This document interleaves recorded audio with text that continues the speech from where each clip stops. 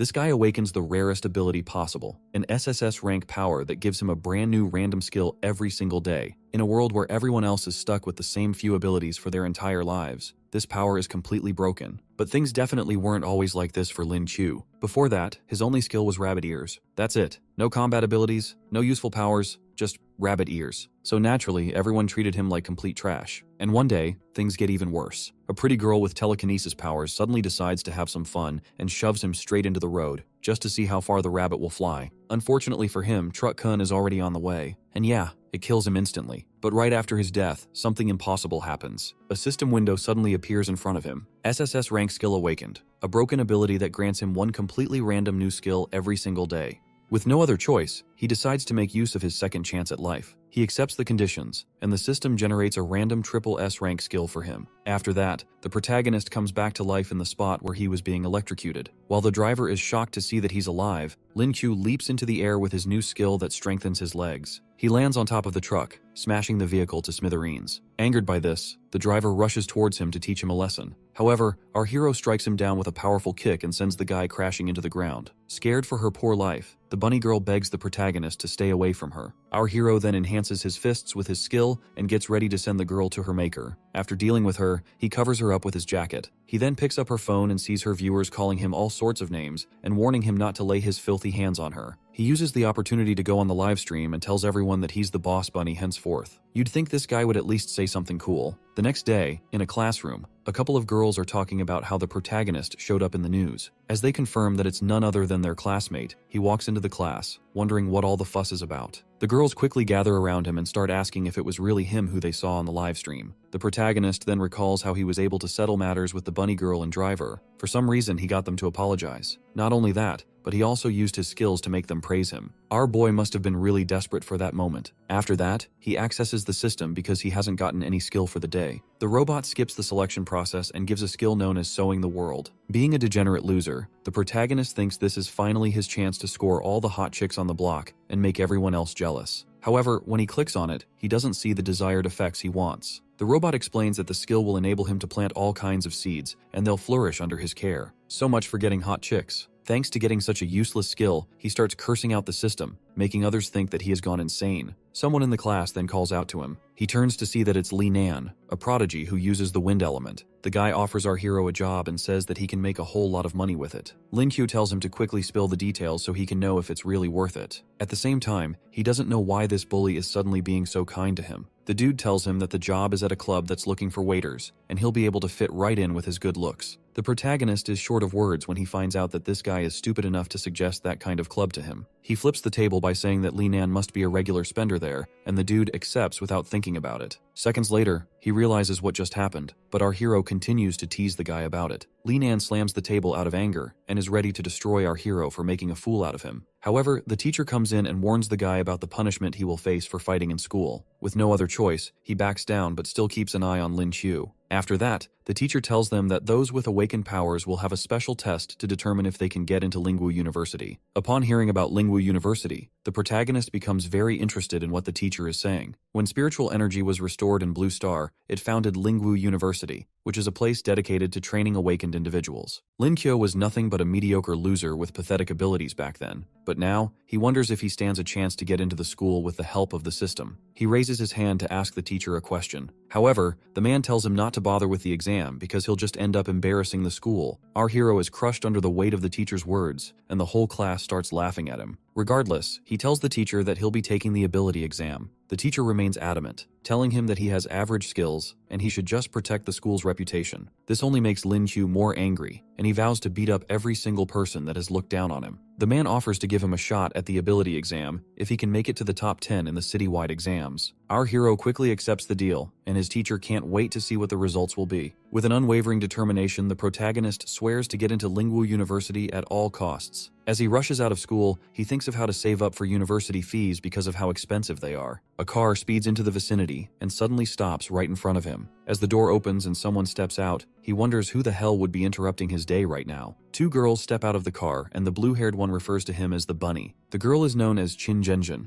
and all the guys on the block can't believe how stunning she looks. Even our hero is starstruck when he sees the beauty before him. Lin Qiu then realizes that the girl called him a little bunny, and he wonders why all the women love to call him such an embarrassing name. He clears up his throat and introduces himself to Jenzane in a flashy and stupid way. He also offers his contact information, but the blonde-haired girl ends up laughing at his silly theatrics. As she teases him, he realizes that she is the same bunny girl from the live stream. She tells him that she came to return his jacket and hands it over to him. After that, the girl says that cosplaying is her hobby, and he shouldn't talk about it, but he doesn't see the point, considering that she's famous. Jen then interrupts them and asks the bunny girl, Chungmin, if our hero is the one she spoke about. Chungmin tells her that the protagonist was able to beat a bronze 2-star rank, meaning that his powers should be higher than 2 stars. Linkyo says that he can demonstrate his powers for them, just so he can show off. However, Jen, who is also a high school goddess, tells him that there's no need since they are leaving. He suggests that they find somewhere to spar, and she wonders if this guy is being serious. Being a rank 1 silver star, she feels insulted by his challenge, and decides that they'll spar a week from that day. He even makes her more repulsed by his presence when he calls her name and asks if there will be a reward for the winner. Jen then tells him that if he wins, she'll act more nicely to him and fulfill any other requests he has. Just before Ming leaves, she advises the protagonist to give up on the competition before he receives the beating of a lifetime. As they bid each other farewell, he assures her that he won't be giving up easily. When they leave, our hero gets on his scooter and suddenly receives a text message. The message is from a customer who is looking for urgent help, and Lin Q sees that he gets to set the price of this order. He quickly zooms off to help the client and also become rich in the process as well. In a dark alley beside an internet cafe, some thugs can be heard as they are harassing an innocent person. The poor victim is in tears and offers to give the thugs some money if they spare his life. We see that his name is Zhang San, and he is a 9-star rank bronze healer. The thugs jack him up and let him know that they are going to end his life after collecting all his pennies. Their attention turns to someone who calls out to them. They turn and see the protagonist holding a bat, and he's ready to make them pay for bullying an innocent guy. However, they pick up their own weapons, ready to teach our bunny boy a lesson. Regardless, our hero is unfazed by their threats. As he snaps his fingers, a ton of people appear behind him, ready to beat up the thugs causing trouble in their territory. As the thugs see that there's no way they can win this fight, they run away like wimps before they get sent 6 feet under the ground. The fatso then runs towards the protagonist, and can't believe that he is the boss of the area. Now that he has backup, Zhang San tells the thugs never to show up again, or the hero will pummel them. After that, he thanks Lin Qiu and refers to him as his big brother, but the protagonist just wants to be paid and not an annoying little brat. The boy properly introduces himself as the most handsome high school student in the city and offers the protagonist a payment of 30,000 yuan. Lin Qiu is amazed at how rich he has become from this one order. All he needs now is a little more money to cover his tuition fees, and he is set. Seeing that he is now rich, the hero decides to call Zhang his junior. He then asks why the thugs were upset with him. Zhang explains that he used a female account in a game and the person he got married to asked him for a voice note. However, the person was sitting right across from him and caught him when he used a voice changer. Lin Qiu can't even believe how insane this guy is. The kid offers to give the protagonist a ride in a luxury car, but he declines the offer. On his way home, he thinks about how lucky he is to meet the high school goddess and make a lot of money on the same day. In school the next day, the lecturer tells all the students to settle down for class. Our hero is completely exhausted because he was studying all through the previous night. He tries to keep himself alert with a cup of coffee, but he might just pass out at any moment. He then asks the robot to give him his skill for the day. The robot complains about having its sleep interrupted, leaving the protagonist very amazed. Why the hell does a robot even need sleep? The plot armor finally kicks in, and the protagonist gets the photographic memory skill. It's the best thing he needs for the exam. As he decides to test out the skill, the lecturer notices that he is behaving strangely. Lin Qiu looks at the board and immediately gets the answer to the equation there. Seeing how easy it is to use the skill, he starts flipping through different books to gather as much knowledge as possible. While he is engrossed in the books, the teacher finally snaps and lashes out at him. The man slams the desk, causing our hero to jump straight up from his seat. He yells at Lin Qiu for looking at a physics book when they are currently having a language class. He tries to explain what made him happy, but the man isn't having it. Eventually, the guy even starts shooting flames out of his mouth as he reminds the protagonist about his awful results. Seriously, this guy needs to take a chill pill. Lin Qiu suggests that the teacher should test him by asking a question from any page of the book, because he is confident in his memorization. Despite this, the lecturer still tells him to give up on the ability exam, but Lin Qiu tells the man to stop underestimating him. A serious tension rises in the class as the lecturer decides to start with an easy question. Our hero quickly gives the answer as he asks, leaving the teacher amazed. The man goes in with another question, and the protagonist slams the table as he gives the answer. While the classmates are all shocked, the lecturer asks him another question, and he gives the answer. However, the man starts laughing at him for getting it wrong until he realizes that the protagonist said the answer backward. The whole class is in disarray and the students can't comprehend how our hero is doing this. After defeating his teacher, he leaves the class and says he'll be seeing them on the exam day. Days later, the results of the exam come out and everyone is shocked to see who came out on top. It's none other than Lin Q, and he thanks his photographic memory for paving the way to victory for him. While Li Nan is dying from the disbelief that he was beaten by the bunny boy, the protagonist goes on to study his opponent for the next exam. 10 days later, the ability exam venue is packed with a cheerful crowd as they wait for the event to begin. The announcer starts by inviting the representative of the 30th Military Zone and other distinguished guests. As Zhen walks into the arena, she looks very pissed off for some reason. She ends up blasting a hole in a wall, and a guy explains that it's because someone took her top spot in the final exams. We see our hero walk into the arena, and as he waves over to the goddess, she gives a very cold response. After that, she asks him what he wants in return for winning their bet, to which Lin Q responds that they can go out for a meal if she so wishes. His kind gesture shocks her, and she apologizes for ever calling him weak. The announcer suddenly shows up and implies that the 2 top scorers in the final exam are here, but Zhen reads his words the wrong way. While he talks down on the protagonist for being a brave little bunny, the hero confidently says that he'll be taking first place in this exam. The whole crowd starts laughing at him and telling him not to get ahead of himself. However, Lin Q snatches the microphone from the announcer to give the crowd a piece of his mind. He throws up the finger to them and tells them that whoever they are supporting will be unfortunate to run into him. The entire crowd gazes at him with murderous eyes, ready to make him pay for spouting such daring words, but the hero remains unfazed. The announcer snatches back the microphone and warns him to be careful of what he says before it becomes a serious problem.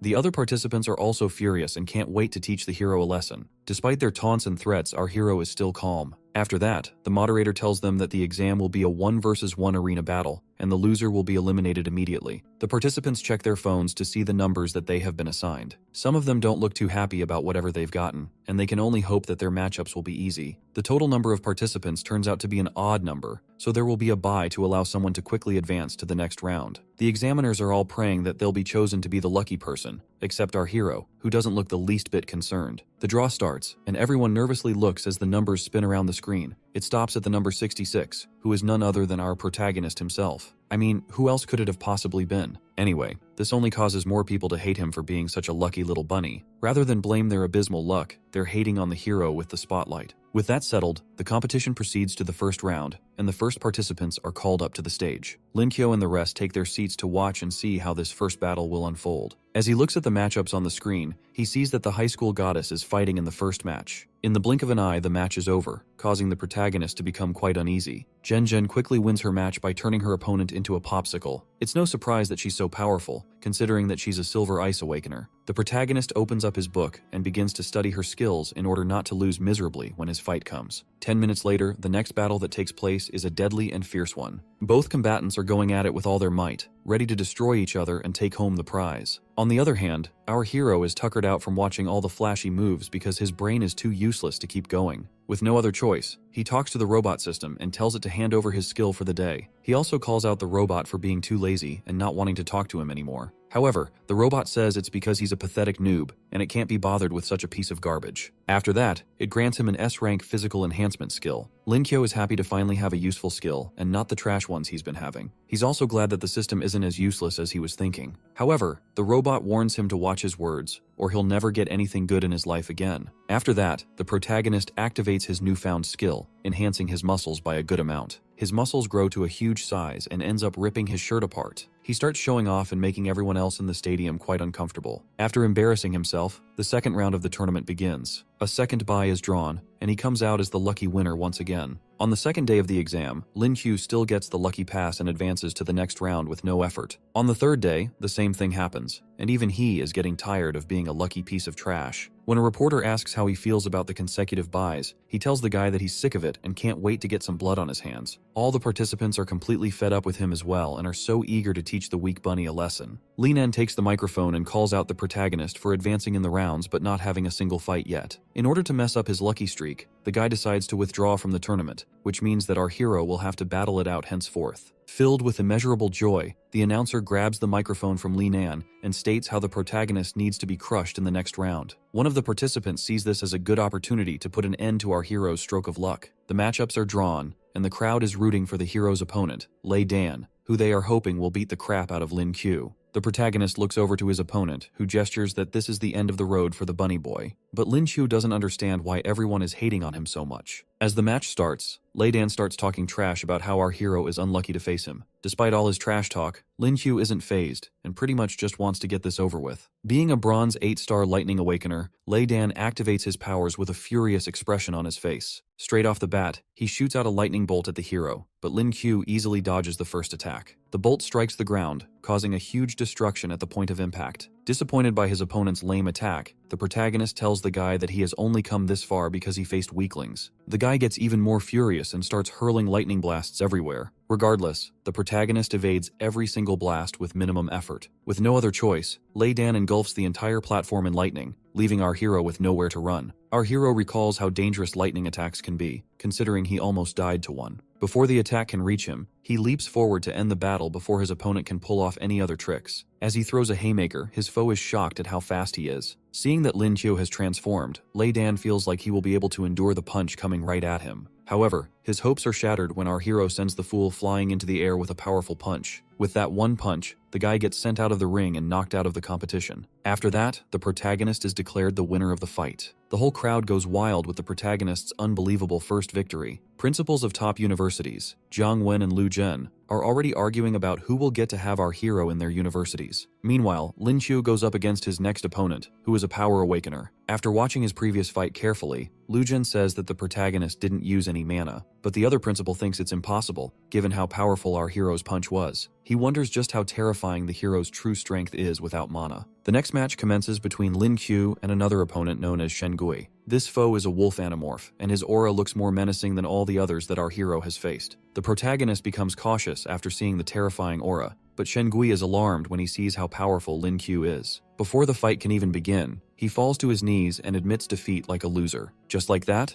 our hero advances to the next round. The same thing happens with his next opponent, who also throws in the towel before they can get to fight. It repeats itself again, and he wonders why he can't just find someone decent to fight. In the blink of an eye, the protagonist advances all the way to the top 8 contestants left. Zhen Zhen, who happens to be among the contestants, stares at Lin Qiu, wondering if they'll finally have a match. Meanwhile, our hero is feeling lonely with all this winning and concludes that taking part in the ability exam was a complete waste of his time. Just then, the robot calls out to him, saying that it's on his side. It then grants him a skill for the day, which allows him to wield any type of spear he can think of. However, Lin Qiu thinks it's a useless skill because people don't really use that kind of weapon in this age. While he is whining about his skill, the high school goddess approaches him. Lin Qiu quickly sits up when he sees her and asks if she's here just for him. She then tells him that she has a few things to say. Zhen Zhen asks if he's interested in being part of a team that she's putting together to explore a bronze dungeon. The confused look on his face tells how shocked he is to hear that she actually wants to explore a bronze dungeon. During the dawn of mana, countless dungeons were created and filled with mana beasts and different kinds of treasures. These mana beasts are like a treasure jackpot. Their skins are precious, and their mana pearls help awakeners to become stronger. Lin Xiu, being a complete fool, thinks this is an opportunity to go on a date with the goddess and have her all over him. She quickly shatters that awful thought by saying that there will be 6 other people on the team. He shamelessly accepts but asks why they need other people for the dungeon exploration. This guy really is a buffoon. Zhen Zhen ignores his question and says she'll contact him when the time comes. As she leaves, he suggests that they continue talking over a cup of coffee. However, she tells him to prepare well for the fights ahead because she has no plans to go easy on him. The day of the finals arrives, and the crowd is more pumped up than ever before. Everyone is glazing the high school goddess and hoping that she destroys the protagonist. As they've all been waiting for, the match between the high school goddess and our hero is finally about to go down. As the moderator announces the matchup, Zhen Zhen points to the protagonist and swears that the first position won't escape her again. However, he doesn't really care about the first place thing and wishes that she wouldn't take this so seriously. Despite that, he advises her to give up while she can because he has no plans of holding back either. The two combatants take their stances, ready to fight for the prize of the day. As she tries to warn him about her silver-ranked ability, the hero rushes in with a punch and tells her to be careful. She easily parries his hand, causing him to lose balance. At that moment, she slips behind and slams him with a powerful kick. Lin Qiu manages to quickly get back on his feet. Thanks to his physical enhancement, he's able to survive her attacks, which are normally enough to send him to his maker. From Zhen Zhen's expression, you can tell she plans on making sure that he regrets ever fighting her. But our hero rushes towards her with an unwavering determination. The fight has only just begun, and he plans to give it his all. Lin Qiu charges in with a barrage of punches, but Zhen Zhen is able to block every single one of them. As he lets out his next attack with all his efforts, she instantly pops up behind him, leaving him puzzled. By the time our hero manages to look back, it's already too late. She strikes him with her elbow, and the protagonist falls to the ground in defeat. As he pathetically lies in defeat, the goddess tells him to give up because his fighting skills are beyond horrible. She mocks him more by reminding him that she hasn't even used her ice abilities in all of this. However, our hero manages to get back up and is looking for a way to end this fight as soon as possible. While struggling to catch his breath, an idea suddenly pops into his head. He turns to the moderator and asks for a timeout, which completely shocks everyone. The guy doesn't even give him an answer before he jumps off the fighting arena. He quickly grabs the mop stick by the side and asks if he can use it as a weapon. The guy tells him that no one has ever made such a shameless and stupid request in history. However, Genjin says it's fine and allows the hero to use the mop stick. She feels that he's looking down on her and plans to end it all this time around. Linkyo gets back on stage, and he wields the mop like a spear as they get ready to continue the battle. Linkyo's aura begins to shine brightly, thanks to his skill, and Genjin notices that there's something off about him. He blasts forward to attack, while she tries to get some distance between herself and him.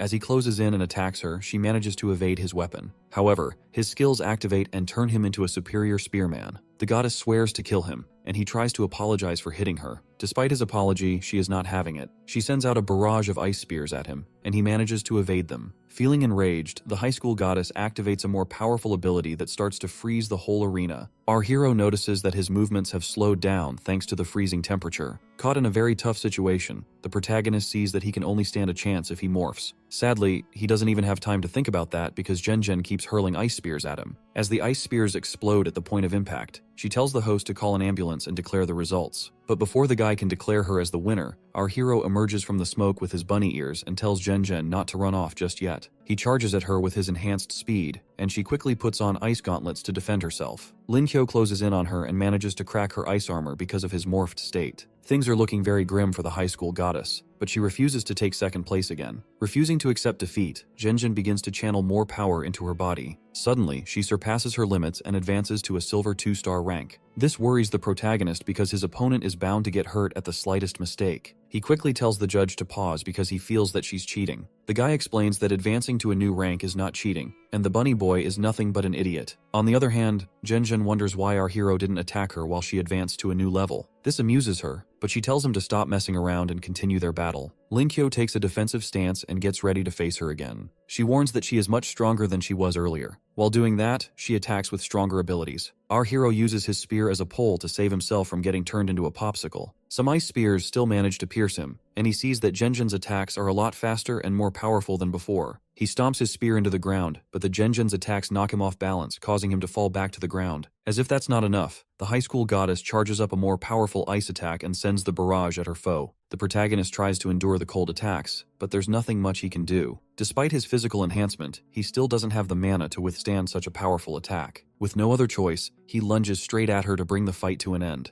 Feeling amazed by his determination, Genjin admits that she underestimated him. As he closes in, she gets ready to use another ability, but he puts her in a headlock before it gets more dire for him. She ends up punching his face as she struggles to break free of his grasp. As they struggle, they both tip over and fall. Our hero quickly saves the high school goddess from falling on the hard ground. She tells him to let go because of how injured he is, but he refuses to let her go unless she admits defeat. He even threatens to bite her if she doesn't give up, further making himself look like a deranged creep. He lets her know that he has no concerns about the competition and that he just wants to win. Upon hearing this, Genjin lets out a heavy sigh and admits defeat to the host. After that, our hero passes out and crashes to the ground due to the accumulated fatigue he has. The girl rushes over to him to make sure that he's alright. As she calls out his name, his consciousness fades out. When he wakes up, he sees himself in a bed with his head bandaged up. As the robot sees that he's awake, it gives him a skill upgrade ability that upgrades him from a white rabbit to a mischievous rabbit. Linkyo loses it when he finds out that the weird dream he had was all because of the stupid robot. After that, he quickly accesses the system to receive his skill for the day. After a series of trash skills, he finally gets a triple S rank skill known as Dimensional Awakening. Without asking him, the system begins merging two of his skills. He tries to stop it, but it's too late. With the merge completed, he evolves into both a mischievous rabbit and a Dorabamon. Looking at his stomach, he asks the robot what the pouch on his stomach is supposed to do. It explains that the pouch is a three-dimensional space that can be used to store anything. Aside from the three-dimensional space, he also gains a skill that can transport him anywhere within 5 kilometers. Linkyo jumps out of bed and decides to test out this teleportation ability.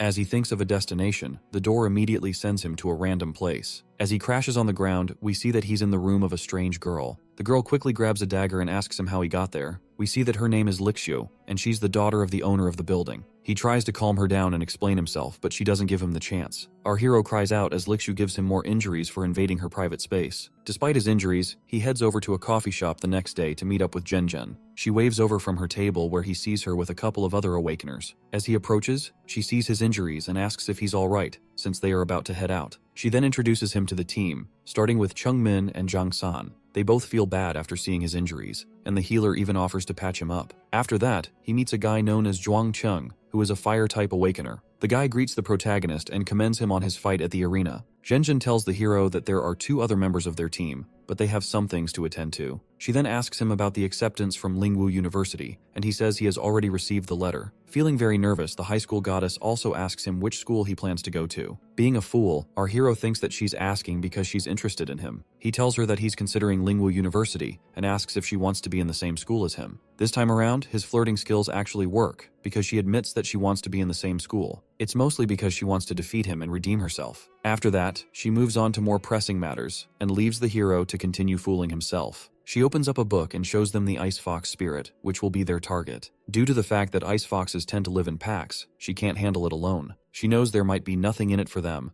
but Chungmin tells her not to be so humble. They all see it as a good opportunity to train and be in her presence at the same time. The protagonist also says that he's lucky to be invited by the goddess for such an opportunity. Zhenjin lets them know that they should call her by her name and not the goddess title. With that settled, she tells them they'll be departing in 3 days and will be meeting at our hero's house. The departure day arrives, and we see our hero packing up his bags and getting ready for the adventure of a lifetime. The system grants him his skill for the day, which happens to be another trash E-rank skill. The skill lets him master all languages on Earth, and a different one allows him to use all medical techniques as well. Despite how upset he is, the robot lets him know how lucky he has been with drawing skills daily. Linkyo is reminded about his pocket dimension, and the robot suggests that he toss his backpack into it. He lifts the bag, and it gets absorbed into the dimension, despite its huge size. The system tells him that all the items in his room can still fit into the dimension. While he is amazed by how insane that is, he hears a car horn from his window. He looks out to see that the team has arrived, and he lets them know that he'll be down in a bit. Inside the car, Chungmin stares awkwardly at his pocket dimension. Everyone is really amazed by how useful the skill is because they've never seen anything like it before. Zhenjin tells him that his skill is very rare, which makes him quite overpowered. Out of curiosity, Chungmin asks for permission to touch it. Linkyo stops her from doing something so weird, but she is very eager to see how it feels. After messing around, the driver tells them that they've arrived at their destination. Upon hearing this, Lin Kui gets down to take a look at the scenery. There, he gazes at a pillar of pure aura and power, and also sees some researchers at the base of it. This sight is amazing, and he can't believe this is the Lingwu he's heard so much about. It's said that no one knows when Lingwu appeared, and it is filled with all kinds of spirit beasts. Back then, portals surrounded the city, and the citizens were struck with fear. Spirit beasts can enter the realm of man, but for some reason, they rarely step into it. Regardless, humanity has to defend itself on the rare occasion when the beasts decide to step through and wreak havoc. Due to this, the state sends government staff to handle the registration of copper and silver rank Lingwu gates. The protagonist's team approaches the dungeon portal and sees some guards taking note of those who enter. Just as they are about to enter, the list gets full, so the guard tells them to go and register and come back the next day. As Zhenjin registers her team, the hero stares at the gate, taking note of how intense the spiritual energy is. Chungmin comes over to him and drags him off to God knows where. When he asks where they are going, she says she's taking him back to the car so she can study his pocket dimension. Unknown to them, another awakener is keeping an eye on them. The guy looks at the hero's team and assumes that they are very rich. His lackeys suggest that they look for trouble by stealing from Lin Q and his teammates. The leader's name is Yang Hu, and he's a 5-star silver rank. From the woods, he and one of his lackeys keep an eye on their prey, waiting for the right time to strike. He says that his Zhonglang group is known for harassing weaker adventurers and stealing all their wealth. As he proceeds with his team, he vows to bury the protagonist and his comrades in Lingwu.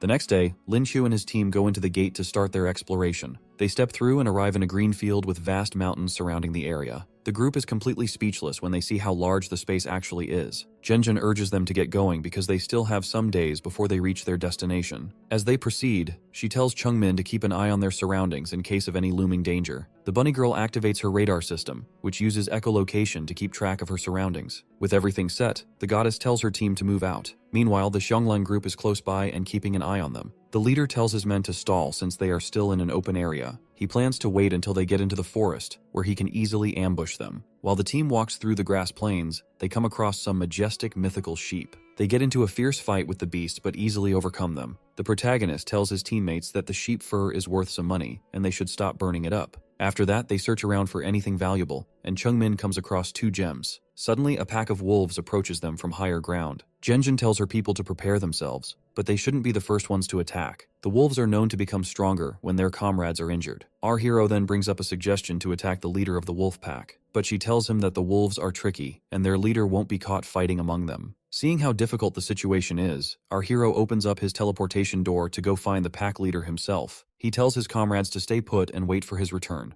The hero appears on the other side of the portal and quickly points out the pack leader. He smashes the wolf's head with his bat, knocking the senses out of the poor creature. With their pack leader defeated, the other wolves see Lin Q as a terrifying and powerful demon. They end up running away to save themselves, and the protagonist gets praised for his skills. After that, he rips the pack leader apart to find any valuable items. To their amazement, he finds a pearl that can grant him the stealth skill. He stares intently at the pearl, wondering how to put it to its best use. He then hands it over to Shengui, believing that he'll be the best to use it since he's their scout. To return the favor, the guy promises to repay everyone, considering how valuable the pearl is. After that, Shengui absorbs the skill pearl into his body. The team is bewildered when the item suddenly vanishes in the blink of an eye. While the guy celebrates his new skill, our hero wishes he had just kept the precious pearl for himself. He then accesses the system for his daily skill and gets an S-rank enhancement skill. He recalls getting the skill before, and in that instant, his shirt gets ripped by his muscles. He curses the robot for humiliating him and tells his teammates that he'll be back after cleaning up. While changing, he finds out that his physical strength is now comparable to that of a silver 6-star power awakener. After being baffled by this, he heads back to his team camp, where they've set up a campfire. He suddenly starts laughing sheepishly, which makes the high school goddess uncomfortable. When she confronts him, he tells her not to worry about it. Suddenly, Chungmin informs Genjin about them being followed. She lets the goddess know that their pursuers are maintaining a favorable distance in order not to lose them.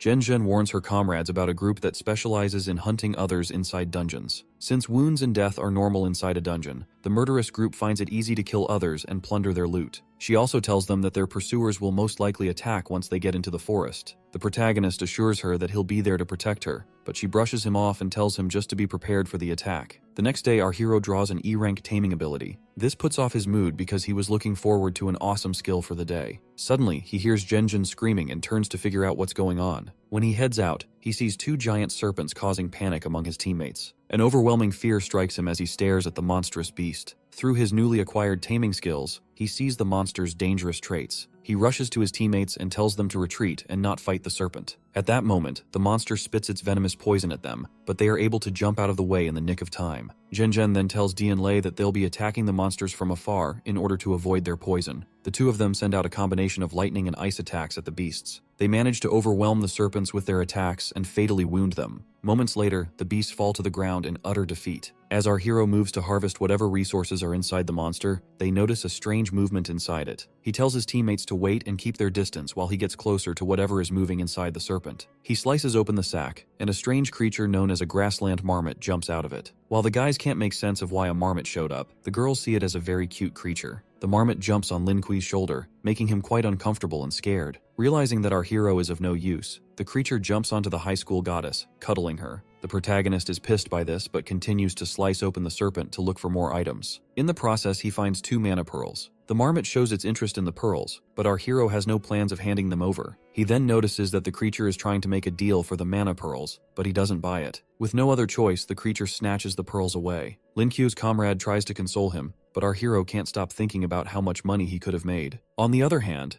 Genjin hears some strange noises coming from the forest. Minmin then points out a beam of light heading straight for them at a terrifying pace. The team braces themselves for battle as the threat draws closer. Suddenly, the marmot bursts out of the ground with a pearl along with its friends. The group is completely baffled when they see the numerous marmots sprouting from underground. The creature calls its friends over, and they assemble a huge pile of mana pearls for the hero. The marmot tells him that it's a sign of gratitude for the 2 pearls it took from him earlier. After that, Chungmin takes note of the total number of pearls there and the ones that have skills as well. Looking closer at them, Lin Chu sees that there are no rare or earth-type pearls, because they were probably absorbed by the marmots. The protagonist then hands over the fire-type pearls to Zhuangcheng. After that, the high school goddess tells him that he can keep all the remaining pearls for himself. She says it's a way of thanking him for helping them to kill the giant snakes easily. He shyly accepts the pearls and compliments from his teammates. While stuffing them into his pocket dimension, Genjin asks him to try and absorb one of the pearls. He then tries to absorb a pearl, despite never doing it before. A bright light radiates from the pearl as he absorbs it, and he advances to a bronze 3-star adventurer. While his comrades congratulate him, Genjin wonders if the pearl had that much mana. However, she still congratulates him after he brags about how he was training for a month. After that, she thanks the marmot for the pearls and gets ready to send it off with its friends. However, our hero still wants the creature to help him out with something. With an evil look in his eyes, he coerces the poor creature to tag along with them. Meanwhile, the Zhonglang group is still spying on the protagonist's team. The bandits are eager to attack as the team enters the forest, but their leader tells them to calm down. Yang Hu tells his lackeys to allow the hero's team to go in further since they won't have any way to escape. He'll give them the signal to attack once they let down their guard. When night falls, we see our hero close to a trench being dug by the marmot. He then gives the creature some spikes to stick into the trench. After that, he opens up a can of the cobra venom he got earlier and spills it all over the spikes. With his trap fully ready, he bids the marmots and his friends farewell. After concealing the traps, Zhenjin tells him that Chung Min wants to speak to them. The two of them head to the campfire spot to meet up with her and hear what she has to say. The bunny girl tells them that the pursuers are very close and she can hear them clearly. She figures out that the bandits plan to ambush them in the middle of the night. She also finds out that the group is known as the Feral Wolves, who are known for killing newbies at bronze dungeons. The protagonist notices how scared his teammates are, which causes him to be very worried. He quickly gets up and tells them to stop their chatter. He advises them to calm down because this won't be like facing an opponent in an arena. The slightest mistake can cost them their lives. He then heads over to Shen Gui and tells him to protect Chung Min and Zhang San, since they're the weaklings of the group.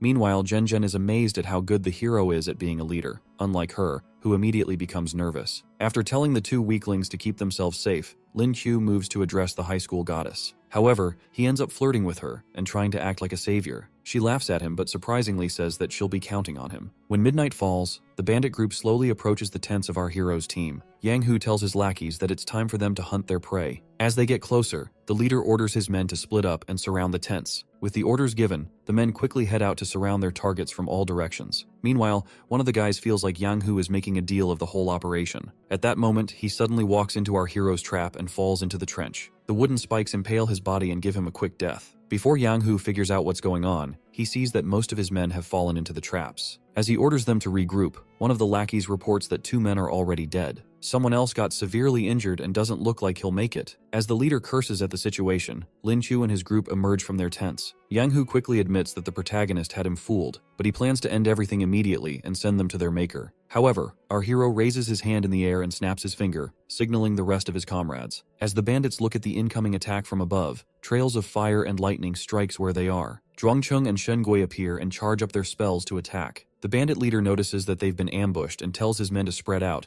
but some of them are already caught in the explosion. Meanwhile, Zhenjin tells our hero that she's ready. She casts an ice seal spell, causing a trail of ice to travel along the ground, straight for the bandits. The ice freezes their legs, trapping them in place with nowhere to run. While they struggle to break free, the ice and fire awakeners combine their spells to take them out. As the dust clears up, Yang Hu is informed about the death of another one of his men. With no other choice, the rest of them brace themselves to take on our hero's team. The group of silver rank bandits begins to emit a powerful and deadly aura. Upon seeing their terrifying aura, the high school goddess becomes very nervous. Upon hearing the threats from the enemy, our hero lets them know that his actions are only for self-defense. On the other hand, Zhenjin grows more scared when she sees the overwhelming strength of the bandits. She decides to keep their leader busy and tells Lin Qiu to deal with the last one. However, he notices how anxious she is and reminds her to remain calm because he is there to help. As she walks away shyly, she wishes him good luck in the battle. The protagonist then orders Zhang San to hide away while the rest of the team protects the guy. Not only are his teammates baffled by this, but the enemy team can't believe that a bronze rank guy is trying to be the hero. One of the bandits gets provoked by Lin Qiu's words and moves to attack him quickly. The guy unleashes a huge tornado, heading straight for our hero and his teammates. However, the protagonist easily evades the attack when he sees how slow it is. He gets close to the enemies and smacks them around with his overwhelming strength. He stomps on their heads and mocks them for being defeated so easily when he has barely started. As Zhang San applauds his efforts, Lin Qiu says it's all thanks to the weapon he is wielding. Meanwhile, the high school goddess is being overwhelmed by the Xionglang group leader. Our hero rushes over to help her when he sees how dire the situation is. He shows up behind Yang Hu, but the bandit leader already notices his presence. Regardless, the hero swings down at him with all his might. When the dust clears up, Yang Hu sees that his subordinates have been killed by the attack. After witnessing the death of his comrades, the leader accuses the protagonist of using some kind of trick to defeat them. Upon hearing this, Lin Q decides to show the guy what a real trick looks like and ends up scaring the guy down to his bones. The guy jumps back to get some distance between him and the hero. Filled with anger, he activates his rage skill, ready to rip our hero to shreds. He then charges forward and attacks Lin Q with his claws, but the protagonist is able to block the attack with his weapon. Despite showing off before, Lin Q is struggling under the pressure of Yang Hu's overwhelming strength. The leader eventually knocks him off balance and sends him flying backward. As the protagonist slides back, he starts thinking of a way to face such a powerful opponent. Meanwhile, Yang Hu rushes at him, yelling for him not to be distracted in this fight. Lin Q evades the attack aimed straight at his head. He continues evading the flurry of attacks being put out by the crazy bandit leader. On the other hand, Yang Hu needs to end the fight soon before his ability runs out. Suddenly, he grows a tail and tells our hero to try and dodge his tiger's whip. He strikes down at Lin Q with his tail, but the protagonist manages to hold off the attack with his bat. Sadly, it doesn't last for long because Yang Hu shatters the bat and smacks him away. Seeing that he can't underestimate his opponent any longer, our hero figures it might be time to use his trump card. The protagonist activates his teleportation door and declares that the fight is over with this. The enemy becomes confused when our hero vanishes into the portal. He is even more shocked when the protagonist suddenly appears above him from another portal. However, he still sees it as a favorable condition to put an end to the protagonist. The fear in our hero's eyes grows wider as his enemy closes in on him. But at that moment, he signals to his comrades to attack. Zhen and the two guys then show up, ready to unleash their spells on the unfortunate bandit leader. At the same time, our hero vanishes into his portal again, leaving Yang Hu to a terrible fate. Just as the leader realizes what ability the protagonist is using, the magic spells strike him, causing a huge explosion. After that, Lin Qiu congratulates his team on a job well done. Meanwhile, Yang Hu lies on the floor in an utter and humiliating defeat. When Zhangsan checks on the body, he confirms that the bandit leader is dead. Suddenly, a sharp pain strikes Zhen, most likely due to the strain from the battle. Lin Qiu rushes to her side and asks if she's alright. He looks at his other teammates and sees how the battle has affected them. He lets them know that their actions were only a form of self-defense because they would have been dead if they hadn't killed the bandits. Upon hearing these encouraging words, his teammates start to feel better about the situation. He then tells them to find somewhere to rest and straighten out their thoughts as well. With everyone feeling better, he leads them to a good spot that's away from the dead bodies. As they head off, Zhen has a relaxed and joyous expression on her face. When they get to a safe location,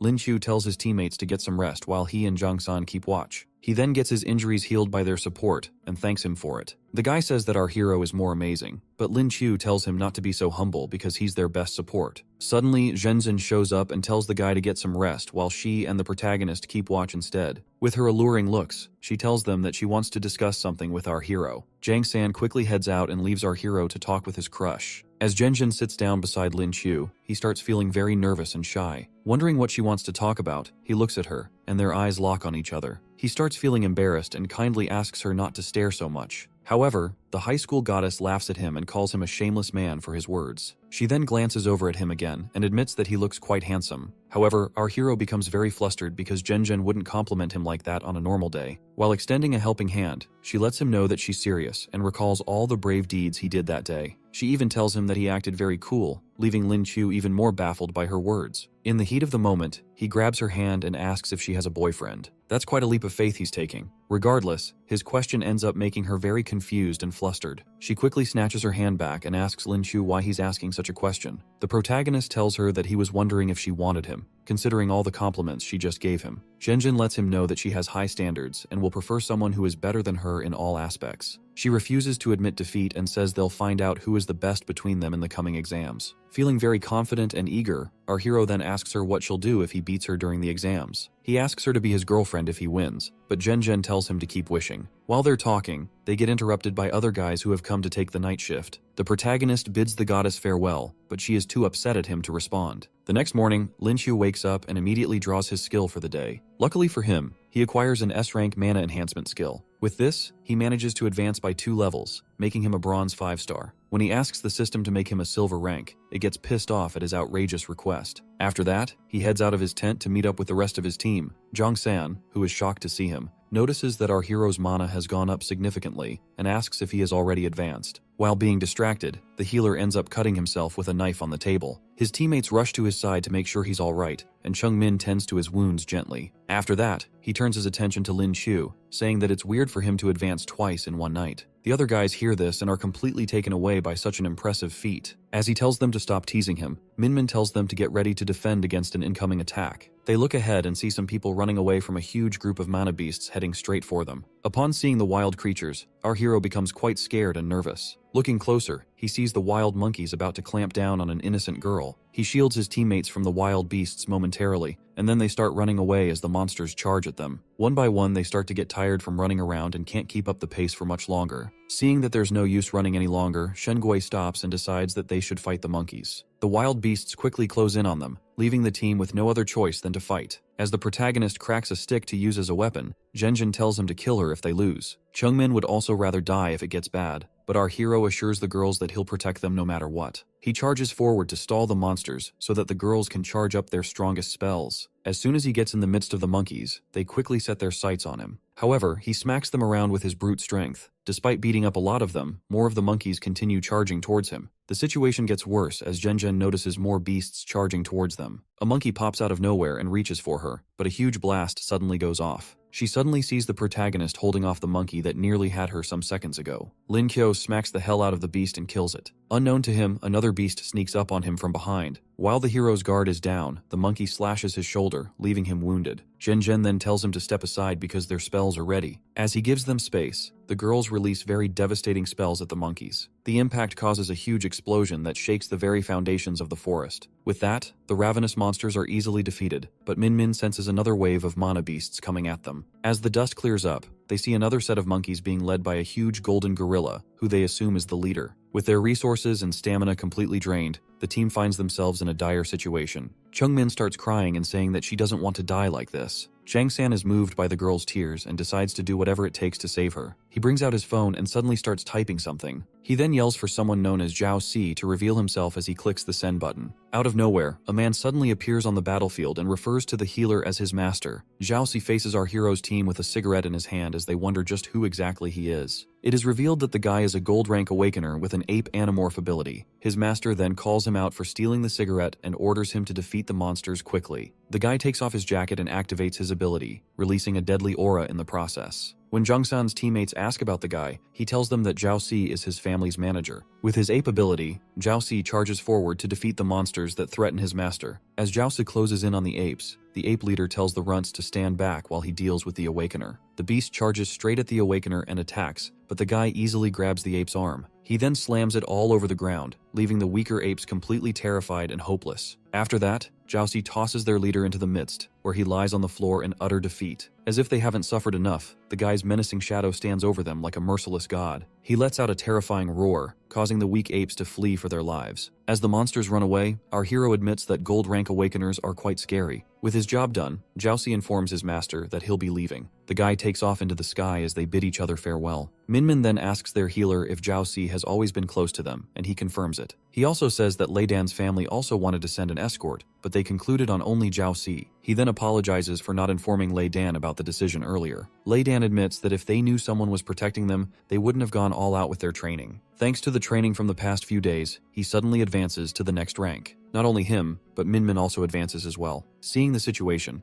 our hero wonders if he can also advance his rank as well. He pulls out an orb and begins to meditate deeply on his mana. In the process, he starts to feel something warm flowing through him. Lin Kyo ends up just embarrassing himself while his teammates stare in utter disbelief. He gets in a sad mood after not being able to advance like the rest of his comrades. The system even calls him out for wanting to advance again, but he feels like the only weakling in his team. While searching the body of the ape leader, he suddenly finds a mana pearl. He finds out that it's a silver mana pearl, and it also has a rare sound skill that can stun enemies. He then calls Jung-san's attention and offers the pearl to him, leaving the guy very surprised. The protagonist tells him to offer the pearl to Chung-min since he has seen how much he likes her. The fatso starts daydreaming about Chung-min and how she'll make the perfect wife. Talk about a desperate fool. Anyway, he offers to send our hero a huge amount of money once they leave the dungeon. Full of joy, Jung-san stares at the pearl and thinks about how to approach his crush with it. Suddenly, Chung-min approaches him and asks why he's smiling so sheepishly. Just as he's about to chicken out, Lin Qiu comes over and pushes him forward. Jiang San ends up kneeling with the pearl in his hand and looks like he's proposing to Chung Min. She sees the sound pearl and is filled with warm emotions. As Jiang San tells her that the pearl is for her, she embraces him with a big, warm hug. After that, Zhen reminds everyone that they need to pack up and get moving. Moments later, the team arrives at the border between the forest and the snowfield. The high school goddess suggests that they rest there for the night before going into the snowy mountains. As they set up their tents, the protagonist notices that Zhen is freezing due to the cold. He takes off his jacket and offers it to her with some slick riz skills. She gladly accepts the jacket with a cheerful smile on her face. Unknown to them, a deadly snow bear is lurking around the area, looking for its next prey. The next day, our hero steps out of his tent as Jiang San tells them that breakfast is ready. As Lin Qiu nibbles on bread, he draws his skill for the day. Sadly, it's an E-rank skill, and he curses the robot for being so useless. With his day off to a bad start, he tells the healer to pass him some honey in order to lift his mood. Suddenly, the snow bear shows up and snatches the honey jar from Jiang San. The two guys are scared to their bones when the monster lets out a loud roar. Chung Min quickly shows up and activates her new ability to stun the beast. Her other comrades also show up in time, and together they beat up the terrifying bear. Moments later, we see the bear lying on the ground with its senses completely knocked out.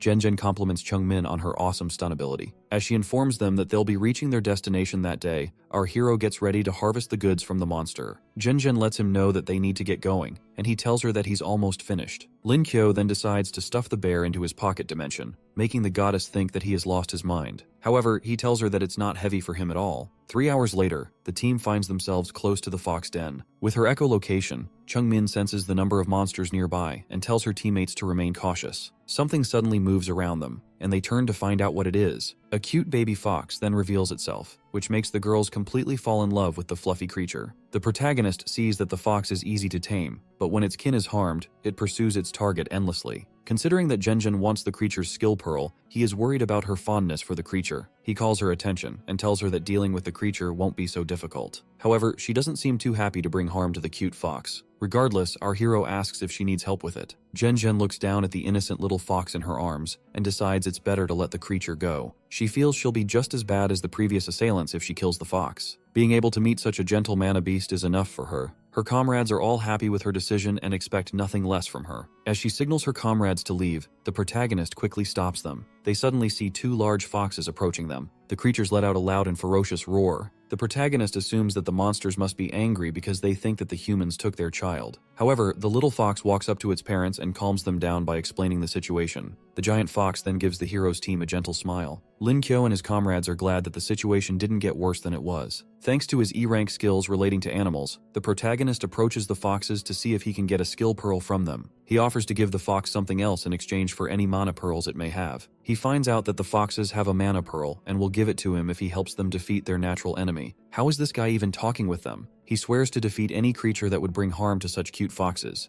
and the foxes tell him that it's the Snow Peak bear. The team is shocked to hear that it's the same bear that they defeated earlier. The protagonist opens up his pocket dimension and tosses out the dead bear, leaving the foxes baffled. In return, the snow foxes give him 2 mana pearls for defeating their enemy. Lin Qiu offers one of the pearls to the love of his life, who needs 1 skill. The rest of the team is eager for her to absorb the pearl and show off her new skill. Even the protagonist can't wait to see what this new skill will be. Zhen holds out the pearl and begins to absorb it. As she does so, she conjures up an ice bow and tells everyone to watch her. She shoots out a very powerful ice arrow, and the shockwave nearly blows the hero off his feet. The arrow travels quickly, destroying every single obstacle in its path. After seeing such an impressive feat, Lei Dan loses all hope of ever surpassing the high school goddess. After Lin Qiu congratulates Zhen on her awesome skill, Chung Min tells everyone to wait so they can take a picture together. Jiang San then heads over to the foxes to ask them to be used as a phone stand. He sets the timer and hands over the phone to the fox. Chung Min then calls him over, and the group gets together for a nice team photo. 3 days later, our hero is looking through the photo with so much joy. He suddenly starts getting notifications about money being sent from his teammates. Thanks to his expedition, he's now a millionaire. All that's left is to become number 1 on the upcoming exams, and he'll fit the role of a partner for Zhen, or so he thinks. The system butts in and tells him to stop daydreaming because Zhen will never consider a loser like him. However, he brags about how he's been studying every day and has advanced to a bronze 8-star awakener, but Pinocchio has nothing on this silly liar. After that, he draws his skill for the day and gets an A-rank zoom skill. He feels the skill will be useless for his exams, but will be more useful in his stupid plans. A month later, the day of the result announcements finally arrives. Our hero is with some of his team members at a cyber cafe where they are checking the results. Chungmin states how confident she is of being in the top 10, and Jongsan backs her up.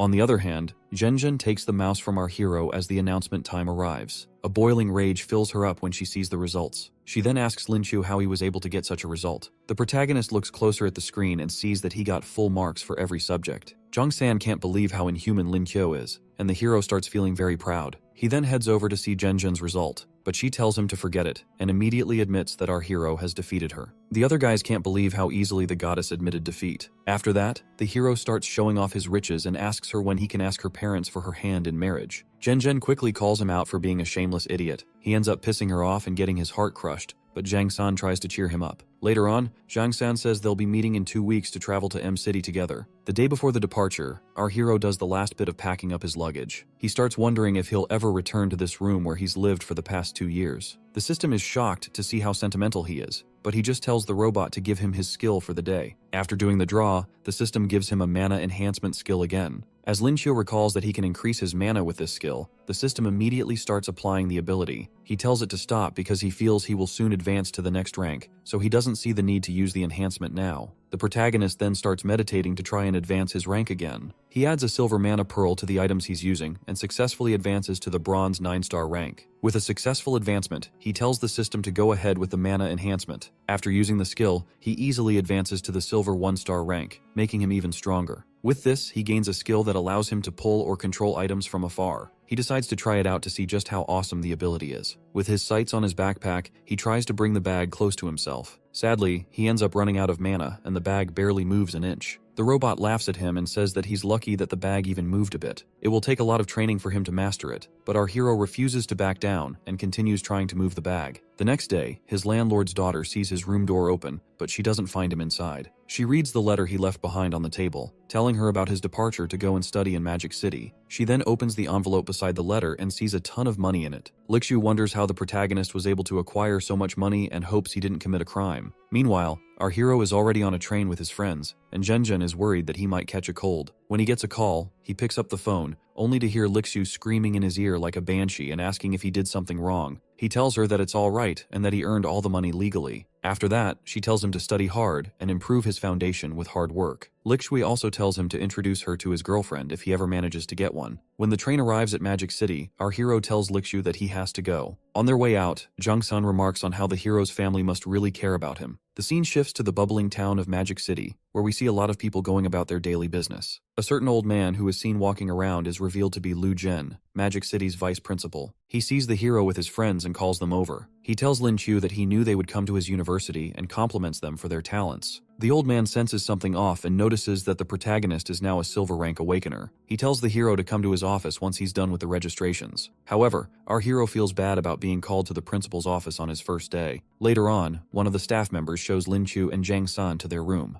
When they get inside, Zhang San commends the protagonist for reaching silver rank so soon. The guy hopes that our hero's luck will rub off on him and he'll be able to grow at a fast rate too. Before heading to the principal's office, Lin Qiu accesses the system for his daily skill. He draws the physical enhancement skill once again and immediately applies it. After that, the system shows him that his current strength is akin to that of a gold 2-star power awakener. With this, the robot also informs him that future physical enhancements will come with an SS rank upgrade. Zhang San then reminds him to head over to the principal's office, and our hero quickly steps out. Lin Qiu arrives in the office and is told to take a seat by the vice principal. Lu Chen wants to ask him a few questions and starts by explaining the classification of ranks. He lists them from the lowest rank, bronze, to the highest, exalt rank, and then asks about the hero being an animorph. After confirming that Lin Qiu is a rabbit animorph, the old man wonders if Lady Luck visited the protagonist. Our hero tries to play it off, but he's nervous that the old man might know about his daily skill system. However, the old man continues to question how he was able to reach the silver rank so quickly. As Lin Qiu laughs it off, he tries to make up something to tell the vice principal. He tells the old man that he used mana pearls, but Lu Zhen still doesn't believe him. When asked about his number of skills, the hero says that he has 7, making the old man even more suspicious of him. Considering how influential he is, Lu Zhen believes that the protagonist might not truly be a rabbit. However, our hero explains that he gained spatial abilities after evolving.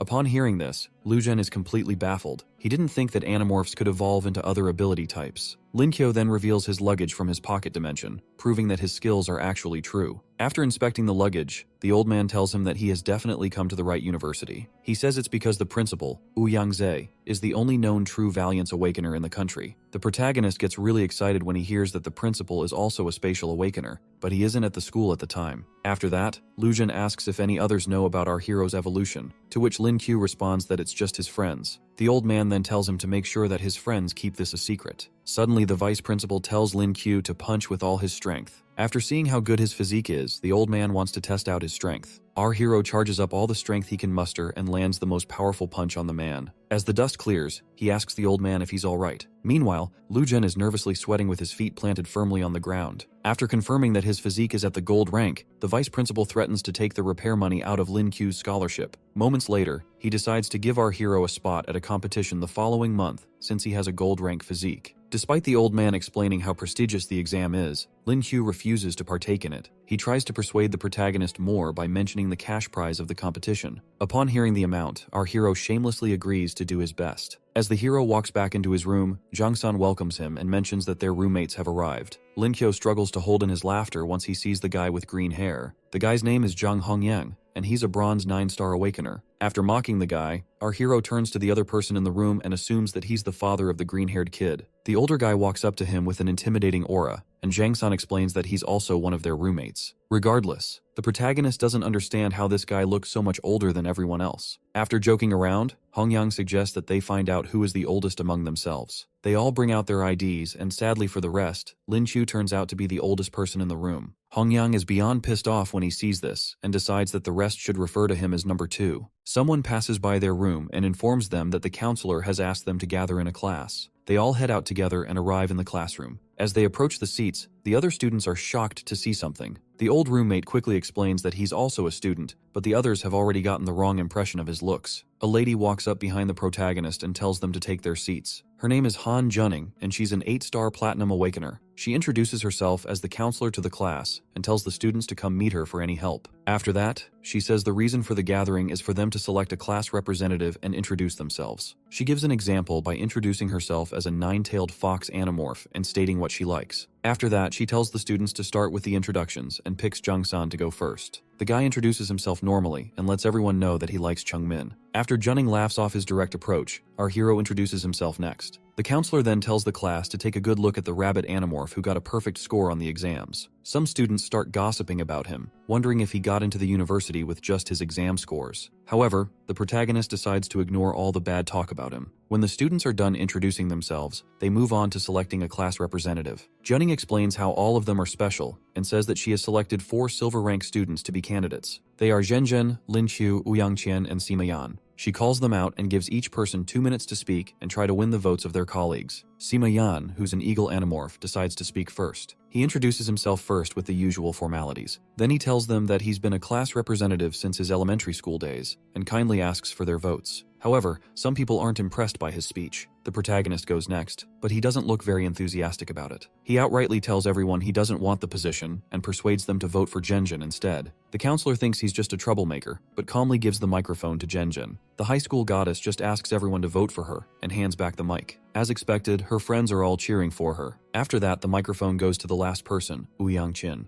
The girl sees how popular Zhenjin is but doesn't feel threatened by her. As she walks to the center of the stage, all the guys can't help but stare at her. She introduces herself with her charming looks and kindly asks everyone to give her all their votes. As the whole crowd goes wild, our hero sees that Qian and Zhenjin are complete opposites. Later on, the counselor finishes counting the votes and is quite surprised at the results. She teases the students for a bit before announcing Zhenjin as the winner. Qian comes in second place as the vice representative, which makes her ready to kill anyone who didn't vote for her. With the votes settled, Junning decides to move on to the matter of their military training. She tells them that the training is very strict and they'll be expelled if they miss it. Their instructors are soldiers from the Vermilion Bird Squad with real battle experience. The protagonist then asks if the Vermilion Bird Squad is supposed to be famous, which leaves Sima Yan shocked. Tian explains that the squad is the only aerial squad in the country. At the same time, she's thinking of how to get close to our hero after seeing his good looks. She starts telling him about other squads while trying to get close to him, but the protagonist is lost in deep thoughts. Considering he has skills relating to mana beasts, he feels he can get a mount as well. When the training day comes, the students gather on the training grounds. There, Chungmin is talking with Jang San about how he has lost some weight. The protagonist is jealous of them and wishes he could be in the same situation with his crush. Suddenly, they notice feathers falling from the sky. A large eagle approaches them, and on top they see an awakener ordering it to descend. As the bird reaches the ground, the guy gets off and signals the start of the training session. The guy introduces himself as Lin Chong, the chief instructor for their training. He quickly lets them know that they're all a bunch of spoiled brats who don't know the cruelty of the world. Despite that, he tells them that the instructors behind him will begin training all of them like soldiers. One of the instructors walks up to the protagonist and introduces himself as Qin Ming.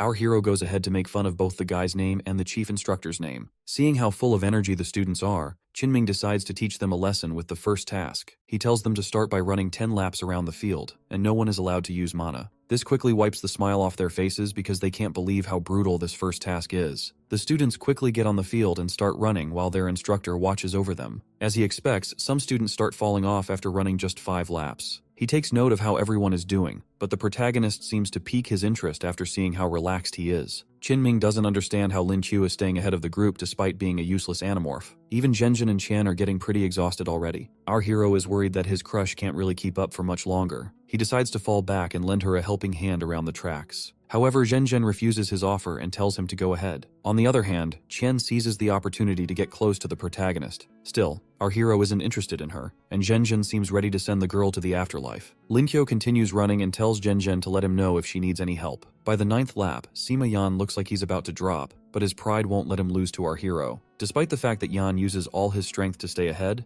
our hero plays it safe in order not to show off his skills. Lin Qiu then notices that his fitness level is a lot higher than his fellow students. On the other hand, Yan feels insulted by the protagonist, who isn't even stressing himself to keep up. As they get closer to the finish line, the guy is determined not to lose. He bursts forward with all his strength, leaving the protagonist quite confused. The hero is only concerned about taking second place, so he doesn't understand why Sima Yan is trying so hard to win. He tries his best to remain close behind him, but Yan isn't having it. The guy bursts forward with all his strength but sadly doesn't see a rock in the way. He trips and falls, causing our hero to take first place. As the guy lies in defeat, he wonders why he did all that just to come in second place. The instructor congratulates Lin Qiu and remarks that the 10 laps didn't seem difficult for him. The protagonist panics and starts pretending that his whole body aches, but he does an awful job at it. Qin decides to keep an eye on him, which leaves our hero with little room to keep a low profile. Our boy puts all the blame on Yan and calls him a pathetic loser. On the other hand, Yan says the only reason he lost is because he tripped. He still hasn't realized that our hero was holding back. When the hero calls him a trash loser, Yan reminds him that rabbits are nothing but food for eagles. But our hero tells him that he knows nothing. As the remaining students finish up their laps, the instructor gathers everyone. With a rough evaluation of his students, he tells them to start doing a set of 100 push-ups for 5 sets. When the students hear this, they start to think their instructor is nothing but a cruel demon.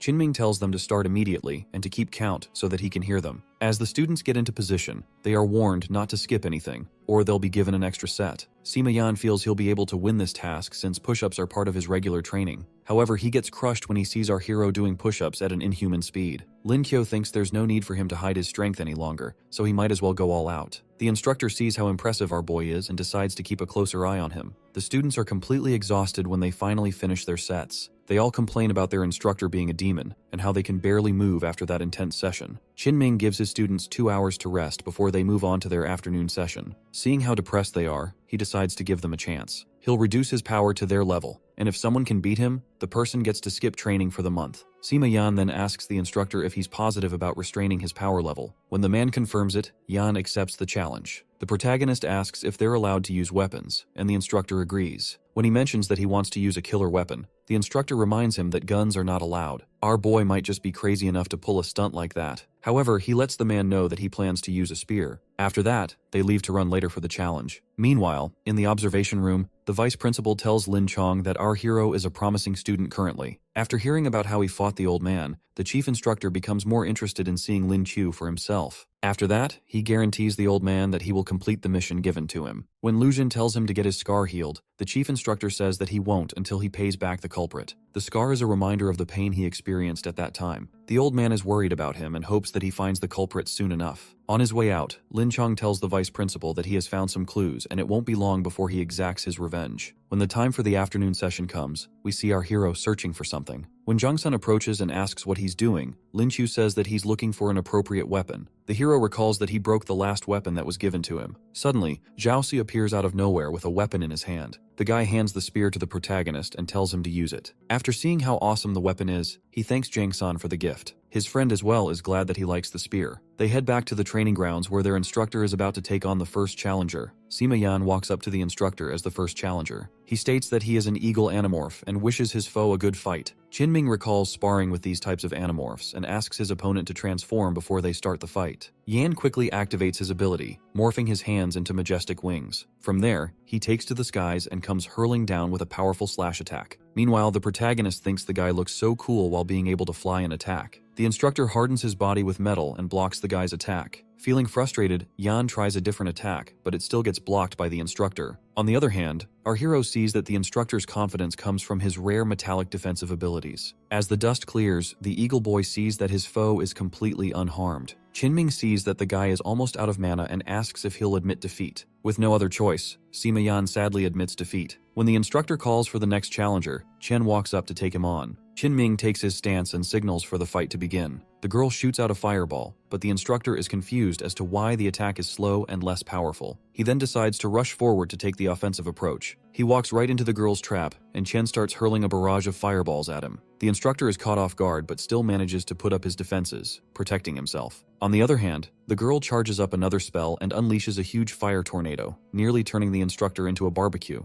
As the raging fires keep coming towards him, the instructor puts up a defensive barrier, but he can't endure the flames for long. Qian continues to put the pressure on him regardless. With no other choice, she admits defeat after exhausting her mana. Meanwhile, Qinming acknowledges the girl and her overwhelming strength. Next up, Zhenjin approaches the instructor to take him on. She asks if he needs to rest before they start, but he lets her know that he has enough mana reserves. On the instructor's signal to begin, Zhenjin conjures an ice arrow and fires it at him. The man manages to block the attack, but he sees more ice projectiles heading toward him. He is quickly overwhelmed by the projectiles and sees no other way out than to turn his whole body into metal. Whenever he tries to get close to his foe, she fires the frost arrow at him, making things very difficult. Meanwhile, our hero is praising his crush for being so astounding. Eventually, Zhenjin admits defeat because she exhausted her mana, causing the instructor to survive by a thin thread. When the man asks for any more challengers, the protagonist raises his hand to take the stage. Lin Kyo asks the instructor if he needs to rest, considering how exhausting his last battle was. However, the man tells him that it's alright because he can recover swiftly. The chief instructor shows up and tells Qin Meng to rest and give it his all. The man asks Lin Chong if he's sure, and the chief instructor assures him of it. Meanwhile, the other students seem concerned about this match because they know their instructor has been holding back. While the guy gets some rest, the chief instructor heads over to the protagonist. Lin Chong confirms that the vice principal told him everything about the hero. However, he is surprised when our boy mentions his spatial abilities. Lin Q tries to play it off, but the chief instructor feels his skills might be helpful to him. Lin Chong then tells the hero to beat up the instructor really well. He tells them that the loser of their match will have to do 500 push-ups, but this doesn't faze Qin Ming. On the other hand, our hero's plans of keeping a low profile are completely ruined because he has to go all out right now. As the instructor powers up, he tells the protagonist to go ahead and morph. However, the hero tells the man that he doesn't need to, which leaves the instructor confused. The instructor feels he's being looked down on because it doesn't make sense for an animorph to be fine without morphing. He then starts the battle by launching his spear at our hero. Our hero is unfazed by the instructor's attacks because he sees that the man has no true skills with a spear. He easily defends against the attacks, but he still needs to find a suitable opening to land his own attack. As they clash, he breaks the instructor's spear and sends him flying away. The man crashes to the ground and lies there in defeat while the other students stare in amazement. Lin Chong sees that the principal was right about our hero's strength. Zhenjin also notices that he has gotten to a level of strength that she may not be able to pass. Regardless, she cheers him on while being glad in the fact that she has him as a friend. The other students start cheering him on as well, but our hero starts to feel disgusted by what's happening. While he faces his fans, the instructor gets back up to his feet. Qinming then conjures a set of daggers and says that these are the weapons he's comfortable with, but the protagonist just goes ahead to mock his skills with the spear, making the man look like a fool. On the other hand, Lin Chong sees that the instructor is becoming serious and highlights that the spear and dagger both have their ups and downs. He ponders how the fighters are now wielding weapons that excel in opposite styles of combat. As our hero continues his battle, he takes note of the good side of being a Gold Awakener. The instructor then notices that his foe is distracted and charges in. The protagonist sees this and quickly splits his spear, allowing him to block the attack. While the instructor is caught off guard, the hero prepares to strike him down. Qinming quickly defends himself and tries his best not to humiliate himself as well. Regardless, the protagonist's attack sends him flying through the air, leaving the audience completely baffled. The instructor manages to stick his landing and sees that our hero's strength is on the same level as his. Meanwhile, our hero finds the fight exhausting and can't wait to get it over with. The two of them somehow read each other's minds, and the hero asks if they should end their match as a draw.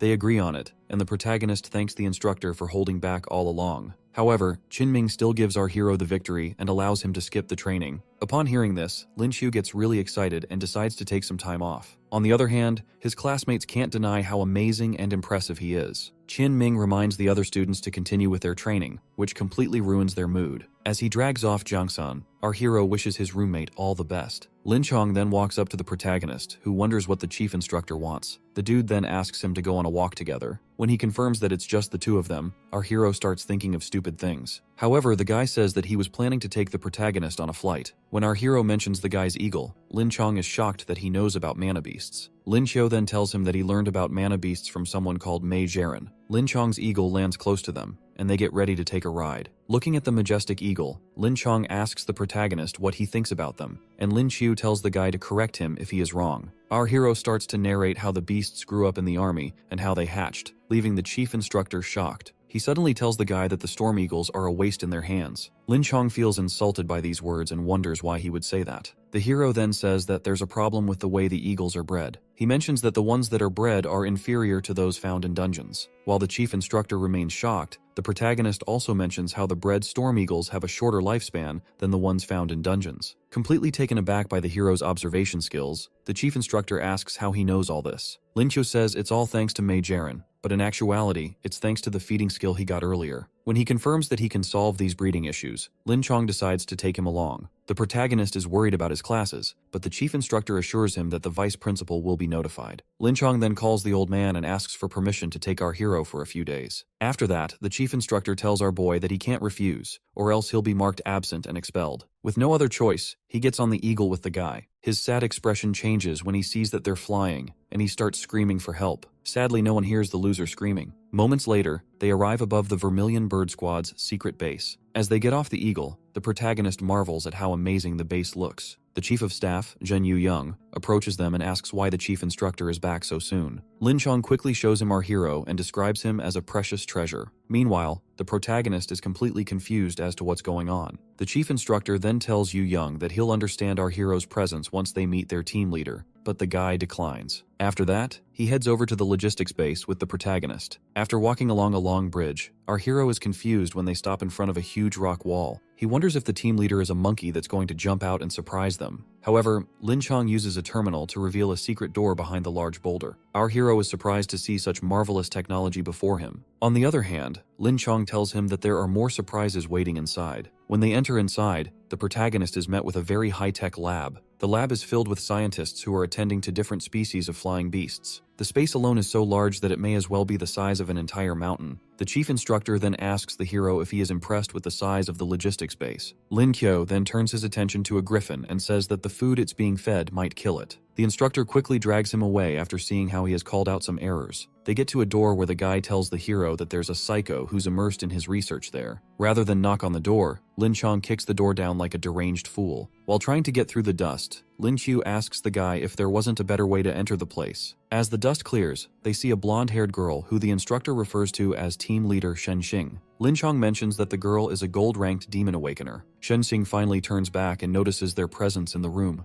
Meanwhile, our hero wonders just what a demon awakener is. The instructor tells him that these awakeners are rare, just like his spatial type abilities. That's when our hero realizes that the instructor knew about his ability all along. Lin Chong then tells him to hide while he wakes up Shen Xing from her deep thoughts. He says the girl usually enters her demon form when her thoughts are disturbed, and it's quite hard to beat her. As soon as he taps her shoulder, the team leader grabs her pistols and starts shooting sporadically. The guy manages to dodge the bullets, but it looks like Shen Xing has lost her mind. Our hero watches the fight from a safe spot, and notices when the team leader runs out of bullets. However, a demonic aura starts to surround her, and frightening voices can be heard as well. Her nails grow into sharp fangs, and she also grows horns and a tail. With her demon showers, she charges straight at Lin Chong, but he erects a large wall to protect himself. Regardless, it's not enough to keep the deranged, demonic girl from shattering it. The chief instructor then reinforces himself with layers of defenses, but he is still being pushed back by the team leader. He then tells our hero to go get some help because he can't hold off the girl any longer. The protagonist quickly runs off to find a way to help the chief instructor. He comes across a computer showing the parameters for hatching beasts known as flamezors. However, he sees that these parameters will only make the beasts lack in a lot of areas. The chief instructor urges him again to go get help instead of standing around. Regardless, the protagonist then tells him that there's an issue with the parameters, which catches the team leader's attention as well. She becomes even more interested when he says he knows how to hatch the beasts properly. Upon hearing this, her demonic form fades away, and she asks the hero if he's sure about it. While Lin Q is shocked to see her back, she tells him that she hasn't been able to figure out how to hatch the eggs. Meanwhile, the chief instructor regrets wasting all his time fighting her to wake her up. He then tells Shen Xing that our hero is an expert on mana beasts. However, she sees the hero as a little kid and underestimates his skills. When our hero hears this, he becomes very upset about being looked down on. He then places a notepad on the table and begins to tell the team leader why the parameters for the flamezors are wrong. He explains why the beasts need very high temperatures for the eggs to hatch. Also, the eggs need mana pearls around them to help with the process. He even calls Shen Xing out for attempting to suffocate the creatures. She tells him that the process of placing mana pearls around the eggs is new to her. Our hero then explains how dungeons have more mana than the outside world. This obviously makes sense to the girl, and she finally sees how amazing our boy is. The team leader quickly drags him off so he can help her hatch the eggs together. Lin Qiu then tells her that there's something more important than hatching baby eggs. He then drags her off quickly to somewhere else. The scientists at the lab turn around when he calls their attention. After introducing himself, he tells them that he's going to give some advice. He starts by telling the researchers that there are a lot of mistakes in their work. However,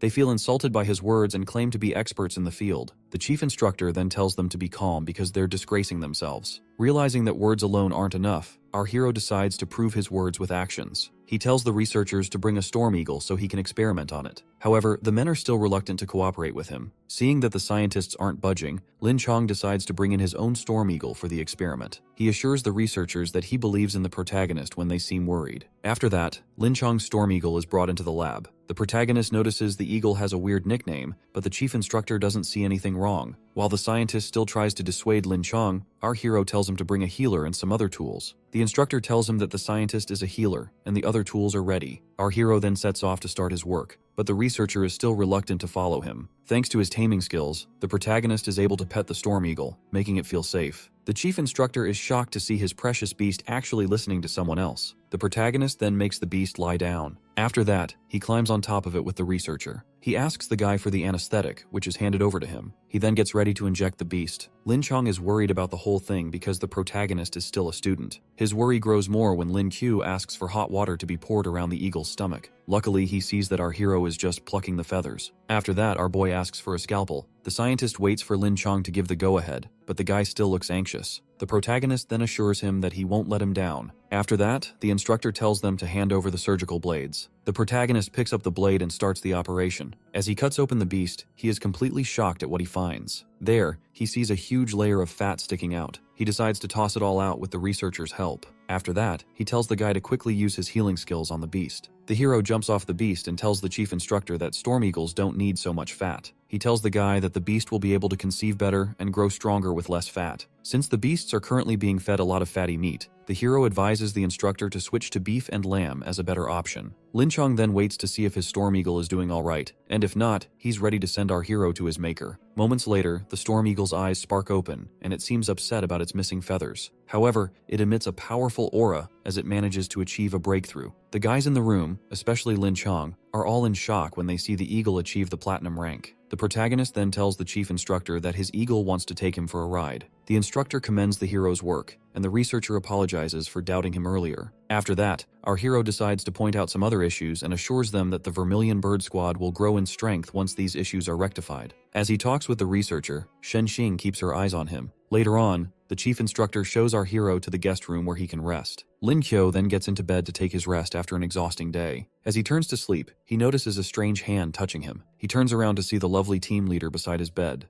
Feeling completely shocked, he asks the team leader what she's doing in his room. She then pulls out a book and tells him to check it out. Shenxing tells the protagonist that the flame source hatched, which leaves him baffled. She then says that she used a gold rank mana pearl for the hatching process. The hero turns over to ignore her, but she tells him that she has something else to discuss with him. With a charming voice, she tells our boy that she wants him to tutor her on mana beasts. He tries to tell her that he's still a student, but the team leader doesn't care about that. With no other choice, our hero accepts, and she offers to bow to him. However, he kicks her out of the room and offers to start teaching her the next day. The next morning, our hero leaves his room with heavy eye bags, showing that he barely slept. While thinking about what to do for the day, Shenxing appears out of nowhere and greets him. She immediately asks for her lesson of the day, to which our hero agrees. He suggests that she should ask questions since he doesn't know how to go about teaching her. The team leader then tells him that the frostwing eggs didn't hatch and asks what her error is. The protagonist tells her to lower the temperature in the incubation chamber, and she asks for a reason. However, our hero is already tired of the endless questions. As they enter the lab, the other researchers are happy to see the hero. In seconds, they swarm him with different questions and urgent requests. Lin Kyo gets sick of it and tells them to all line up and wait. Later on, he finally lies on his bed to get some rest. His rest is cut short when the alarms beep and everyone is asked to gather outside. With a worried look on his face, he wonders if something has gone wrong. He meets up with Shenxing outside and asks her what the situation is. She tells him that their captain, who just returned, rang the alarm to make an announcement. There, he sees the captain of the Vermilion Squad, Chao Gai, who's a Diamond 8-star Animorph. The captain tells them that Lin ran into a criminal organization in their country. After tailing them for a while, the chief instructor was able to find their hideout. Due to this, Chao Gai tells his comrades that 10 members will be selected to assist Lin Chong.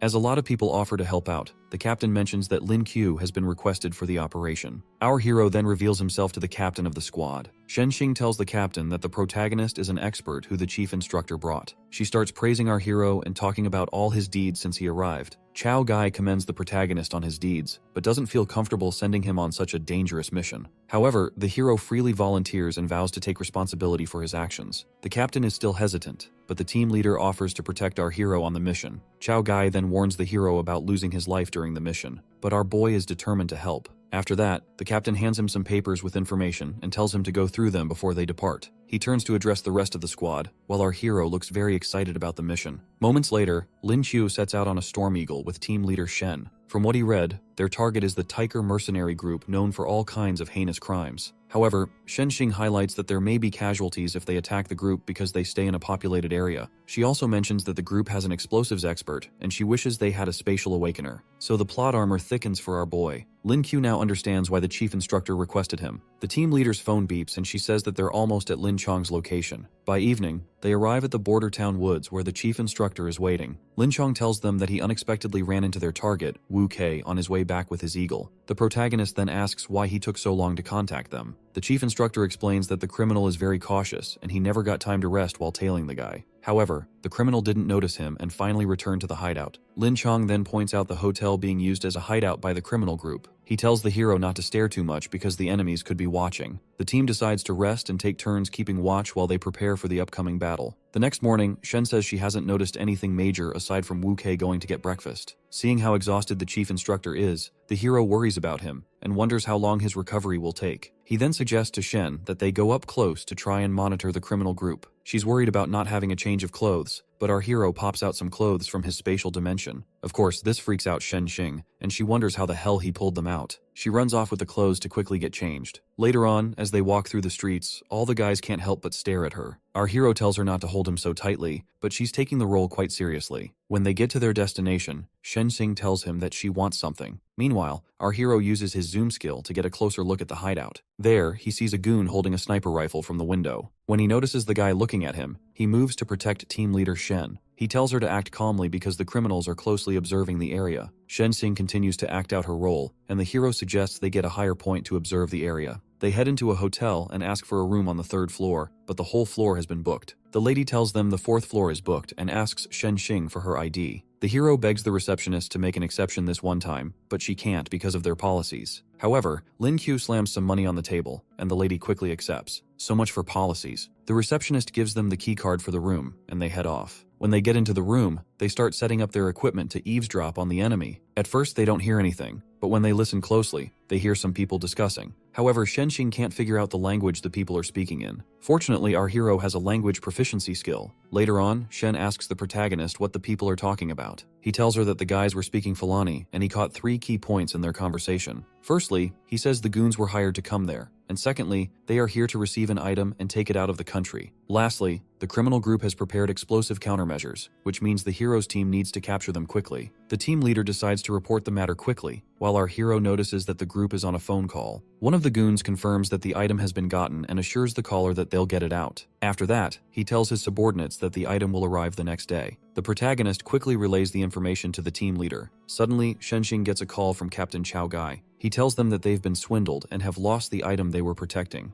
The protagonist wonders if this lost item has something to do with the mercenary group. He then informs the captain of the information he heard from the Tiger group. However, Captain Chao Gai says that his target isn't headed in the hero's direction. He feels the group will do something crazy if they know they've been found, but he decides to send some backup. Shenxing then asks about the identity of the item that was stolen. The captain tells her that it's the final design of the Awakener weapons left behind by the late Mr. Zhang Hong. The team leader is surprised to hear that Zhang was able to develop the Awakener weapons. After hearing how important this research item is, our hero and Shenxing vow to complete their mission. Shen then explains that the Awakener weapons are designed to be imbued with mana to improve their damage. However, she feels sad that Zhang is not there to see his works come to life. The hero then tells her that they have to retrieve this item by any means necessary. Later, they meet up with the chief instructor and tell him what they've learned. Shenxing suggests that they work together with the fire department to evacuate civilians before it's too late. Meanwhile, our hero goes ahead to draw his skill for the day. He ends up getting a couple of E-rank skills involving vehicles, but he wishes he had better luck and got something more useful. As if it's not bad enough, he gets a ventriloquism skill that allows him to imitate any sound. He suddenly sees that it's not completely useless and proceeds to ask Lin Chong a question. He asks about the potential location of the explosives, to which the chief instructor says that the criminals will be keeping it nearby. With that, our hero comes up with a plan for the mission. With a devilish expression, he tells the team that they'll set the place on fire. Shen thinks he's crazy, but Lin Chong tells our hero to keep explaining his idea. Lin Kyo tells them that the criminals wouldn't take the explosives once they see the building is on fire. He tells the chief instructor to disguise himself as police with some others and take the Tiger group while pretending to protect foreigners. However, the chief instructor asks how they'll retrieve the data once they eliminate the group. Lin Kyo then tells him to get Buck Tiger's phone or SIM card. With this, he can impersonate the guy and set up a meeting with their contact. Lin Chong warns that the contact will know Buck Tiger's voice, but the hero assures him that he can deceive them and retrieve the data. Shenxing is really impressed that the protagonist is able to imitate voices. The hero also assures the chief instructor that he can teleport the explosives away before they explode. Seeing that this is the best option, Lin Chong tells his team that the operation will start at night. While they wait, the hero and Shenxing head to the hotel room to keep eavesdropping. The protagonist is bored and tired of listening to whatever the enemy is doing. When Shenxing hears a commotion, the hero tells her that the guys downstairs are just playing poker. He decides to get some rest while she continues to listen to the enemy group. After dozing off for a while, our boy suddenly wakes up in the laps of the team leader, Shen. With him awake, she tells him to get ready, but Lin Qiu asks her why she didn't wake him up earlier. She tells him that she just wanted to get more rest. Our hero is shocked when he hears this and sees that the girl is concerned for him. He tells her to get the walkie-talkie and wait to move on Captain Lin Chong's command. Moments later, a raging fire begins to sweep through the building. The Tiger group hears the hotel staff telling people to remain calm and evacuate. One of the guys tells the others that the hotel is on fire. Seeing that they have a bunch of explosives, their leader decides that they need to evacuate. He tells the blonde-haired guy with an eye patch to stop wasting time and move quickly. However, the guy gets a crazy idea to do something with the explosives. Like the deranged fool he is, he arms the explosives and tosses the timer into the room as he leaves. Meanwhile, the fire department is trying to put out the fire from outside.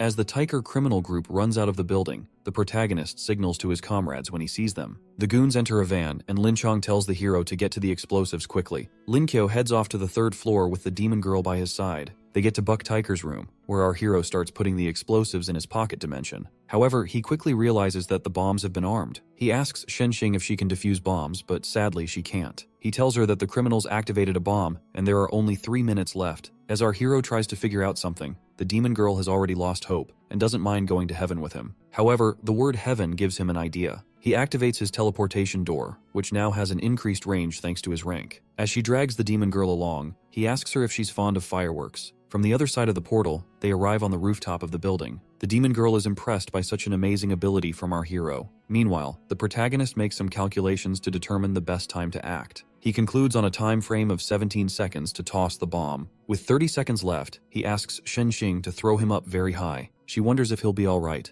and he assures her not to worry. She then swings him around with her brute strength and tosses the hero into the air. Lin Qiu sees himself flying at an incredible speed, thanks to the demon girl's strength. With his speed slowing down, he opens his portal and uses it to keep going higher into the sky. With only a few seconds left, he opens the last portal and tosses the bomb inside like a Pokemon ball. As he falls back down, he says the last portal will teleport the bomb much further. The explosion then goes off in the sky like fireworks. Shenxing admires the pretty bright lights with so much joy. However, the protagonist calls her attention and asks her to catch him at the edge of the roof. Thanks to the blast from the explosion, he's falling at an incredible speed and might be meeting his maker soon. He turns and sees that the demon girl will not make it in time, so he accepts his end. Regardless, Shenxing bursts forward and tosses herself off the roof to catch him. She manages to grab his leg while holding on to the edge of the rooftop. She slams him back on the roof, nearly shattering his spine, but at least he is saved. The protagonist asks for some time to recover his mana, but the demon girl assumes he's fine since he's moving well. He still insists on recovering, and Shenxing tells him that using a mana pearl is the best way for him to recover. She hands him a gold rank mana pearl, which he absorbs quickly. With his mana fully restored, the protagonist is ready to take on the mercenaries. Meanwhile, the enemy group is still being driven away by the chief instructor. He hears the explosion and wonders if the hero and Shenxing are all right. While he's lost in thought, one of the mercenaries asks him where they're going. Lin Chong tells him that there is a minor issue and that they'll soon arrive at their destination. The guy then tells his comrades to prepare for battle because he senses something off. The chief instructor arrives at the destination, hoping that his comrades are ready to make a move. He quickly attacks the guy with an eye patch. By the time the mercenaries realize he's not a cop, one of them is already dead. He leaves the car after dealing with the goon, only to see the whole area up in flames. He sees that the battle has already begun and the enemy has only lost the weakest of their group. His female subordinate then tells him that something isn't right. She's revealed to be a healer, and she tells him that there's poison gas in the air preventing her from using her mana. He gets discovered by the other mercenaries, and the one responsible for the poison reveals himself. The guy reveals that the poison will affect all those around, and he has also activated a deadly toxin.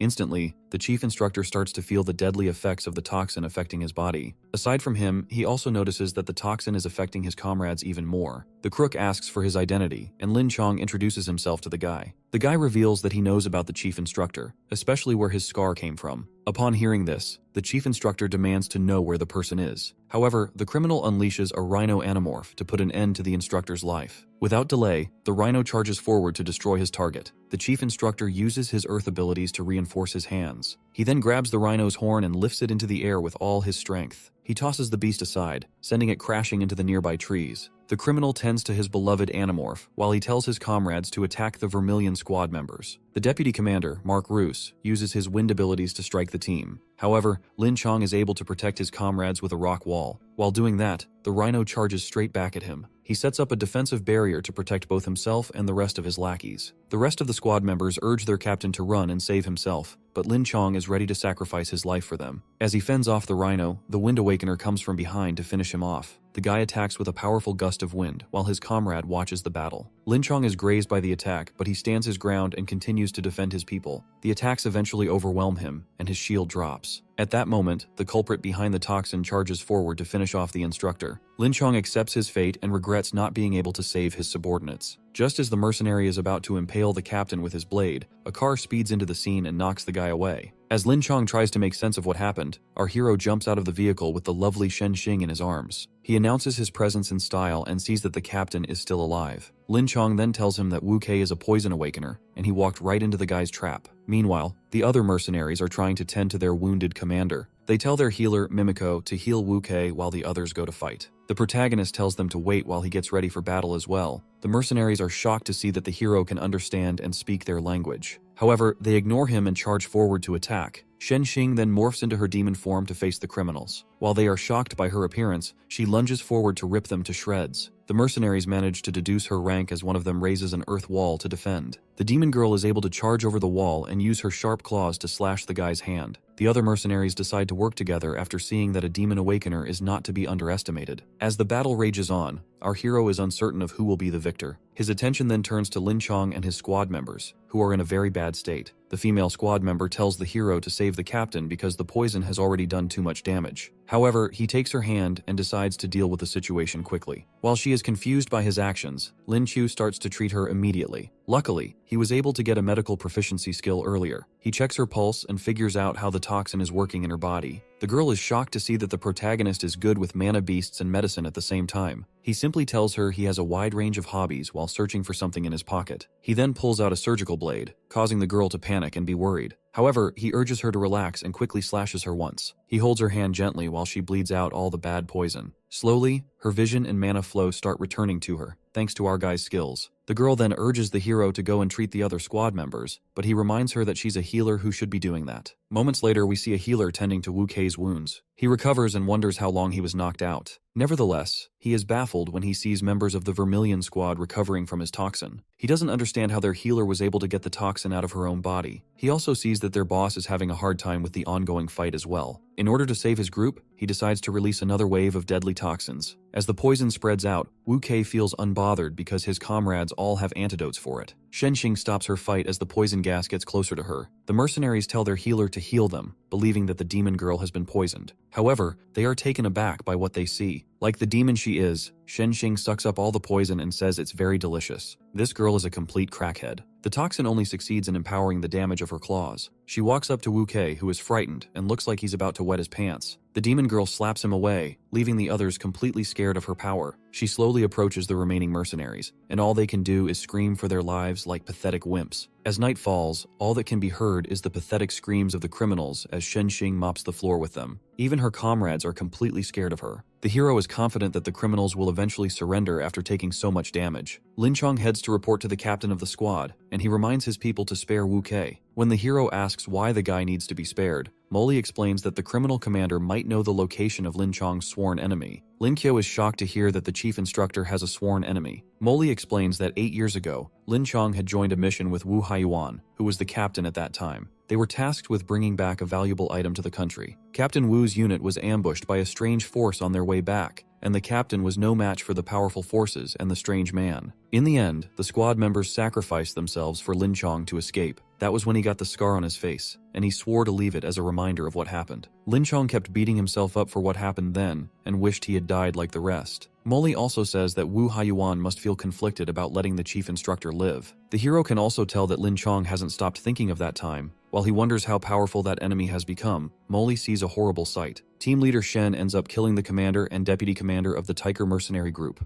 So much for keeping an eye on her. Lin Q notices that the team leader's condition is a bit unusual. At that moment, the demon girl achieves a breakthrough and reaches the platinum rank. According to Lin Chong, once a demon awakener achieves this rank, they can retain control over their mind. She then asks her captain if she should finish off the remaining mercenaries. At their plea, he decides to bring them back for interrogation and ask them some questions. He asks them if they know how he got the scar on his face, but the healer Mimiko doesn't understand his language. The protagonist then translates for them and threatens the criminals as well. The goons don't know anything about Lin Chong's scar, and the hero relays this to him. Mimiko then tells them that Wu Kei is affected by demon poison and she can't heal him. Team leader Shen offers to wake up the guy with her demonic methods. She uses her demonic touch to remove the poison, and the guy finally wakes up. He sees the demon girl and is completely frightened. He shrivels up in a corner like a loser and begs her not to eat him. The chief instructor then asks her to take the other two criminals to a corner. After that, he starts to interrogate Wu Kei, asking what he knows about the scar on his face. The guy refuses to answer, but Lin Chong assures him that he'll be kept alive like his remaining comrades. However, the poison awakener doubts he'll be let free, considering how many crimes he has committed. The guy then asks the chief instructor to swear on his squad's name that he'll be let go once he gives the information he has. He knows the instructor and his squad are big on vows and rules, so he wants to leverage this for himself. The chief instructor then swears that no one from his squad will attack Wu Kei after the guy reveals the information. Feeling glad that Lin Chong actually made a vow, the criminal decides to be a man of his word as well. He reveals that the instructor's sworn enemy is known as Capella from M Nation, and he's a berserk awakener. The last time Wu Kei saw him, the guy was at the peak of the diamond rank. The goon says he got the information from one of Capella's underlings known as Jabari. The instructor assumes he's right. considering his investigations have all pointed at Capella. After that, he decides to let Wu Kei go free. The instructor gives the criminal the final chance to leave, but the guy wonders if his actions are worth it. The protagonist admits that there's no reason to let a scumbag like him walk free. However, the guy asks if he isn't afraid that people will find out about the vow. Our hero then reveals that he isn't part of the squad. He lunges forward to teach the goon a lesson and lands a haymaker that shatters the guy's jaw. After the guy gets knocked out, Lin Chong shows the protagonist Buck's phone. He also thanks the hero for all he's done to save their lives. After that, he asks Lin Chu about the explosion he heard. The protagonist explains that the explosives were detonated safely after criminals set them up. The only problem is that the hotel suffered a lot of losses. Once again, the chief instructor humbly thanks our hero and bows. The protagonist tells him that he isn't worthy of so much praise. Lin Chong then tells him to call him by his first name, so it doesn't look like they're so distant. After that, they head off to rest and interrogate the other two mercenaries. The next day, our hero starts to interrogate Mimiko, and she agrees to comply. She introduces herself to him and says she was taken away by Buck when her healing abilities were discovered. Shenxing calls his attention and reminds him to take the interrogation seriously. He finally focuses and tells the criminal that she'll be punished for hiding anything. Mimiko isn't sure who hired her, but she says someone from M Nation spoke with Buck when she was in the room. She says the person's code name is Great Teacher, and it seems like the person has a high position in the country. After that, Lin Chu asks her how much she was paid to partake in the mission. When she says they were offered $100 million, the hero completely loses his mind. According to her, they'll get $30 million as an initial payment, then the rest will be sent to the mercenary company's account. The hero worries that Buck is the only one who can access the account, but Mimiko reveals she also has the password. After that, the hero asks Shenxing if there are any computer hackers around, and she tells him they have a guy known as Yang Fan. 10 minutes later, Yang Fan arrives in the interrogation room and meets Lin Chu. Our hero tells the guy to transfer all the money from the mercenary account to their own. He then tells Shenxing to keep most of it and asks for a small share. The demon girl then agrees as a way to thank him for all his help. The hacker manages to get into the account, and they are all shocked at how much money the criminals have. However, the small change our hero is expecting turns out to be smaller than he expected. Shenxing tries to cheer him up and suggests using her power to give him some more money. However, he refuses humbly and tells her to keep everything. She mentions that she planned to give him 10 million, and our hero's eyes light up like a deranged addict. He ends up sulking in the corner after realizing how much money he just gave up. In order to feel better, he decides to draw a skill for the day. Sadly, he ends up getting a shocking E-rank skill. The protagonist analyzes the skill and discovers that it allows him to appraise the authenticity of an item. He sees this as the perfect opportunity to make all the money he wants. He keeps daydreaming until Chong asks what he's so lost about. The chief instructor reminds him that the contact will soon reach out to them.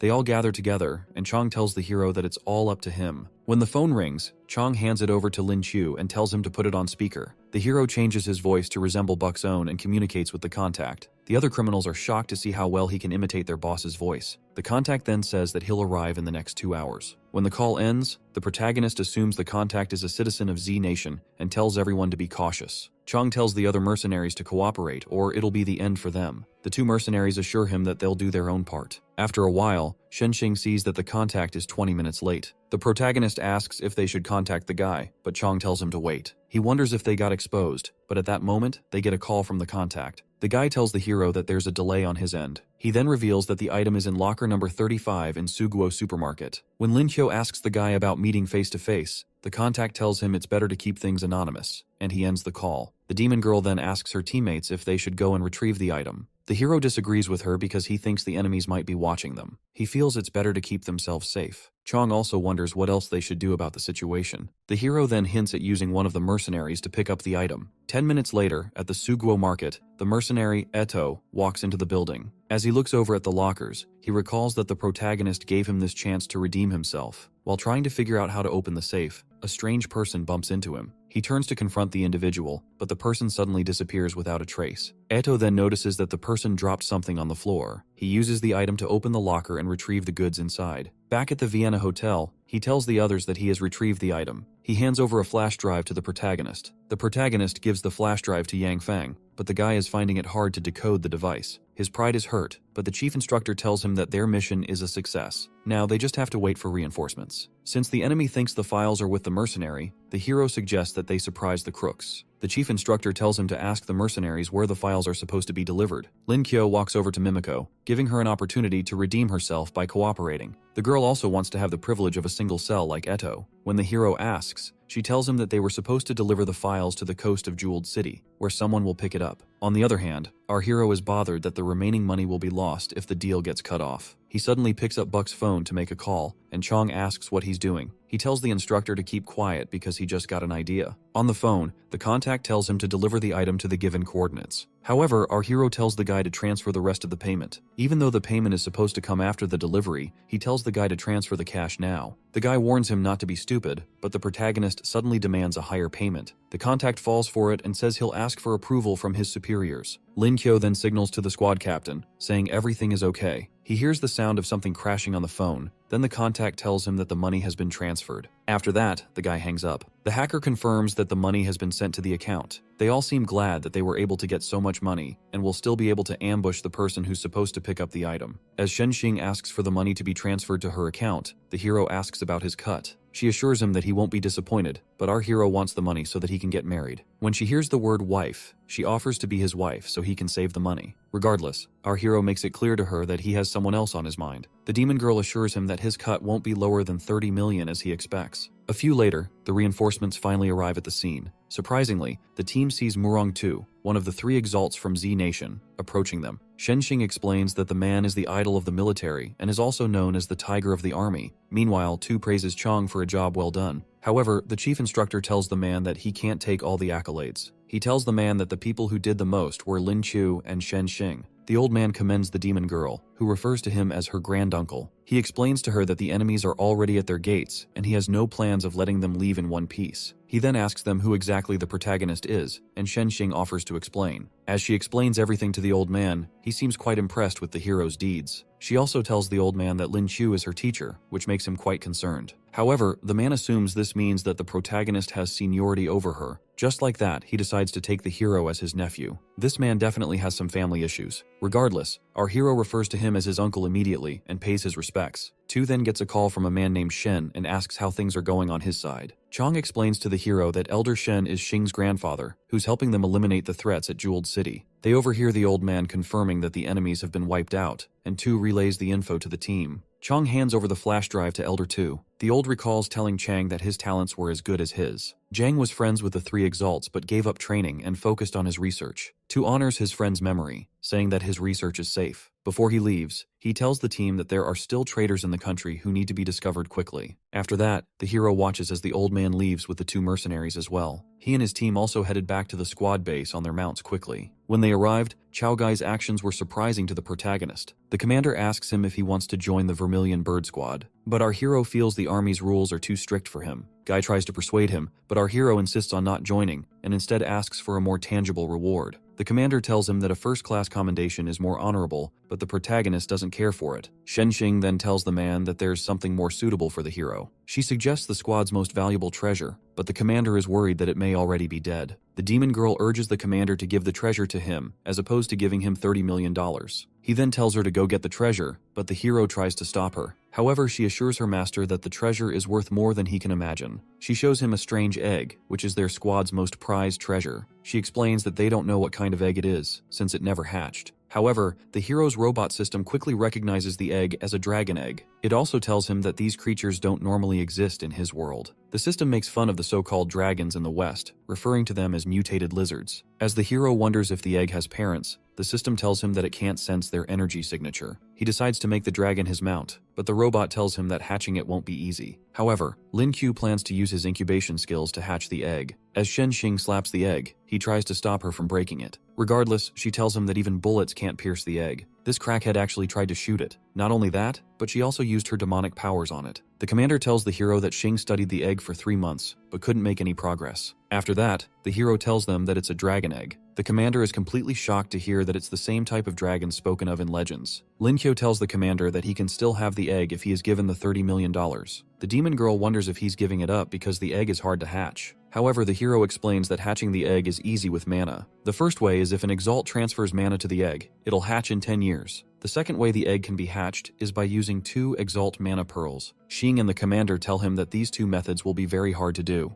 Seeing no reason to take back the egg, Chao Gai tells the hero to keep it. Lin Kyo figures he can take his time to hatch the egg once he becomes an exalt. Back in his room that night, he starts transferring some mana to the egg and plans to do it every day. He suddenly gets a strange feeling and manages to break through into a 2-star silver rank awakener. After his breakthrough, he brings out a gold mana pearl and wonders if he should absorb it or use it on the egg. He decides to absorb it and says the mana will be useless to the egg anyway. After absorbing it, he achieves another breakthrough into a 3-star silver rank. With that done, he sees he needs a little more to achieve the 4-star rank. However, all he has left are some skill pearls. He puts the dragon egg into his pocket dimension, while thinking of a way to sell the skill pearls for some money. He decides to ask Chong if his squad will buy some pearls after getting some good sleep. The next morning he runs into a dilemma when he can't find his skills. He cries to Chong, telling him that his pearls are all gone. However, the chief instructor doesn't think that a thief would have been able to get into his pocket dimension. The hero thinks about it for a moment and realizes that the dragon egg must have eaten the pearls. He tries to get the egg to give him back the skill pearls, and complains about how much money he would have made. The protagonist explains to Chong that the pearls were worth a lot, and there was a frost arrow skill pearl among them. However, the chief instructor tells him to focus on the future. He reminds the hero about returning to school, but there are still a lot of squad members who have questions for him. Even Shen Xing can't wait for her master's lessons. For a brief moment, our hero wonders if it's better to take on military service instead of going back to school. With a worried look on her face, Xing asks the hero if he is leaving already. He tries to explain that he's still a freshman in school, but he doesn't understand why she's acting weird. Tears start welling up in her eyes as she tells him that he can't leave because of their research. Our hero is disappointed to see that she's more concerned about the research than him. Poor guy. However, he wonders how he can help the researchers with their work. He tells them that he can't possibly answer all their questions. He tells them that he'll write a book that will help answer all those questions in one go. While the researchers praise him, the demon girl still seems concerned about his departure. The next couple of days, our hero spent his time writing his book on mana beasts. When he was almost done, he had awakened new skills concerning nursing and caring for the beasts. He finished the book, and copies were made for everyone in the Vermilion squad. Back in his room at night, Xing is sulking in a corner while our hero packs up his stuff. He tells her that he'll be leaving the next day to resume his classes. She then asks him how he was able to gain so much knowledge on mana beasts at such a young age. He tells her he has a master, Mage Aaron, who taught him all he knows. However, Xing deduces that the name literally means, "this person doesn't exist." She asks if he's trying to fool him,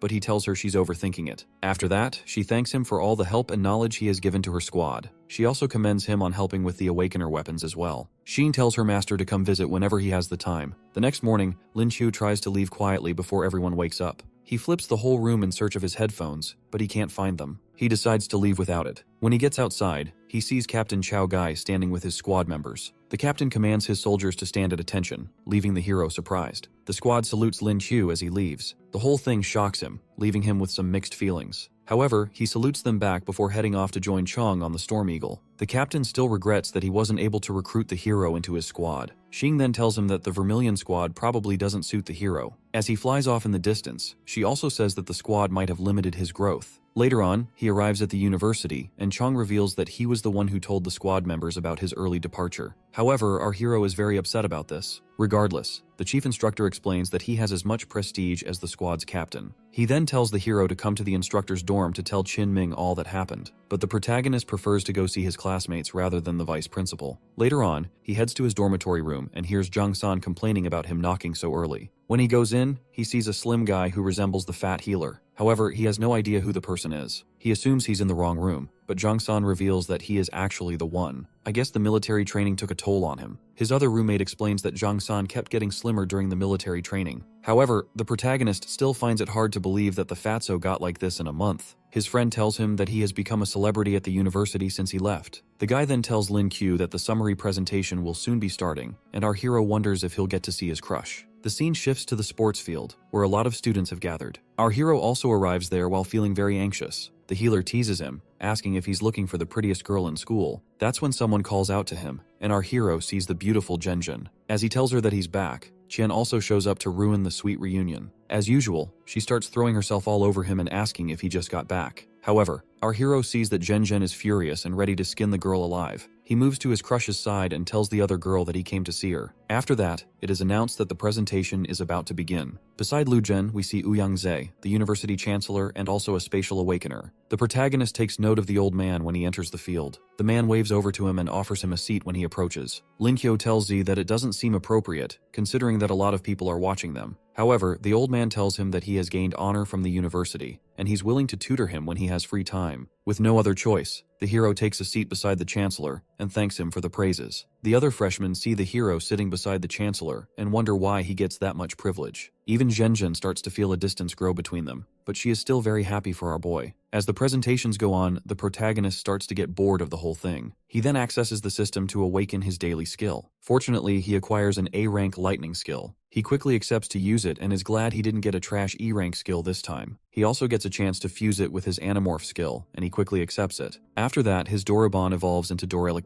leaving the hero quite baffled. The robot starts chanting a script, and the hero wonders if he can use his lightning abilities already. The system confirms it, and he's glad that he doesn't have to do the weird chant before using his ability. He also gets the ability to generate static electricity by rubbing his hands together when he morphs. Considering he's a shameless degenerate, he has confidence in his ability to use this well. He also gets 2 other powerful skills that can deal a lot of damage to a single target, and that's also a long-range attack. Seeing that these are single-target skills, he concludes that he needs to look for a multi-target Pearl skill. With his ability at S rank, our hero feels like a complete badass. The presentation finally comes to an end, and the military service is over. He then sees Zhang San thanking Instructor Ming for helping him lose weight and train hard. The vice principal then approaches and calls him. He tells the hero that the Chancellor is waiting in the training room to teach him. As they enter the training room, Lu Zhen tells the hero that the room is not being openly used because classes haven't resumed. The hero then sees the Chancellor, who is actively training. In that brief moment, our hero feels like the old man is going to use him as a punching bag. Z then tells Lin Qiu to attack him with everything he's got. However, he feels quite uncomfortable going all out against the old man. With no other choice, he activates his newly acquired form,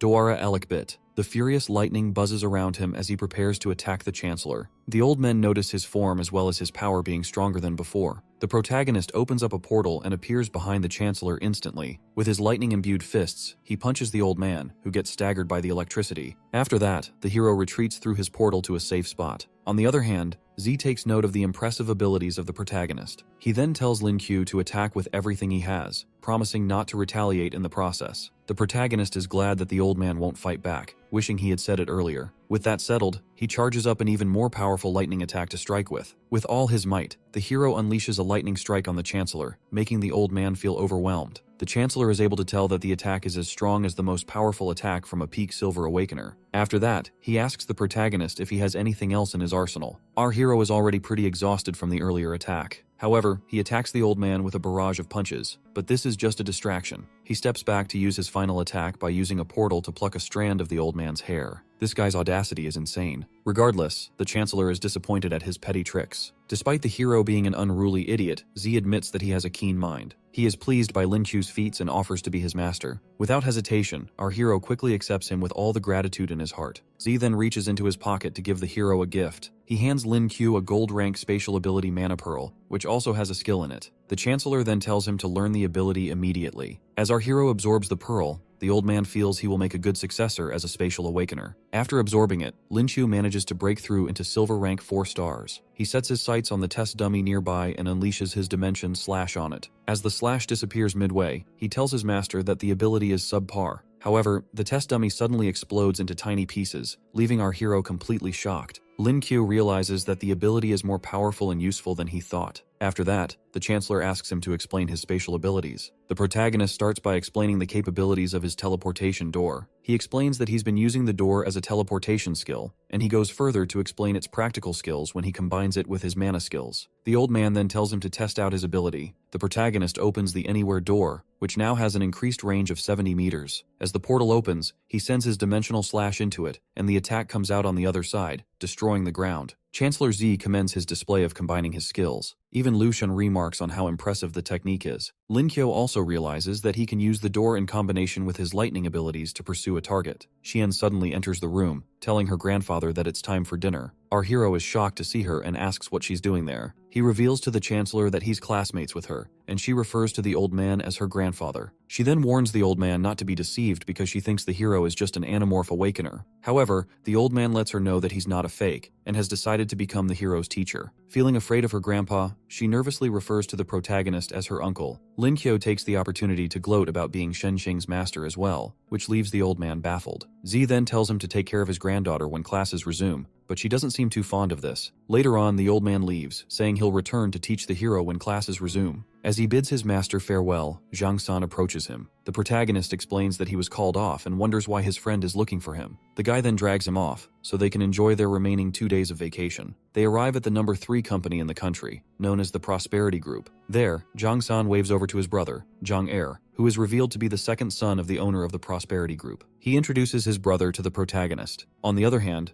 is shocked to see how his brother has changed so much. Our hero knows exactly how the guy feels because the weight loss is really shocking.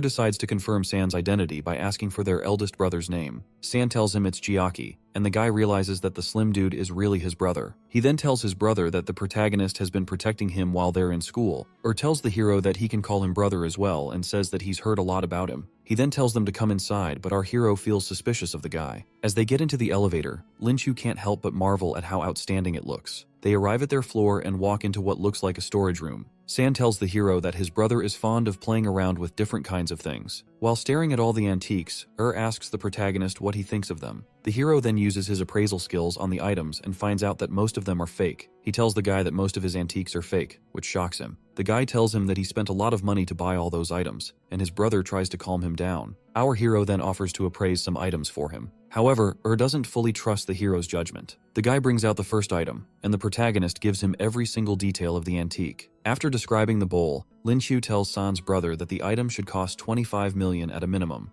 Tells him that he spent that exact amount to get the bowl, but Lin Chu isn't done with his appraisal. The protagonist then goes ahead to tell him that the fake item he has will be valued at around 100,000. Is crushed when he finds out that he wasted so much money. Lin Kyo apologizes for Er's hurt feelings and continues to break the poor guy's heart by pointing out all the fake antiques in the room. The guy is fed up and tells the hero to stop. Then he asks our boy to come with him to an auction the next day, and even offers to pay a commission. The next morning, our hero wakes up on his bed with a blank expression on his face. He turns to the system and asks for his skill of the day. The robot gives him a skill known as penetration vision, and he wastes no time to learn the ability immediately. He quickly tests it out and sees that it's basically like having X-ray vision. Jang San walks into the room and the hero quickly sees the guy's skeletal structure. Sadly for him, this is not the skill he thought it would be. Meanwhile, San has no idea why he's acting so strange. The guy hands him a bag and reminds him that they are supposed to go to the auction with his brother. Moments later, at the Treasure Trove Pavilion, Lin Chu and the Jang brothers are seen arriving at the scene. The protagonist notices that the bodyguards there have a lot of mana as well. As they walk into the place, one of the staff members directs them to their seats. When they get into their seats, San tells our hero that the people participating in the auction are wealthy. Lin Chu turns around to see the love of his life, Zhenjin, who wonders what the hero is doing there too. While he admires how beautiful she looks, someone suddenly asks how she knows him. The high school goddess introduces the person who is revealed to be her mother, Wen Shihan. However, our hero sees her as his future mother-in-law. With a mean look, she confirms that Lin Q is the one who defeated her daughter several times. San's brother then waves over to Shihan. He introduces her to his brother and tells the woman that the protagonist is also his brother's schoolmate. The woman then winks at our boy while mentioning how often Zhenjin talks about him. Meanwhile, Zhenjin tries to get her mom to stop teasing her. Our hero, being the Giga Chad he is, tells Shihan how beautiful she is and how he could have mistaken her for Zhenjin's sister. The woman sees how much of a sweet talker our boy is.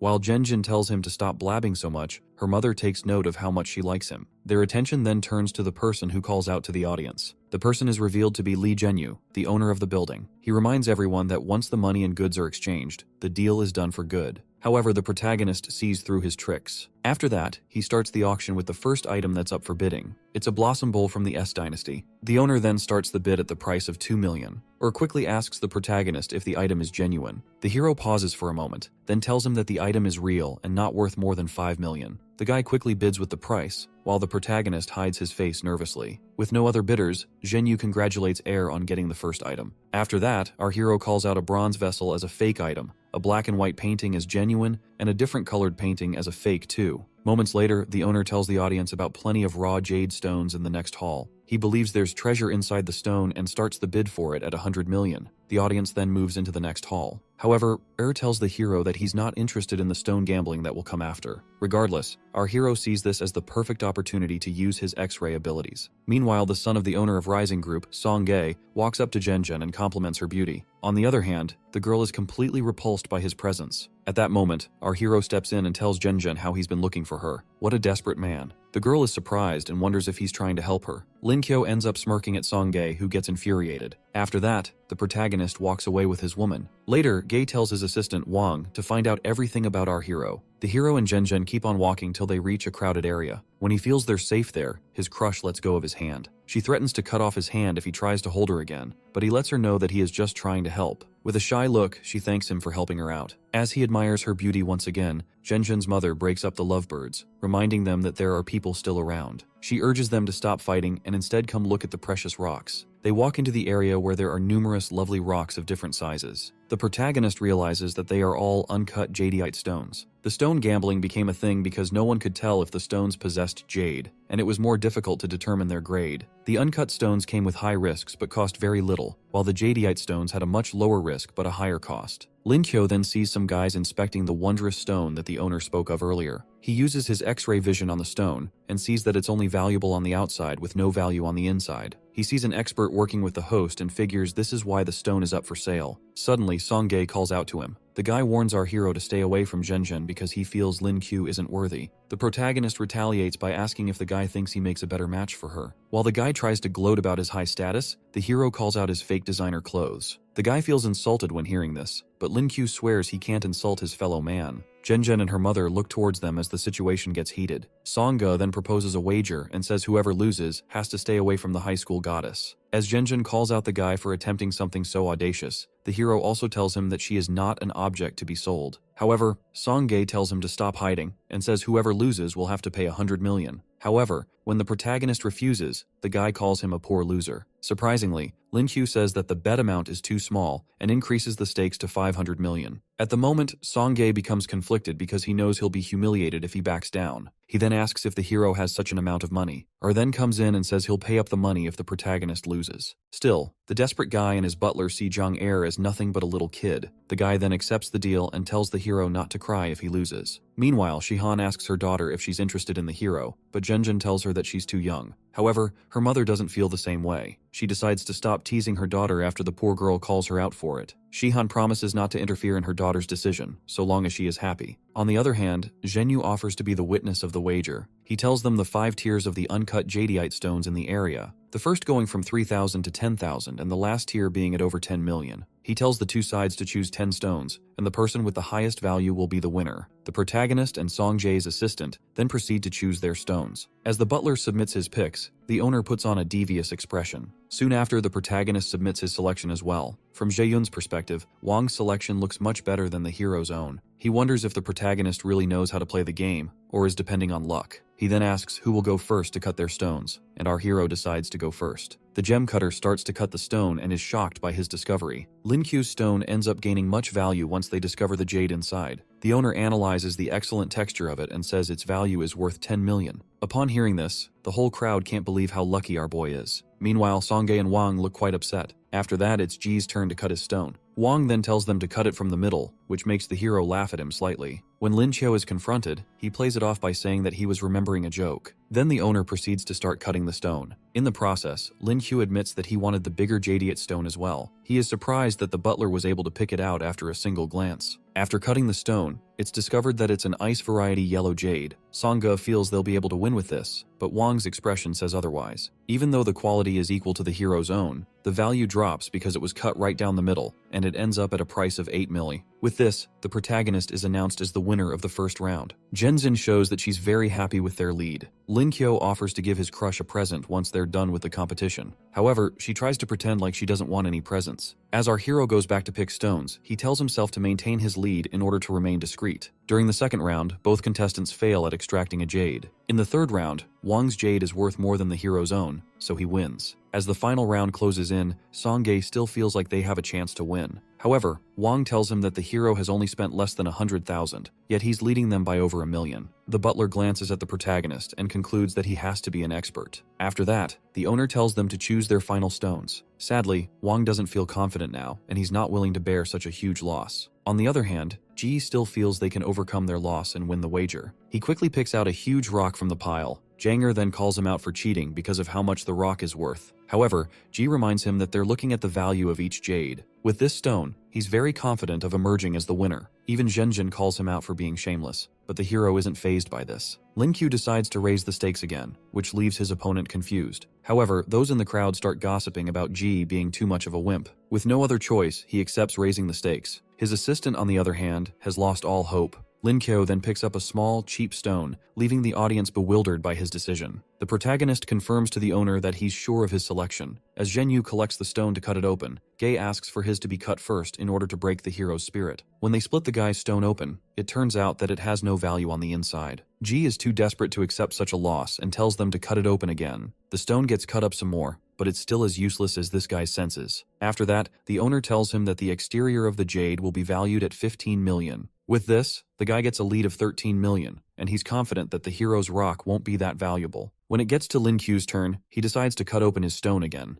Instead, he tells them to scrape the entire stone. Everyone else is shocked by this because it might end up as a huge loss. However, the process begins, and the results are shocking. They discover an imperial green jade within the rock. Janger is happy to see how valuable the stone has become. He commends the hero on how impressive his skills are. Meanwhile, Lin Qiu gloats over Songge, who just lost about 600 million. The owner then offers the protagonist 60 million for his imperial jade. However, the people in the crowd go crazy and start bidding with higher prices. Zhenyu goes further by offering 100 million for the jade. He also offers to purchase all the other jade stones that the protagonist acquired. After he collects them, Lin Qiu remains with one more stone. Our hero then looks over to his crush and her mother. Zhenjin sees the protagonist walking over to her with the red jade. She wonders if he's about to propose and what she should say. However, she's definitely not ready for that. In a shocking turn of events, the hero shoves her aside and offers the jade to her mother instead. What a slick guy. Shihan tells him that she's rooting for him, and he thanks her as his mother-in-law. On the other hand, Songge is trying to get his dad to help him out with his outrageous debt. He receives a harsh scolding, but it seems his old man decided to help out the spoiled brat. He transfers the money to Lin Qiu, who confirms that he has received it. After that, our hero bids the guy farewell. After that, he starts to celebrate how rich he has just become. Nevertheless, he still worries that it won't be enough to satisfy the dragon egg. Meanwhile, Zhang Er lets him know that the betting session was really great. Lin Qiu looks over to the kid and tells him that he has a request. As Er tells him to go ahead, the protagonist asks him to use the money to buy some gold rank lightning and spatial element pearls. The guy tells him that spatial pearls will be hard to get, but our hero trusts him to look for them. With that, agrees to keep him in the loop if he finds anything. Later on, they drive to a hotel where the protagonist can rest for the remaining 2 days. He gets into the bed and tells the robot to draw a skill for him. Luckily, he gets an SS rank animorph skill known as Jade Rabbit. However, the protagonist wonders why he hasn't gotten an E rank skill in the past 3 days. He then asks the robot how he can awaken another animorph skill, and it tells him that it can be fused with the one he already has. After fusing, he evolves into a dimensional moon rabbit. Lin Qiu commends the system on the good name, but asks why the lightning part was left out. After that, he asks the system to show him the skill details. From the description, he sees that different levels of the skill increase his stats by an insane amount. He decides to morph and test it out quickly. As he transforms into his rabbit form, he sees that his overall abilities have increased by a lot. The robot tells him that he can last for a minute in his full moon state, and probably longer if he doesn't go all out. Sadly for him, a minute is way too short. Considering how much a stat boost he gets, he decides that the duration isn't so bad. When Zhang San comes to wake him up, he sees something that horrifies him. He quickly steps out and closes the door, while the hero wonders if he should kill his friend to save his pride. 2 days later, they both see the school filled with students who are returning. A strange girl stops them and demands that they help her with her luggage. However, they pretend like they didn't hear anything. She calls them again, but they just ignore her. The crazy girl is revealed to be Lin Yunxuan, a gold 9-star shadow awakener. Lin Qiu then asks her what she needs. Yunxuan believes the hero and his friend are pretending, just to get her attention. What an idiot. She then acts like she's giving him a chance to carry her luggage, and the hero asks why. While she's confused by this, he goes ahead to ask her if they owe her something, since she's acting so spoiled. The girl starts feeling nervous because she hasn't experienced something like this before. She then asks politely for help, and Lin Qiu decides to help her after seeing she's not so bad. Yunxuan notices that they are freshmen and asks for their names. Zhang San introduces himself and the hero, but he tells her that she should have done so first. The girl is surprised that they don't know her, but she introduces herself. San tells the protagonist that she's the former top beauty of the university. However, the protagonist doesn't think she's prettier than his love, Zhenzhen. On the other hand, Yunxuan tries to calm down since she's dealing with new students. When they get to the dormitory, she goes to meet her dorm manager. As they wait, San remarks on how great the girls' dormitory is. Later, on the first day of classes, our hero has his first lecture, which is on mana beasts. Their lecturer for the class is Professor Jang, who is famous in mana beast studies. While all the students are impressed by him, our hero feels there's no one who can match his knowledge of mana beasts. He suddenly sees a textbook and notices an error in it. As he flips through, he sees a couple more errors and writes them down. While he's doing that, the professor calls him and asks to see what he's writing down. He hands the book to Professor Jang, who is shocked by the things he wrote. The old man takes a seat and asks for our hero's name. The old man then asks about his correction on the Crimson Jade cat, to which Lin Q tells him that the beast has terrible night vision. He explains that the cats are agile at night thanks to their extraordinary hearing. As the professor continues to talk with him, the other students wonder what's going on. Sima Yan reminds the old man that they're still in class. However, the old man tells them to prepare for the next class, while he discusses the issues of the textbook with Lin Q. Qian and the other students are impressed by the hero's knowledge. After that, the professor tells them to leave in order not to disturb them. As they step out, it's evident that some students aren't happy about this. The old man tells the protagonist that any mistake they make could potentially kill people in dungeons. After that, they continue their discussion. Later on, in advanced math class, the protagonist sees a free seat beside Zhenjin. As he walks over, Qian rushes to his side and asks him to sit with her. He tries to tell her he wants to sit with his crush, but the high school goddess pretends not to care. As Qian keeps bugging him, he can sense Zhenjin's piercing gaze. He tries to play it off after seeing how angry she is, while Qian remains confused. The scene shifts to the training grounds, where the students are about to have their Awakener classes. As the students wonder who will teach them, Lin Chu walks up to Qian to ask why she's bugging him, and she says she needs help with her studies. However, he feels Zhenjin is going to kill him if this continues. The lecturer for the class comes and is revealed to be Han Juning. As usual, she decides to start the first class with a show and tell session. On the other hand, the protagonist feels he'll become a laughingstock if he reveals his rabbit form to everyone. The professor then calls up Zhenjin to start first. After she unleashes her ice abilities, Chen goes next by showing her fire skills as well. When the girls are done, the protagonist is called to go next. He asks the instructor if he can skip the part because he feels too embarrassed. However, Juning assures him that no one will laugh at him. He agrees and morphs into his dimensional rabbit form,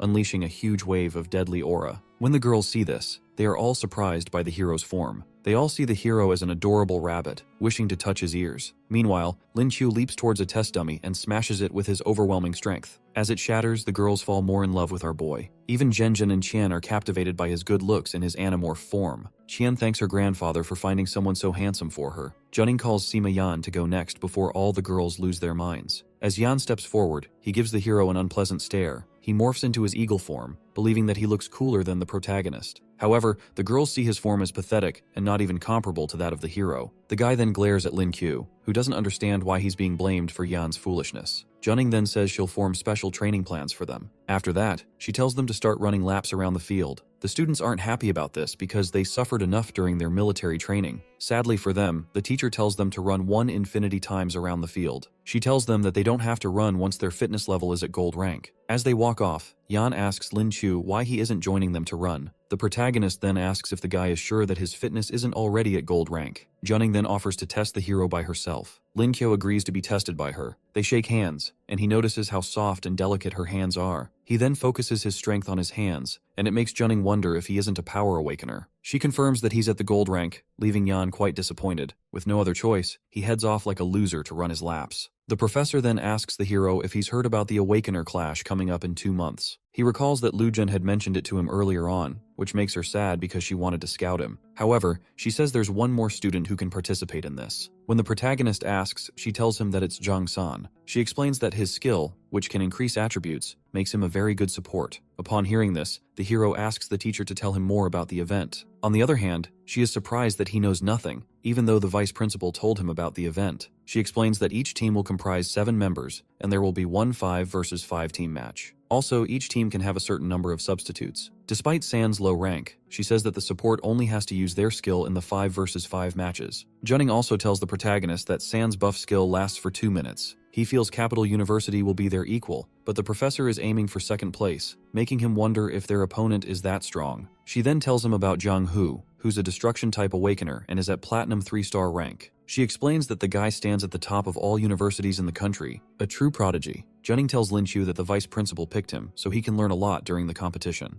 After analyzing his rank, our hero feels his university should be at the peak of the gold rank. As the protagonist braces himself to improve over the 2 months left, the other students come back after running their laps. The professor is sure they have questions, and she explains that improving their fitness will reduce the side effects of absorbing mana pearls. After that, she decides to call it a day. On her way out, she asks the hero and Jongsan to meet her on the field at night. As night falls, they wonder if the professor wants to see them about the Awakener event. A guy known as Chen Long calls out to them and tells them that the seniors use the training facility at night. Yunshuan sees them and says that they should be studying. However, the protagonist explains that they were called by their teacher. She then confirms that their instructor is Han Junning. Chen Long then introduces himself as a Platinum 1-star Power Awakener and the team leader. The protagonist and San also state their ranks and Awakener types. Long wonders how 2 silver rank Awakeners were able to catch the attention of Junning. The professor shows up and tells him he'll learn when they spar. Upon hearing this, our hero gets depressed, knowing he's about to spar with a gold rank Awakener. She excludes Jongsan from the sparring since he's just a support. San then charges up his aura and demonstrates his skills on Yunshuan. When Chong sees this, he quickly accepts the guy into the team. While San is being praised, the hero feels left out. Chong then tells our hero to spar with Dai Biao, who's their weakest member. Biao, who's also an Animorph Awakener, wishes Lin Q the best as they get ready to fight. The protagonist accepts it'll be a tough battle, then quickly transforms into his rabbit form. He lunges forward with a powerful kick as he decides to give it everything he's got. As the attack blows his opponent away, the guy wonders if the hero is really a silver rank Awakener. Before he can react, Lin Qiu strikes him from above, sending him crashing into the ground. This causes a huge explosion, shocking the seniors to see their comrade being pushed back. Biao recovers from the attack and admits that he underestimated Lin Qiu. On the other hand, the protagonist realizes that the guy's defenses are too strong. The guy then unleashes his Animorph form. His strange and scary form shocks the hero, and even his comrades laugh at how ugly he looks. He charges and lunges forward to attack the hero, and the battle becomes a heated one. Our hero is pushed into a tight spot and needs to use a trump card soon. He quickly jumps back to get some distance and charges a lightning attack. He then shoots out a ball of lightning from his palm. Biao chests the attack with a lot of confidence. However, he is shocked when the lightning manages to paralyze him. Meanwhile, our hero is just getting started and rushes toward his foe to strike with another attack. Just as Biao is about to land a blow, Lin Qiu manages to evade and give some distance between them. He shoots out another lightning bolt, but his opponent dodges it. At that moment, he rushes in again to try and land a physical attack. However, his opponent is getting sick of the back and forth. The guy rolls himself into a cannonball and charges at our hero. Sadly, the protagonist isn't able to dodge in time, so the attack strikes him. He gets the wind knocked out of him and is in a bad spot. A girl nearby known as Wang Huaigold notices that the hero has coughed up a lot of blood. Being a healer, she rushes to his side to help him out. However, the professor tells her to stay out because our boy is fine. On the other hand, Lin Qiu admits that he underestimated his opponent as well. He quickly turns around to see that Biao hasn't stopped his attacks, and he barely dodges the next one. With no other choice, our hero unleashes his rabbit skill and goes into his moon lion form. His power increases significantly, including all his stats. The girls can't help but marvel at his cool form. Even though the boost is not as much as he wanted, it's still enough for him. Full of power and confidence, he lunges straight at his foe and lands a powerful punch. Biao gets sent flying through the room and coughs up a lot of blood when he crashes into the wall. At that moment, he admits he lost to someone who's supposedly weaker. The protagonist then extends a helping hand to help him up. He humbly accepts the help and accepts his loss as well. Biao tells the hero that he definitely surpasses the strength of a regular rank 4 Silver Awakener. Huigold then rushes to our hero to make sure that he's alright. The other guy tries to tell her that his injuries are worse, but she would rather treat the protagonist first. As she heals Lin Qiu, he thanks her for the help. Now that everyone knows how strong our boy is, Junning asks if there are any objections. Chong welcomes him to the team and says he's definitely worthy of joining them. However, our hero feels he'll need his full moon form to face a Platinum Awakener. The professor then gives him some mana pearls as a reward. The next day, as the protagonist absorbs the mana pearls, he decides to give the silver rank ones to the dragon egg. The dragon egg humbly accepts for the sake of hatching. After that, he gets a call from San, telling him to get his free supply of gold rank mana pearls. Meanwhile, San is too busy having a good time with the love of his life. He tells the hero that he's spending some time with Min, which makes Lin Qiu very jealous. Our boy wishes he could have the same sweet moment with Zhen. Poor guy. Anyway, he leaves his bed and decides to go get the mana pearls. On his way out, a stranger is in the hallway, keeping an eye on him. The guy calls Wang to ask if he should engage, but Wang tells him not to do anything around the university. Meanwhile, our hero meets up with Zhang Er. The guy says he was able to get a lot of gold rank and platinum rank pearls, but the lightning and space type pearls are proving difficult to find. Lin Qiu accepts the huge box of pearls and can't imagine how hard it must have been to gather so many. As the hero leaves with the pearls, tells him that he'll try his best to find the others. On his way out, he notices the strange people who have been following him since. With a devilish look on his face, he picks up his phone and tells someone to check their messages. He puts on his live location and decides to see what these strange people want from him. As he turns into a corner, the pursuers notify Wang, who gives them the go-ahead. As our hero goes into the alley, he is stopped by some ugly-looking thugs. He pretends to be scared, asking if they're trying to rob him. He tells them that he's broke. The thugs then put a brown bag over his head and carry him off to God knows where. Moments later, the bandits bring him to a strange building. There, Wang tells the thugs to keep watch downstairs and notify him of anything. The bag is pulled off the hero's head, and Wang reveals himself to him. Our hero, looking unfazed, asks the old man and Ji what they want. The butler tells him that he has no way to escape if he thinks of running away. Songa tells the man that the hero wouldn't run and then offers Lin Qiu a chance to work with him. Lin Qiu is surprised when he hears the offer because he thought he was getting kidnapped. Songa then proposes to use the hero's skill with uncut rocks to gamble and split profits evenly. However, the protagonist sees no reason to accept when he can do it all by himself and keep the profits. The spoiled brat then threatens and tells him to accept or face the consequences. The protagonist starts shaking like a wimp when he discovers that Wang is a platinum expert. Meanwhile, Ji tells him that he'll pay back every bit of the money he lost earlier. Our hero tries to remain calm and stalls till Zhang San can show up with some help. An explosion suddenly goes off and Zhen crashes into the room. However, our hero doesn't understand why his crush was brought to such a dangerous place. She rushes to his side and he assures her that he's fine. It seems she was quite worried about him, which makes Lin Qiu blush like a little boy. He then promises not to make her worry like that again. On the other hand, the foolish gay is jealous, and he tells Wang to deal with the hero. Suddenly, Wang becomes very nervous and unable to move his body. Ji assumes that Lin Qiu did something, but the protagonist says it wasn't him. Suddenly, Zhang San and Chancellor Z show up, making the butler even more scared for his life. Z calls out to the protagonist and sees that our boy is truly a younger version of himself. Meanwhile, our hero and his love are flirting with each other, and he finally asks her to be his girlfriend. While she's about to answer, Ji interrupts the love session by tossing a chair at them. Before the chair lands, Zhen tosses it to the side and kicks the foolish guy. She then tells him to read the room. She and the protagonist get back to it, and she accepts to be his woman. They both share a sweet moment, while Song Gae continues complaining like the pathetic loser he is. After that, Lin Qiu tells his babe that he'll take care of the remaining idiots. He walks up to Song Gae and tells the guy to have a chat with him. However, the guy tells him that there's nothing for them to talk about, and even prefers to be killed. However, our hero swipes the guy's phone and says all he wants is Song Jae's money. He starts making a call which makes the guy really nervous. His father picks up and gives his useless son 30 seconds to state his reason for calling. Lin Qiu then tells the man to transfer $1 billion to his account, or he'll never see his son again.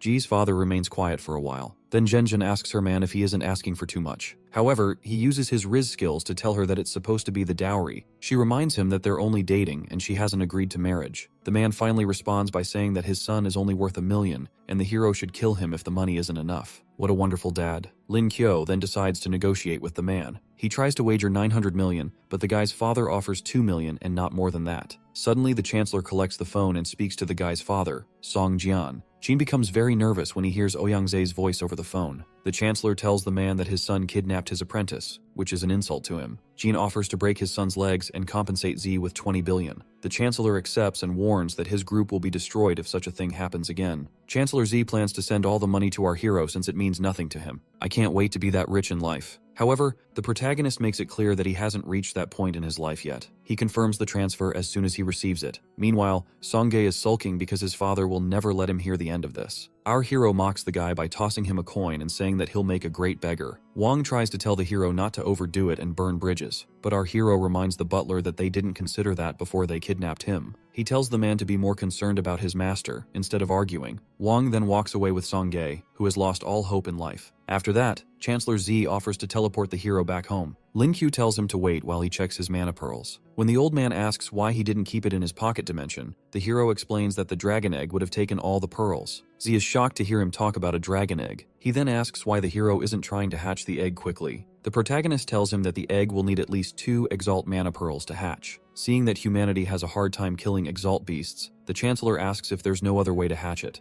The hero then tells him that infusing mana into the egg will take too much time. Upon hearing this, the old man suggests that he use other sources of energy. The protagonist realizes that this could also work because the egg doesn't necessarily need only mana to hatch. He decides to try out other forms of energy to hatch the egg. When he asks the old man how he can do it, Z tells him to use his lightning ability on the egg. As the hero strikes the egg with lightning, it absorbs all the energy. As they see that it's working, the hero suggests trying something else but isn't sure it'll work. He tells the Chancellor to set up a barrier in case this method fails. He brings out an explosive he got earlier on and sets the timer. After that, he signals to Z that he's ready and snaps his fingers. The spatial barrier surrounds the egg, and as the timer hits 0, a huge explosion goes off in the barrier. As the smoke clears, the egg remains unharmed, and it even gives a devilish expression. Seeing this, the hero thinks of using a nuclear bomb to make it hatch early. However, the Chancellor tells him to put that on hold since they aren't sure if it'll work. After that, the old man reminds him of the Awakener clash that's starting in 2 months. He sees that Lin Qiu is on the same page and asks if he's ready to spar. The protagonist gets ready and tells his master to begin. Master and apprentice begin their battle, each using their powerful auras in the fight. The clash is heated, but Chancellor Zhe overwhelms his apprentice. After their fight, the Chancellor tells Lin Qiu to get some rest as he heads into his room. When our hero gets into the room, he starts absorbing the mana pearls he has. While doing that,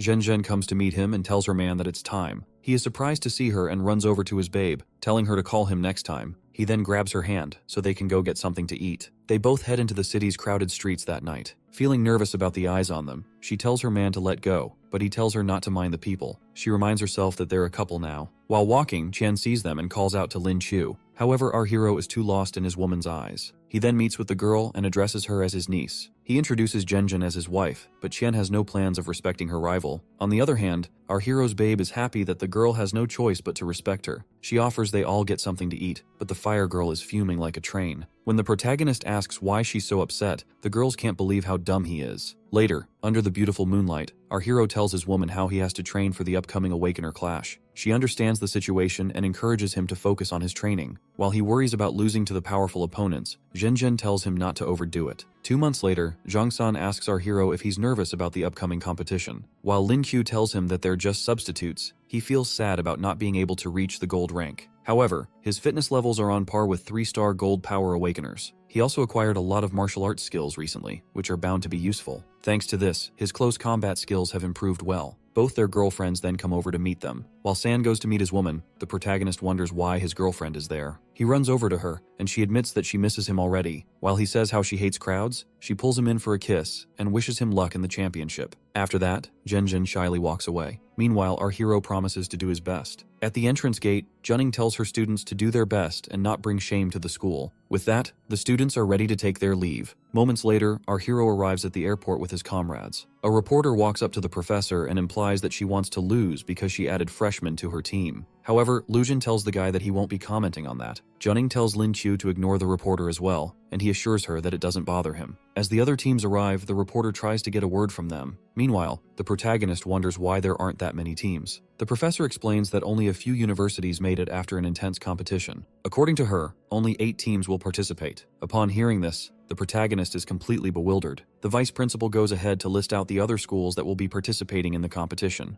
As they proceed to the combat meeting, Junning tells our hero to be wary of the teams. They assemble in the meeting room, and the professor tells them that there will be a total of 2 rounds in the competition. The first round consists of 6 single matches and 1 team match. After that, the top 4 teams will proceed to the final round. The teacher goes ahead to announce the participants for the single matches, which include our hero. Lin Qiu then highlights how even a weak team can score points in the match. Junning tells him that their main aim is the team match. However, the vice principal tells her that Qianlong and Yungshuan can guarantee 2 points since they are platinum rank. The teacher then explains that they can as long as they succeed in the team match. Even Qianlong feels their strategy will surely work for them. After that, the professor hands out information about their opponents. The vice principal adjourns the meeting and tells them to rest well. After that, Yunshuan and Huigold wish our hero good luck in his fight tomorrow. As the girls leave, the protagonist goes ahead to read the information about his opponents. Later on, he accesses the system for his daily skill. He acquires a skill that allows him to operate any kind of aerial vehicle. As usual, the protagonist is disappointed by such a useless skill. As he leaves the class, a shadow suddenly flashes by his face. Surprisingly, it is Shen Xing who shows up and gives her master a tight hug. He wonders what she's doing there, and she explains that her squad is in charge of providing security for the competition. While they catch up, he notices a strange guy behind Xing. The guy is known as Jiang Hu, and he approaches our hero and his apprentice. She introduces him to the protagonist, referring to him as Lin Qiu's nephew. On the other hand, our hero recognizes Jiang Hu as the strongest guy in the grand competition. Xing calls out the guy for being rude, but Jiang Hu makes it clear that he has no respect for our hero. He unleashes his powerful aura, provoking the protagonist to fight him. However, Xing stops him and tells him to respect her master. With no other choice, he refers to the protagonist as his uncle. After they shake hands, our hero tells him to be gone while he discusses with his apprentice. The guy bids them farewell and takes his leave. Xing then explains to the hero that she and Jiang Hu used to play a lot when they were kids. After that, She says she came specially to find her master and hands him some papers with a lot of questions. As he goes through it, Xing suggests that they go to a coffee shop close by. There, we see Zhang-san walking around when he suddenly notices our hero studying with Xing. When Zhang-san confronts him, our hero explains that he's just answering his apprentice's questions. The dude is shocked to hear about a disciple. Then the protagonist introduces him to Xing. She goes ahead to introduce herself as the logistics team leader of the Vermilion Bird Squad. Zhang-san, feeling amazed, stretches his hand to greet her. After that, Lin Qiu ends their lesson and she wishes him luck in his fight. The next day, a huge crowd is seen entering the arena for the competition. With the opening ceremony about to begin, Qianlong reminds his teammates not to embarrass their school. After that, he catches sight of Jiang Hu, who reminds him of Magic City's losing streak against them. Angered by this, Qianlong threatens to beat him up, but Jiang Hu isn't fazed by his silly threats. The two guys stare each other down with their intimidating auras. Zhang San and the rest of his teammates are overwhelmed by the powerful aura. Jiang Hu provokes Long even more when he sees how scared his men are. While Zhang San nearly pees on his pants, our hero shows up and confronts the guy. Jiang Hu composes himself when he sees the protagonist and Xing. With no other choice, he cools his temper, and our hero commends him. When Xing asks what happened, the guy tries to explain that he wasn't causing trouble. She tells him to settle all his disputes on the stage and not to cause any more trouble. After that, she wishes her master luck in the competition. After that, the host of the competition, Liu Mengni, introduces herself to the crowd. All the guys there are falling head over heels for her. As the representatives of the different teams are called, Jiang Hu and Long's team move out to their areas. As they leave, our hero tries to make sure that Zhang San is all right. They get to their seats where our hero notices how nervous his friend is. However, Xing shows up again to disturb her master with more questions. He tries to shove her off, but she insists, saying it won't take much time. While he attends to her, the host introduces the first judge, Xu Boyang, also known as the Shield of China. Boyang is treated as a special guest in the competition. Our hero is also shocked to see a Supreme Awakener before his eyes. The other two judges are Chancellor Zhe and the principal of Kyoto Spiritual Martial Arts, Situ Wei. The host then hands the microphone to Wei so that he can give a speech. The old man declares the competition open, and the whole crowd goes wild. The first match starts between Jiang Hu and Xiaoyang, captain of the Jinmen Spirit Martial Team. Upon seeing his opponent, Xiaoyang feels he is very unlucky. As Situ Wei signals the match to start, Jiang Hu lunges at his foe to let out all his anger. The captain dodges the attack and fights back with his skill, but it's not enough to faze Jiang Hu. The guy easily quenches Xiaoyang's flames, and the captain forfeits the match. With Jiang Hu as the victor, he wonders if Xing is impressed with his skill. However, she's too focused on our hero and his knowledge. This makes the guy even more pissed off, and he vows to get back at the protagonist. Even Lin Qiu doesn't understand why the guy is so angry at him. The second match quickly ends with Kyoto Spirit Marshals Ling Xin winning the fight. Our hero and his squad take note of how powerful this martial team is as well. Junning is surprised to see that Ling Xin broke through to the platinum rank. Due to this, she feels the competition will be a lot harder for them. The protagonist also admits that their foes are a lot stronger than they anticipated. The third and fourth matches are won by Tianjin Marshal until their defeat in the fifth match. Junning is terrified by this, stating how the Tianjin team only has 2 peak gold awakeners. Even Lin Qiu feels bad for how they were defeated by the Kyoto team. After that, the host announces the next fight between Magic City and Yingtian Spirit Marshal. Before the fight even starts, Yingtian surrenders. The next match is called up between Yungshuan and Yao Guoqing, who are both peak gold awakeners. Seeing that he isn't facing the captain, Guoqing feels he has a better chance of winning this. As he activates his wind skill, Yungshuan braces herself. The guy unleashes a huge, powerful tornado to obliterate his opponent. However, Yungshuan remains calm and quickly disappears from his sight. She pops out behind him and holds a dagger to his neck. Guoqing is shocked to find out that she has broken into the platinum rank. With this, she wins the fight, and the competition continues. Meanwhile, our hero is marveled by how shadow-type espers can be in a fight. Yunchuan approaches our hero and wishes him luck in his fight while he blushes like a little kid. The next match comes up between Magic City and Yingtian Spirit Marshal. However, our hero is sad that he pulled an E-rank camouflage skill for the day. The match comes to an end, with Yingtian winning and now ahead of Magic City. As the last match comes up, Hong Fuan takes the stage, and his foe is none other than our hero, Lin Qiu. The protagonist is really excited to have his turn in the competition. When he brings out a bag, the host wonders what he will use it for. Our hero then brings out his dragon egg, saying it's to be used as his armor. This shocks the crowd, and the host goes to inspect the egg, but the hero tells her that the shape is indeed weird. Even Hong Fuan finds it ridiculous that he's using an egg as armor. On the other hand, the hero doesn't see any rule preventing him from using the egg. Since there are no rules, the host signals the start of the game. While Lin Qiu tells the egg to enjoy a feast, his opponent feels like the match is going to be too easy for him. He tells the protagonist to admit defeat, but Lin Qiu tells the guy to step out instead. Hang Fuan unleashes a huge lightning attack, which is absorbed by the egg. Unknown to him, he starts walking away, thinking that his opponent is defeated. When he notices how quiet the arena is, he realizes that something is off. He turns around and sees that his lightning is being absorbed by the egg. Feeling enraged, he attacks with more lightning strikes, but our hero uses his egg to absorb all the attacks. Hang Fuan wonders why the egg is neutralizing his lightning. He decides to attack with a wide-range skill, but the egg still manages to absorb it from all directions. The protagonist knows this is nothing compared to the explosion that the egg absorbed before. Seeing what he's up against, Hang Fuan feels there's no point in fighting anymore. He quickly calls out Lin Chu for cheating with the egg. However, the judges don't see anything wrong with using an egg. The hero tells the guy to present proof, but Hang Fuan has nothing else to show. Meanwhile, in the cafeteria, our hero's schoolmates are pissed at him for using the egg. While others want to beat him up, Zhen Zhen is happy to see her man, and she misses him so much. Back at the arena, our hero's opponent decides to use his physical attributes to win the match. Lin Kyo tells him to show off his skills, and the guy warns him not to be too overconfident. Since it has come to a hand-to-hand fight, our hero knows his martial arts skills will be very useful. Lin Kyo tells the guy that no magic tricks are allowed. If not, he'll have to use his egg. As he takes his stance, Hang Fuan rushes at him with a boiling rage. The protagonist easily parries the first attack, but his foe is still charging in like a brickhead. When our hero sees an opening, he catches the guy and flips him to the ground.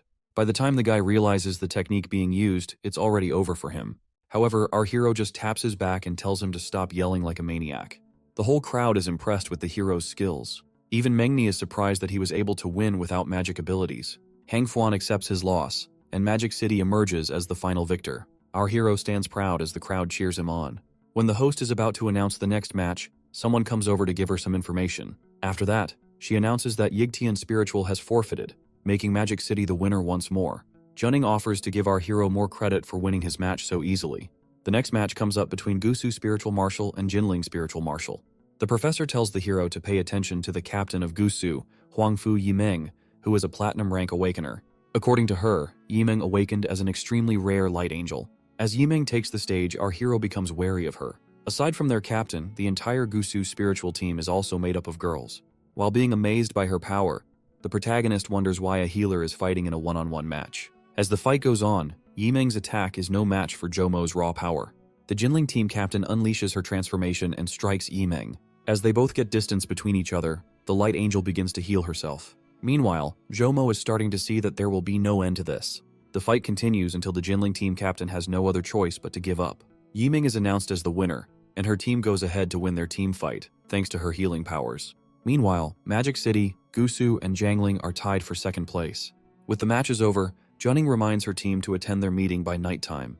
Just as our hero is about to enjoy his free time, Xing shows up to bombard him with more of her annoying questions. He regrets ever becoming her master, but goes ahead to attend to her. Suddenly, his expression becomes very troubled. Our hero feels a tight pain in his chest and wonders if it's because of all the matches he watched. On the other hand, he feels it might be time for him to break through into the gold rank. He brings out a mana pearl and starts to absorb it, unleashing a powerful aura in the process. With this, he finally achieves the gold rank and acquires new, powerful skills. He gains a defensive spatial shield and even a skill known as Thunderous Force. This is a skill he's been wanting for a while, and now, he finally has it. He suddenly notices his teacher and teammates behind him. She then tells him that it's time for their meeting. He apologizes and explains that he got a breakthrough. The professor tells him not to worry about it since it's an opportunity he should always take. On the other hand, Zhang San feels left out, since he's the only silver rank left on the team. After that, they start talking about how the tournament went. However, Junning tells them that the Gusu team won't stand a chance against them the next time. Qianlong wonders why she said that, considering that the Gusu team is very strong. Our hero is also impressed by the team, but he wonders if the professor's words are because of Yimeng. Junning explains that Yimeng's attack power is her weakness.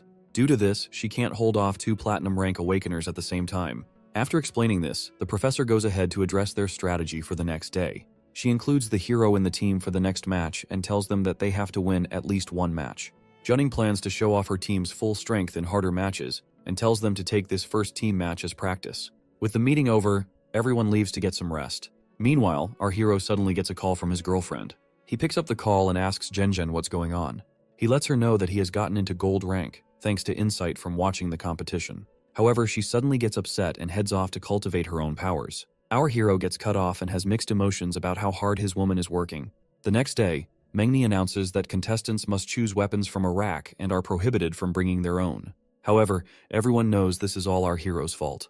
Before the first match, Lin Qiu draws his skill for the day. Surprisingly, he gets an S-rank spiritual enhancement skill. He feels the system is messing with him, but the robot just asks if he wants to use the skill immediately. As he uses it, he advances into a 3-star gold rank awakener. Everyone else is shocked when they find out that the protagonist has broken through again. Even his professor can't believe how inhuman he is. The next match is between our hero and Chen Zishu from Jinmen Spirit Martial. The host reminds him that he can't use his egg and must pick something from the rack that's been provided. Zishu picks up a sword and challenges our hero to a sword fight. Lin Qiu grabs a weapon and thanks his stars for all the skills he got from the system. Feeling enraged by his confidence, Zishu lunges at the protagonist. The guy attacks with multiple sword strikes, but our hero easily defends them. The flurry of sword strikes continues, and Lin Qiu is impressed. However, he easily disarms the guy and holds the blade at his neck. Zishu admits that he isn't skilled with the sword and decides to get serious with the fight. Our hero starts to mock his opponent for losing the sword fight, making the guy very angry. Zishu starts to emanate a powerful aura, only to transform into a silly-looking raccoon. While the crowd finds it cute, he tells the protagonist to come at him. However, the hero can't help but laugh at how ridiculous the guy looks. Lin Qiu transforms into his rabbit form, feeling like he looks cooler than his opponent. As usual, all the girls in the arena start falling for our boy. This only makes Zishu more pissed off, so the guy charges straight at the hero. Despite the raccoon's flaming fists, our hero is able to parry all his strikes. Lin Qiu continues to easily defend, leaving his opponent baffled. Meanwhile, our hero is reciting something weird while holding on tightly to the guy's arm. After reciting the words, he strikes the guy on his chest, sending him flying away. The guy crashes into the ground, and our hero commends himself on a job well done. The host is really impressed by the protagonist's awesome skills. She is so captivated by him that she forgets that she's the host. After that, she announces our hero as the winner of the fight. While he walks off, she notices that he forgot his egg and calls him back to take it. He tells her not to say weird things, and tells her to refer to it as his spiritual beast egg. After that, Madu Academy wins their next match as Jinmen Academy forfeits. While our hero is happy with his battle techniques, he suddenly gets surrounded by a swarm of girls who want him. However, he becomes confused and overwhelmed by the situation. He humbly lets them know that he already has a woman in his life and is very proud of it. Meanwhile, Boyoung asks the other judges what they think of the tournament so far. While Situé mentions the people he's keeping an eye on, Chancellor Z tells them that Lin Qiu is also someone to watch as well. The other judges are shocked when Z tells them that our hero became a gold rank in just 3 months. Seeing the hero's rank, they wonder how he ended up at Magic City University. Chancellor Z tells them that our hero will still surprise them in other ways. Meanwhile, our hero finally gets back to his room after shaking off all the girls who were after him. Since he isn't participating in the next match, he can finally have some time to rest. His rest is interrupted when Z walks into the room to talk about something with him. Lin Qiu quickly sits up while wondering what could be so important. As he offers the old man some tea, Z asks if he knows about the World Grand Competition. The protagonist explains what he knows about it, but the old man tells him that it's very different from the Spirit Martial tournament. He tells him that the rules always change and people tend to die as well. Seeing that the mortality rate is high, Lin Qiu wonders why the competition is still held. Z tells him that there's no other way since things could be way worse without it. After that, he tells the hero that he hopes he can participate in the competition, leaving our protagonist quite surprised. The hero wonders if his master is considering him because of his spatial abilities. The old man tells him that his astounding abilities will really help with their team's survival. However, he has no plans to force our hero, considering how dangerous the competition is. But after recalling how he grew up in an orphanage, Lin Qiu decides to go ahead and not back down from the tournament. This makes the old man very proud, and he decides to train our hero after the current competition. Lin Qiu promises to do his best to prove himself during the spiritual martial arts tournament. Chancellor Z reminds the hero not to embarrass him by any means. The protagonist tells his master that he won't be fighting in the next match. However, the old man offers to talk to his professor and advises our hero to come watch the next match as well. The next day, the host announces the fight between the Gusu team and the Kyoto team, with Ouyangze being the referee. Meanwhile, Jangsan can't help but feast his eyes on all the girls in the Gusu team. Our hero catches him and threatens to tell Chungmin, but the guy apologizes. When Huigold asks who they think will win, the two guys consider the two different teams. Our hero becomes intrigued when Yeming takes the stage. Meanwhile, Zhang Hu tells Ling Xin to finish off their opponents before things get bad. She quickly rushes in while charging up her ability to quickly end the match. As a huge fight goes on between the teams, Zhang Hu wonders why Yeming hasn't tried to heal her teammates. As the Light Angel looks down at her comrades, she tells everyone to get out of the arena. The girls quickly obey her command without a second thought. Meanwhile, Zhang Hu and his team are confused, wondering if their opponents have given up. Yeming activates her spiritual skill, leaving her foes baffled. Suddenly, a large holy sword appears in her arms. Even our hero is completely thrown off by such a powerful ability. He realizes that Yeming has a crazy attack power, and they were wrong about her. On the other hand, Jang-san recognizes the huge sword as the long-lost holy sword. The sword smashes on the ground, blowing away everyone off the stage. The protagonist slowly recovers as the dust clears out. However, he gets pissed off after seeing the damage because he feels it shouldn't have been enough to blow him off. After that, Z declares the Gusu team as the winner of the match. Later on, our hero goes to discuss what happened with his girlfriend. He tells her that Yeming's skill is so cool. When Genjin refers to contestants as geniuses, the protagonist recalls the same thing that his master said. Suddenly, he asks his woman if she would find someone else if he died. This makes her very worried, and she wonders if he has a terminal illness. He lets her know that he's fine, but he just wants to ask her the question. With tears in her eyes, Genjin tries to make sure that her man isn't about to die. Our boy promises to live for her and their children. She then hangs up on him and goes to do some more cultivation. After that, the professor calls over to him. She tells him that she's going to make him participate in the upcoming match against Jinling University. He assures her that he'll complete the mission, and she lets him know that she's counting on him. The protagonist is pretty flattered by her words. The next day, our hero finds himself on the stage while the crowd is going wild. He ends up with a tough matchup against a platinum-ranked opponent. Our hero manages to dodge his foe's attacks, but his skills aren't still enough to completely dodge everything. After getting slapped around, he sees that fighting head-on will only make things more difficult. His opponent suggests that he should transform, but our boy feels he can win without it. Upon hearing this, his foe thinks he has gone insane. Lin Kyo starts to unleash his lightning aura, causing the weather in the arena to change. As dark clouds cover the sky, his opponent wonders what phenomenon this could be. With his powers, the hero strikes down at his foe with lightning bolts. While the guy dodges the lightning strikes, Lin Kyo activates his teleportation door to redirect the lightning strikes. His opponent is surprised by this and ends up getting fried by the lightning bolts.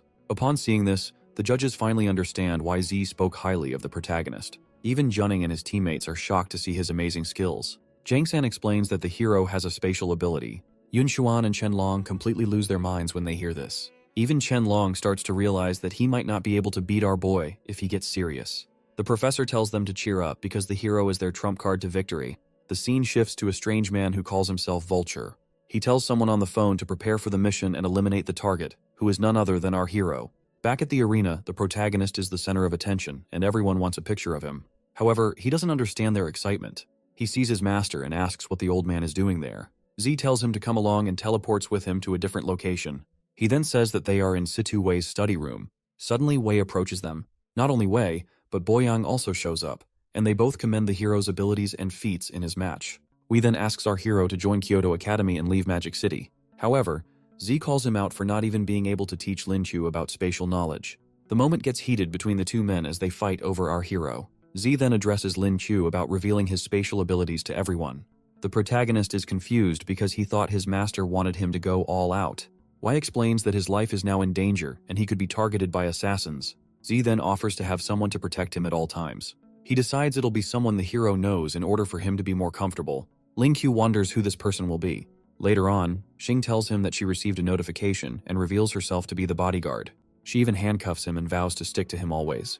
After that, she goes ahead to bring out her book of endless questions. Yun Xuan shows up and tells him that their team leader is looking for him for a meeting. Seeing his chance to escape, he quickly agrees. He asks Lin to open the handcuffs and he runs off with Yun Xuan. Yun Xuan is exhausted from all the running, thanks to the hero trying to escape his apprentice. She talks about how all the girls want him, but our boy makes it known that he's already taken. Professor Junning then shows up for their meeting to start. She tells them to do their very best against their next opponent, which is Kyoto Spirit Marshal. She goes ahead to announce the participants, which includes the hero once more. The team sees that their strongest members have been picked for this match. The professor tells the older members to work hard to be as strong as the protagonist. After such kind words, Chen Long cheers on his team as the captain. The next day, the two teams are called onto the arena by Mengni. With Kyoto Marshal currently leading by 2 points, the match is going to be a fierce one. The first match is between Chen Long and Jiang Hu. Despite the matchup, Long knows he's not the desired opponent for Jiang Hu. On the other hand, his foe promises to give him a taste of defeat once more. However, Chen Long isn't about to back down. The two guys charge at each other and get into a heated battle. According to Junning, Chen Long might not find an advantage in this fight. Despite Jiang Hu being slightly weaker, his destructive skills make up for it. This skill allows him to nullify the spiritual energy of his opponent, leaving Chen Long in a dire situation. The odds aren't good for the Magic City team captain, and he may even die. As the huge blast hurls toward Chen Long, he has no idea what to do. With no other choice, he throws in the towel. Jiang Hu commends his wise decision, but the Magic City team captain vows that his teammates will defeat him. The next match commences between Yunxuan and Ling Xin. As Xin creates ice shards, Yunxuan tries to get some distance from her. As she releases the spell, Yunxuan finds herself in a tight spot. The Ice Awakener gets cocky, saying that Yunxuan can't dodge forever. However, Yunxuan easily slips behind her foe and holds a knife to her neck. As Xin is left confused, the Shadow Awakener explains how her ability locked onto her opponent. She also used the same skills to dodge all the ice shards. After that, Ling Xin forfeits the match, leaving Yunxuan wondering why she gave up so easily. With the match done, our hero finally gets the spotlight. Looking at his opponent, he tells himself that he needs to up his game. Meanwhile, his foe, Zhou Zihang, starts saying he'll show the hero his place, but Lin Qiu sees the guy as a dumb fool. The protagonist activates his teleportation door as the match commences. Zihang rushes at him to try and stop his tricks, but our hero vanishes before his eyes. Lin Qiu suddenly appears from above and lands a powerful kick on his opponent, sending the dude crashing to the ground. With Zihang knocked out, the protagonist is announced as the victor. The loser is carried off the stage while he complains about the hero having abnormal strength. As the matches come to an end, Magic City is ahead by 2 points. As the team match comes up, the host wonders if Kyoto will pull a trump card. Firstly, she welcomes the members of the Kyoto Academy. Meanwhile, Jiang Hu regrets his loss during the one-on-one matches. After that, the members of Magic City are also announced. The host recalls that our hero is an animorph, but doesn't remember what type he is. On the other hand, Jiang Hu warns Magic City to give up when he sees that they've included Zhang San, who is a Silver Awakener. However, the protagonist and his team don't plan on giving up until the loser is decided. Chenlong tells his teammates to get in position, and the other team captain tells his comrades to be cautious. As the Kyoto members brace themselves, they see their opponents just standing in a straight line. Jiang Hu flips out, wondering if that's all they planned. Meanwhile, Chenlong signals to Zhang San, who buffs them with his blessing skill. After that, the hero and his team charge forward to attack. Jiang Hu tells his team to attack the opponent's support, while he goes for the healer. When he approaches Zhang San, the healer quickly jumps off the stage and says that his mission is done. Jiang Hu gets pissed off but decides it's better that Magic City is down by 1 member. However, when he turns around, he sees the opposing team standing, and all his comrades have been knocked out. The Kyoto team captain is completely baffled by what he sees. While he confronted Zhang San, his team members got ambushed and were easily dealt with. They apologize to their captain, but the deed is already done. Meanwhile, Chenlong commends the hero for coming up with such a great idea. Regardless, Jiang Hu still stands ready to fight. With his comrades out of the way, he can use some methods he wouldn't normally use. As Chenlong realizes what he's about to do, he tells his teammates to attack quickly before it's too late. Zhang Yu releases a powerful aura, causing a huge explosion. The hero and his teammates try to jump away, but they get caught in the explosion. Boyang jumps in to stop the blast and tells Chenlong that they can't endure such powers. With this, Jiang Hu tells the judge to announce the results. The judge tells Chenlong, Zhang San, and Yunxuan that they've been eliminated. On the other hand, a lightning bolt suddenly strikes Jiang Hu. While he tries to figure out who struck him, our hero appears, saying that he is still in the arena. Due to this, the match continues. Boyang explains that Lin Qiu teleported when the explosion went off, and due to this, he is still in the fight. Meanwhile, our hero's comrades are glad that he managed to still be in the match. As the match continues, Jiang Hu recalls that our hero has teleportation abilities. Regardless, he doesn't think the protagonist will win with his petty tricks. Our hero knows that he will lose if the fight goes on for too long. He also wishes he could use his Moon Lion ability to the fullest, but sadly, it's daytime. Meanwhile, Jiang Hu gets ready to brawl, but he notices that the hero isn't even moving. Lin Qiu then transforms and activates the Moon Lion ability. His sudden transformation leaves the people very surprised by how strong it is. Jiang Hu calms himself down and calls out the fact that our hero is still a rabbit. Meanwhile, the system tells our hero that he can last for 2 minutes if he goes all out. In a moonless state, his form can last for 10 minutes. After that, he unleashes a powerful attack on his opponent. Jiang Hu isn't hurt much by it, but is surprised when the attack vanishes. It suddenly blasts him from behind and manages to injure him. Jiang Hu is shocked that the hero managed to actually hurt him. Enraged by this, he decides he can't let this go on. He lunges forward, ready to strike with a powerful punch. At the same time, the protagonist decides to test out the limit of his physical prowess. As they clash, Jiang Hu notices that Lin Qiu's power is on the same level as Chenlong's. However, it's not enough to overpower him. He overwhelms the hero and blasts him away. Our hero gets back to his feet after seeing how destructive Jiang Hu's powers are. He finds himself in a tight spot. Yunxuan is also really worried, and she asks their professor if they should help him. Junning is surprised at how concerned she is, but she tells Yunxuan to believe in the hero's strength. Back on the stage, Jiang Hu tells the hero to give up, but Lin Qiu is far from doing that. The protagonist tells his foe to make him give up if he wants it so badly. He disappears from Jiang Hu's sight and suddenly pops up behind the guy. Just as Jang Hu charges at him, our hero suddenly disappears again. The protagonist continues popping in and out of his teleportation doors, making it hard for his opponent to catch him.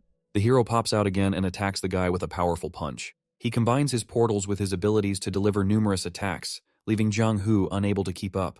However, their power difference is very large because his foe is only slightly injured. Sadly, the hero is also running low on spiritual power. Seeing the chance, Jang Hu decides to start attacking him. However, the protagonist suddenly stops him and says there's only so much he can teach the guy for the day. Despite this, the guy isn't about to let our hero just walk off. Before he can attack, Lin Chu teleports outside the arena and forfeits the match. The guy begs him to come back, but our hero mocks him. Out of anger, Jang Hu smashes the ground, while Lin Chu continues to make fun of him. As the hero walks off, Jang Hu swears to get back at him during the finals. But our hero warns that the Gusu team might beat the guy in the semifinals. Lin Kyo joins his comrades, and Kyoto is announced as the winner of the round. The professor commends him, and he agrees that they won't be losing next time. Hoigold rushes to our hero to make sure he's alright. Something suddenly hits Lin Chu and he passes out on the ground. The entire team becomes scared when this happens. Moments later, our hero wakes up and sees Huigold. She tells him that she and Zhang San are healing him, while Yun Xuan comforts him as well. As he wonders what happened, Junning explains that he passed out because he was out of spiritual energy. As he sits up, Yiming shows up and asks to talk privately with the hero and the professor. Moments later, the Light Angel pleads for Lin Chu to forfeit the match between them and the Gusu team. She explains that it's an obvious loss for her since our hero easily counters her ability. However, she doesn't want her team to be completely stomped out. Junning then agrees with her request. After that, Yiming asks for a photo with our hero in his bunny form. He agrees, and she happily takes the picture. Later on, Zhen sees a picture of her man surrounded by a lot of ladies, and she doesn't like it one bit. On the other hand, our hero heads out and tries not to attract attention to himself. He awakens his skill for the day and gains a perception skill. This allows him to sense movements within a 100-meter radius, preventing people from sneaking up on him. He activates the ability and senses his captain and Zhang San. Xing suddenly shows up and attaches herself to him while asking what he's doing.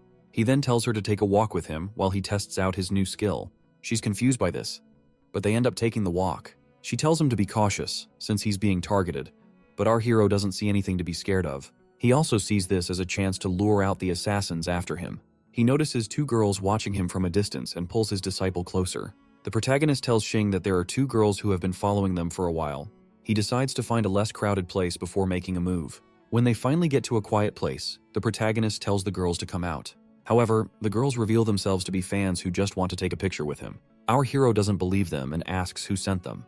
Regardless, they try to convince him that they really like his bunny looks, but our hero still believes that they're disguising. He goes ahead to call out the signs of them using weapons. Thanks to his X-ray vision, he sees the daggers hidden on their thighs. Shensing is really impressed by how perceptive her master is. The girls finally take off their disguises, revealing themselves to be Animorphs and Platinum Awakeners. Our hero quickly notices that the daggers are poisoned. Despite that, the girls charge straight at him. Xing rushes in to defend her master, and she quickly blocks the attack. Lin Kyo calls her out for being addicted to absorbing poison. While the assassins are shocked by this, Xing lunges at them to finish them off. In the blink of an eye, she knocks them out with minimum effort.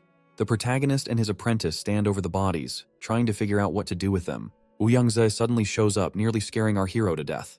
The old man takes the bodies and tells his disciple to quickly return to the academy.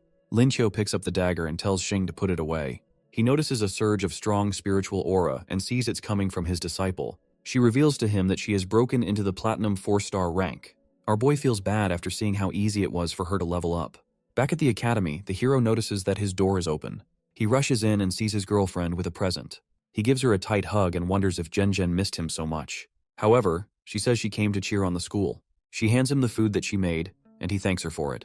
Our boy tries to get some sweet time, but Zhen wonders who the hero's disciple is. He introduces her as his wife to Xing. Xing tells her that she's in charge of protecting the protagonist for the time being. Upon hearing this, Zhen wonders if her man is in trouble. In order to make his girlfriend worry, the hero plays it off, saying that there's no danger in the academy. She knows he's lying, but Lin Qiu decides to tell her when the time is right. However, this only makes her sad.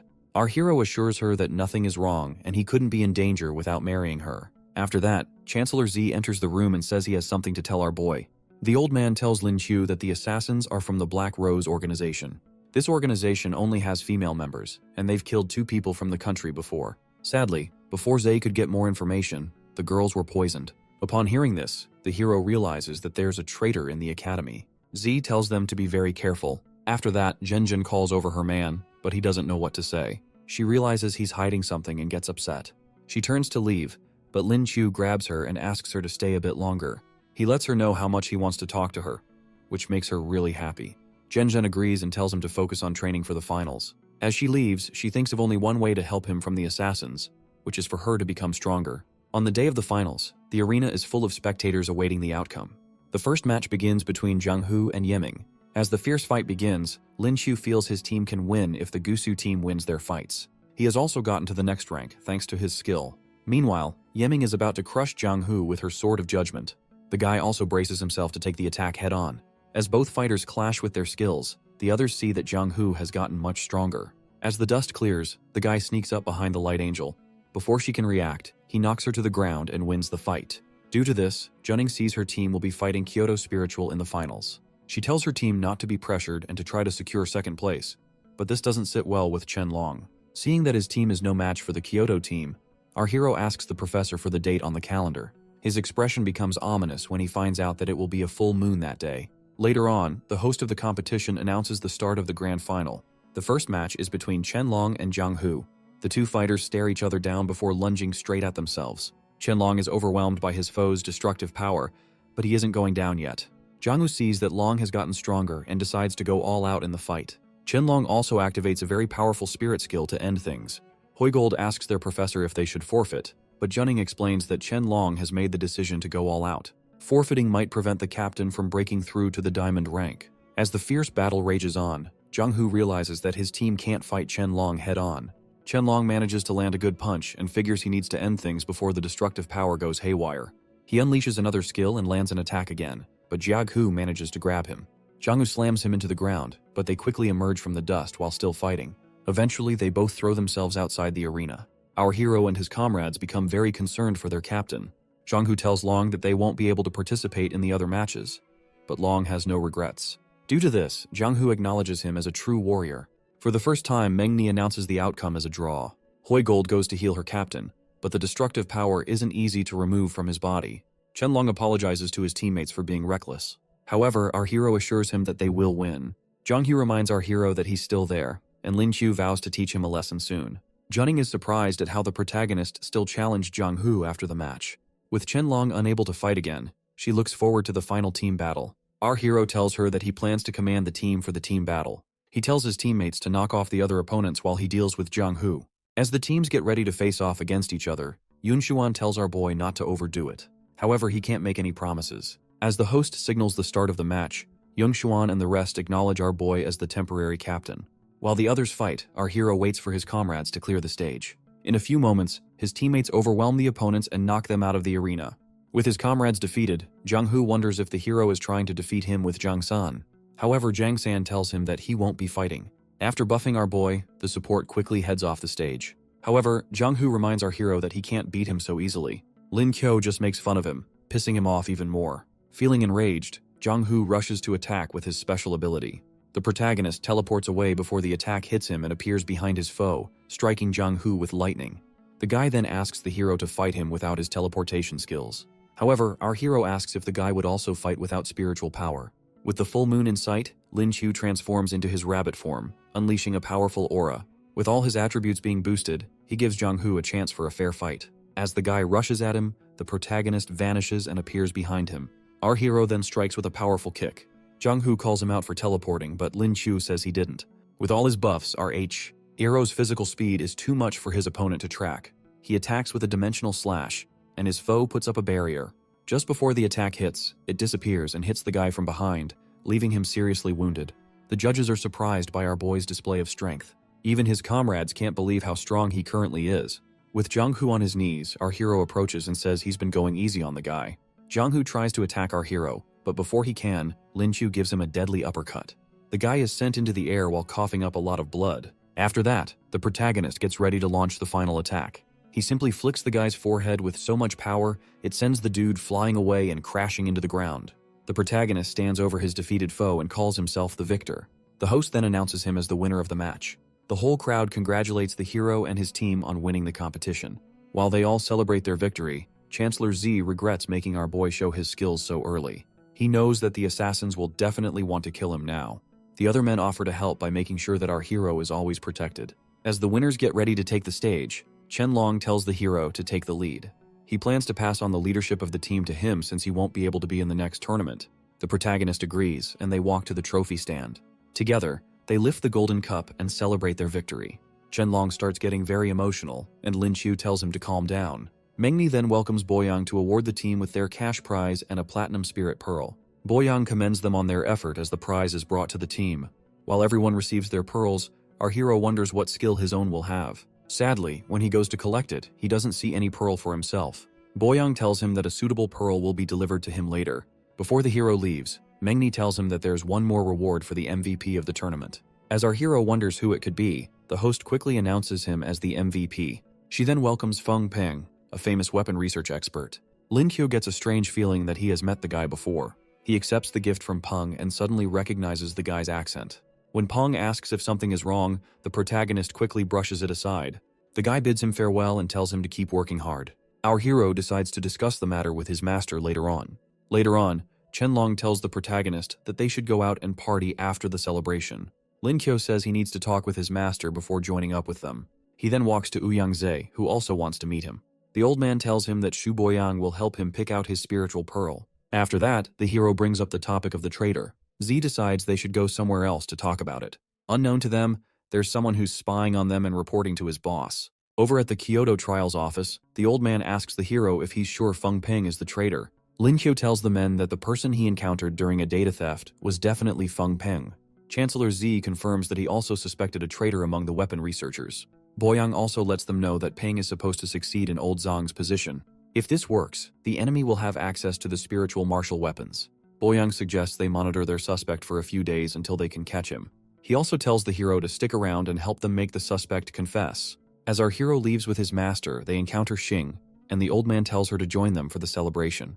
Meanwhile, the spy is still tailing them and waiting for the right moment to strike. Our hero then meets with his comrades at the hotel where the party is going on. Jiang San waves over to him from a table where there's a free seat.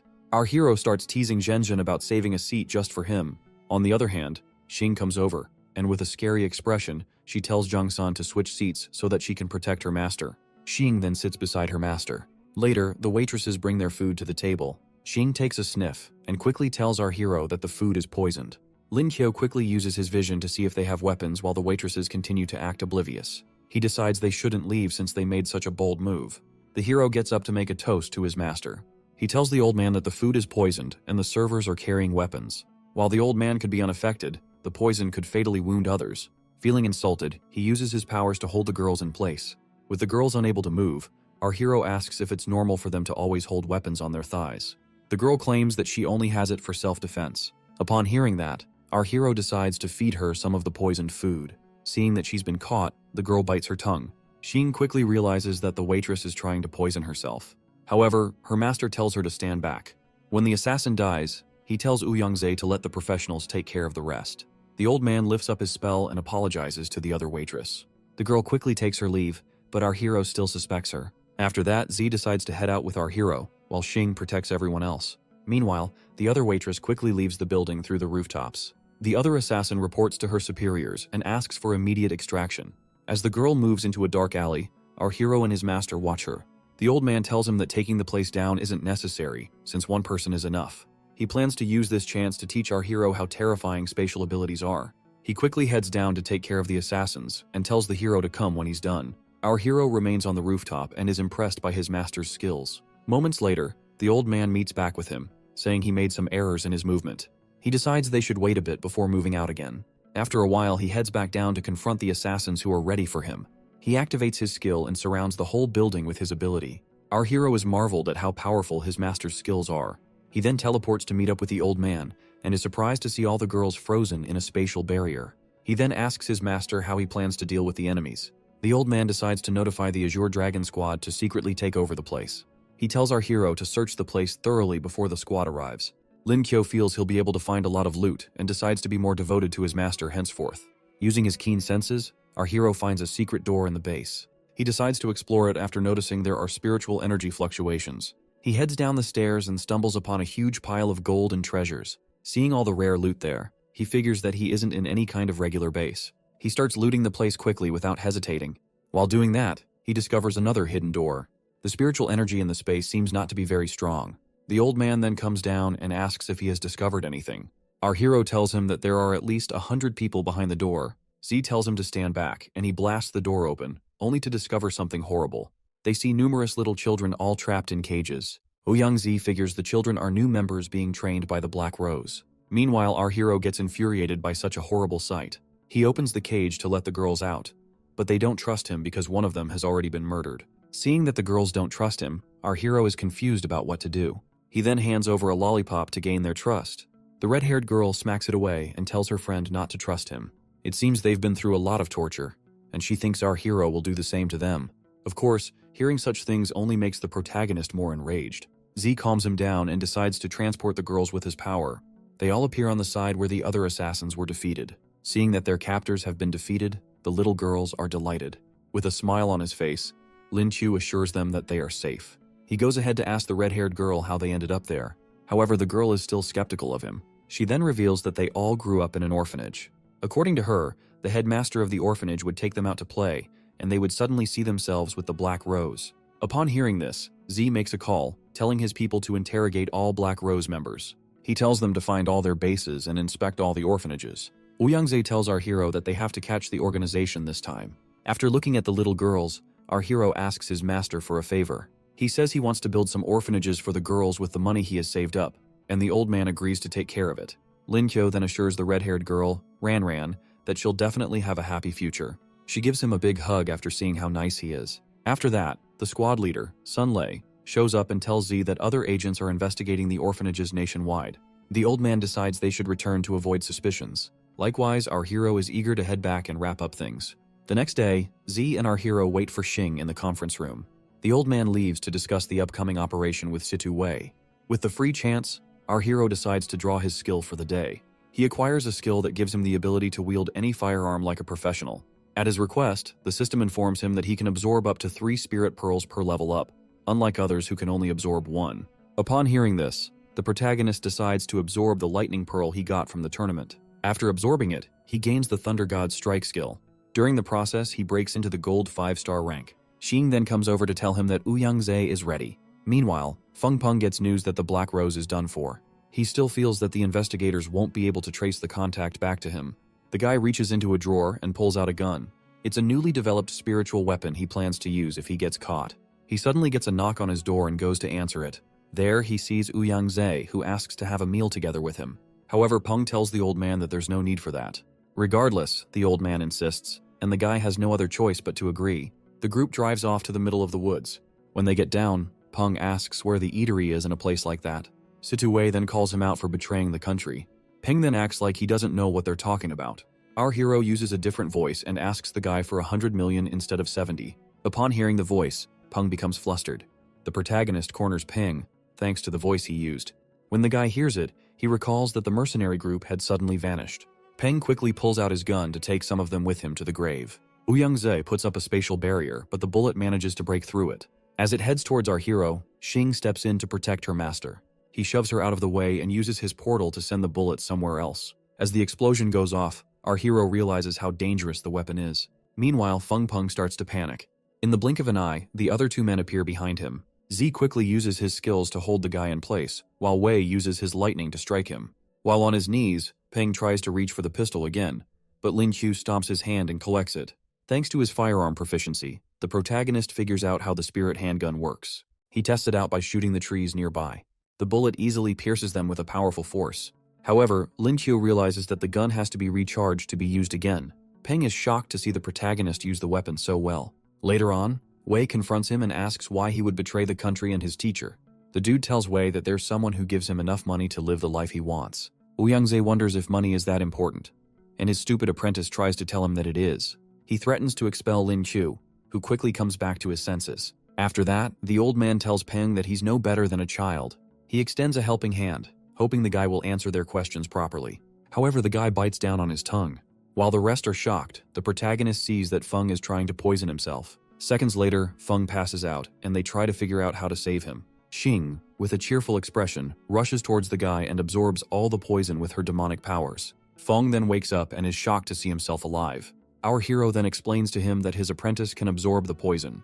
The protagonist then proceeds to question the guy. Feng agrees to answer all questions, but asks them to allow him to die in order to save his wife and children. After Uyangzi agrees, the guy tells them that he had poisoned the 2 assassins who they caught earlier. Sadly, he has no idea who gave him the orders or if there are any other accomplices.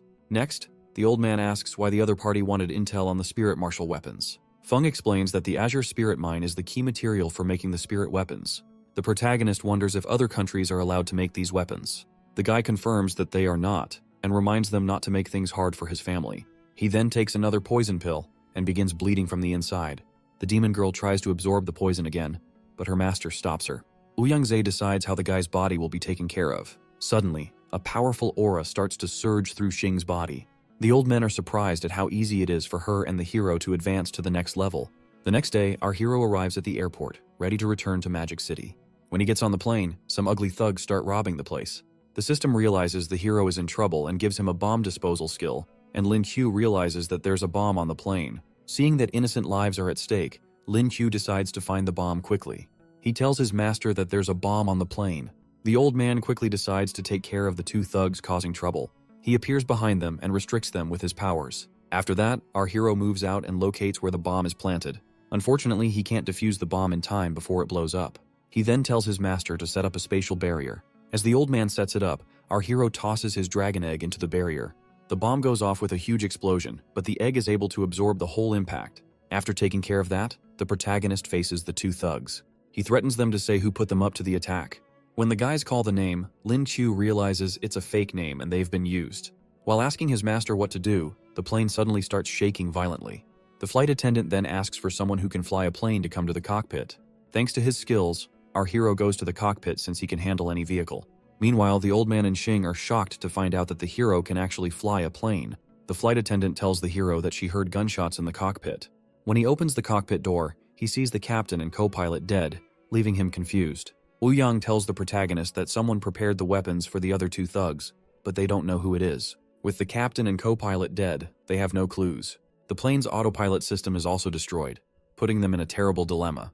With no other option, the hero decides to fly the plane manually. Luckily, it isn't a problem for him. The radio tower calls in from the headphones when they notice the plane has changed course. Lin Qiu answers and tells them that there's a problem with the plane. He manages to successfully land the plane, and the passengers leave safely. Uyangzi tells him to get back to school with Xing while he investigates the murder further. Before the demon girl can bombard our boy with questions, he tells her that he has something urgent to do. She then leaves and decides to see him later. After that, the hero asks the system about the sudden skill, and it tells him that it was to save his life. The robot suddenly reveals that it can also restore our hero's spiritual power as well. However, it explains that the process consumes its energy and should be used only when necessary. The hero will need to become stronger to help the system recover its energy when used.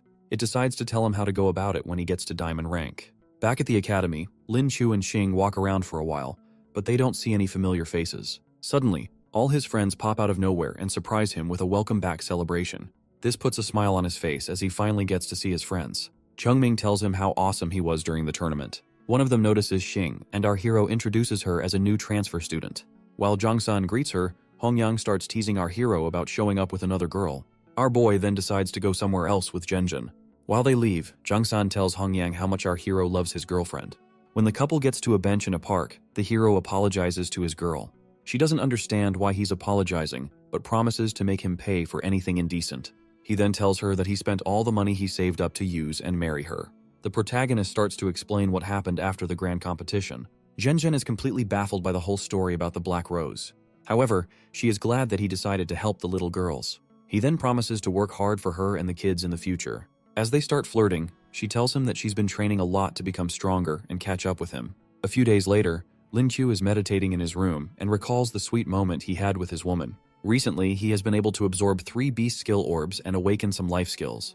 He also notices that his physique has become much better. The system butts in and tells him to awaken his skill for the day. Luckily, he gets an SS rank body enhancement skill. After using it, the system tells him that his physique is like that of a platinum 3-star. With this, he can finally use the platinum orb he got from his master. After absorbing it, he gains a spatial skill that can create a space within a certain area and tear everything within it. Aside from that, he's also inches away from breaking into the next level. He suddenly gets a call from his master, who tells him that there's some bad news. He quickly rushes over to the training grounds, where he sees Chancellor Z and the vice principal about to address some students. As the old man calls their attention, our boy notices that his girlfriend is also there. Uyangze tells them that a gold-rank spiritual ruins close to the school has gone berserk. He lets them know how dangerous the situation is, and participation will be voluntary. The students are all shocked by this sudden news. However, our hero sees this as the perfect chance to test out his new skills. The old man also tells them that the spirit orbs they find during the trip will belong to them. Upon hearing this, Genjin tells her man how serious the situation must be. Seeing how rich he could become, our hero volunteers, and so does his girlfriend as well. Our hero tries to warn his woman how dangerous it could be, but she tells him that it's important to her. She asks him to protect her, and he promises to do that as long as she's by his side. After that, he gives her the spiritual handgun and tells her how powerful it is. He also gives her his dragon egg, and tells her to use it as a shield when in danger. As if that's not enough, he still wants Xing to protect her. However, she assures him that she'll be fine. While they're flirting around, Uyangze sees how his apprentice is goofing around at such a crucial time. The old man highlights how the ruin has an ice-type treasure, which will be good for Genjin. A few days later, the school bus takes the students to the mountain area where the ruins are located. Our hero gets down and notices that Jingling Academy and Gusu Academy are also there to participate. He asks Chenlong if Gusu Spirit Martial only has female students. Zhang San explains that the school's principal, Huangfu Lengchui, isn't fond of male students. The protagonist wonders just how much resentment the lady must have towards men. Someone suddenly taps his shoulder, and he turns around to see the same Lengchui, asking him to join her at Gusu Academy. Yeming, who is also there, introduces the principal to him. He tells the lady that he's fine at his school, but she tries to persuade him with all the girls in Gusu Academy. She even lets him know that Yeming is her granddaughter and is also available. However, he lets her know that he already has a woman in his life, and they love each other. Regardless, the old woman even suggests that the two of them transfer to her school, but he refuses. Lingchui admits that Lin Qiu is one of the few men she's okay with. After that, the students gather around, and Uyangze tells them that the area is under the jurisdiction of the Vermilion Bird Squad. The ruins have suddenly dropped to low temperatures, so they have to wear jackets before entering. After putting on their jackets, the students are ready to venture forth. They head towards the portal entrance, where a violent blizzard is blowing through. Genjin notices an intense feeling from inside, but her man grabs her hand, and they go in together. As they get inside, they are met with an area completely covered in ice. Most of them are already freezing and sneezing, but luckily there aren't any monsters nearby. However, our hero tells them to quickly hide when he notices a herd of elephants charging towards them. As the beasts get closer, our boy grabs his babe and runs to somewhere safe. He curses his luck for running into hundreds of beasts as they arrive in the ruin. While hiding, the guys are confused about how to handle so many monsters. The protagonist suggests distracting the beasts while the damage dealers prepare their spells. He tells Xing to focus on protecting the others as well. After that, he tells Yiming to activate her domain, and he transforms into his rabbit form. The Light Angel activates her blessing, which gives the attackers a really nice boost. They charge forward to start dealing with the monsters. Thanks to the skill, it's keeping our hero and his comrades in peak condition. He uses the chance to test out the new skills he got recently. He charges forward, delivering a deadly blow to the beast and defeating it. His enhanced strength also allows him to easily lift up the elephants and slam them on the ground. His overwhelming strength is too shocking for Chenlong and the others. The protagonist decides to cast a crowd control skill, making it easier to deal with the beast. He then lets out a loud noise, sounding like a ridiculous chicken. The guys start making fun of him after hearing his ridiculous roar. However, our hero realizes that the skill actually worked on the beasts. With the beasts stunned, everyone else charges up their spells and unleashes a barrage of attacks on the monsters. Scared for their lives, the elephants start running away. Our hero feels he overestimated the beasts after seeing how they ran away like wimps. But the other dead monster bodies beg to differ. Suddenly, the dead bodies transform into numerous spirit pearls. The protagonist tells his comrades to quickly take the pearls, but they feel he deserves it all since he did most of the work. However, he refuses and decides to share with them. He finds an ice-type pearl for Genjin, and she tells him that she feels like she's about to break through. Thanks to the spiritual energy in the ruin, there's no doubt that she's about to advance. Our hero tells Xing to watch over his girlfriend while he picks up the remaining pearls. Yiming hands over the remaining spirit pearls to him, and he wonders why they don't want them. The guy tells him that they want to earn the pearls through their own strength. After that, Yiming suggests that they split up. They explain that being around the hero will be hard for them to actually gain experience. Lin Qiu starts wondering if everyone is scared of his overwhelming strength. He gives Yiming a flare and tells her to fire it if there's trouble. After that, he bids them farewell. He then brings out his dragon egg to feed it the rest of the pearls. After separating the precious ones, the egg absorbs the other pearls. Genjin continues to meditate as a powerful aura surrounds her. On the other hand, our hero is very excited about exploring the gold spiritual realm to the fullest. After analyzing the spirit pearls, he concludes that most of the beasts there are gold rank. The extremely low temperature isn't suitable for most of the beasts, which explains their berserk nature. Our boy looks over at his woman, who finally breaks through into the gold rank. Genjin wonders where everyone else went, and the hero starts acting like they left him. He tries to sneak in a hug, but Genjin isn't buying his theatrics. Xing butts into their moment and asks where they'll be going next. While Linqiu says they can go anywhere they please, Genjin points in a direction, saying she feels something calling her there. At the same time, our hero suddenly notices something.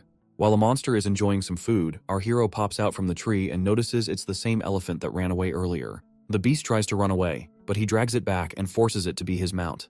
The girls quickly land on top of the beast, turning it into a free Uber. The protagonist assures the beast that it won't be killed as long as it's obedient. As he hops on, his disciple starts to scout the area. She notices some dark clouds, signifying that a storm is coming. She also notices that their mount is acting uneasy. Lin Kyo uses his enhanced vision to see a swarm of black-winged locusts heading towards them. He slaps the elephant and tells the beast to start running before it's too late. Xing wonders why they are running, and her master explains that the swarm is too much for them to handle. Lin Kyo tells them the locusts must have started reproducing a lot because of the climate change. He also notices that the swarm is headed straight for the ruin entrance. Seeing that this could be a disaster, he gets down and tries to hold off the swarm by himself. Just as he's about to engage the locusts, Genjin casts a spell that freezes the monsters. The girls refuse to let him fight alone and leave them. Lin Kyo tells his girlfriend to be careful, and they brace themselves for the battle. With his lightning powers, our hero strikes the ground, sending streaks of lightning at the bugs and frying them. Together, he and the girls let out numerous attacks, but the swarm is far from being dealt with. Genjin starts running out of spiritual power, and our hero fears the worst could happen. He decides to go all out in order to end things quickly. The protagonist unleashes his spatial Ren skill, causing the locust to be trapped in a huge spatial space. However, this skill consumes too much spiritual power. The system suggests replenishing his spiritual power, but the hero will need to pay back the energy used by the system. With no other choice, he tells the robot to do it. Seconds later, a huge burst of spiritual energy begins to surge through his body. With his replenished power, our hero gets ready to go all out. He teleports with the locusts and unleashes his power on them. After depleting his power, he recharges it with the system and uses the spatial Ren skill to deal with the huge swarm again.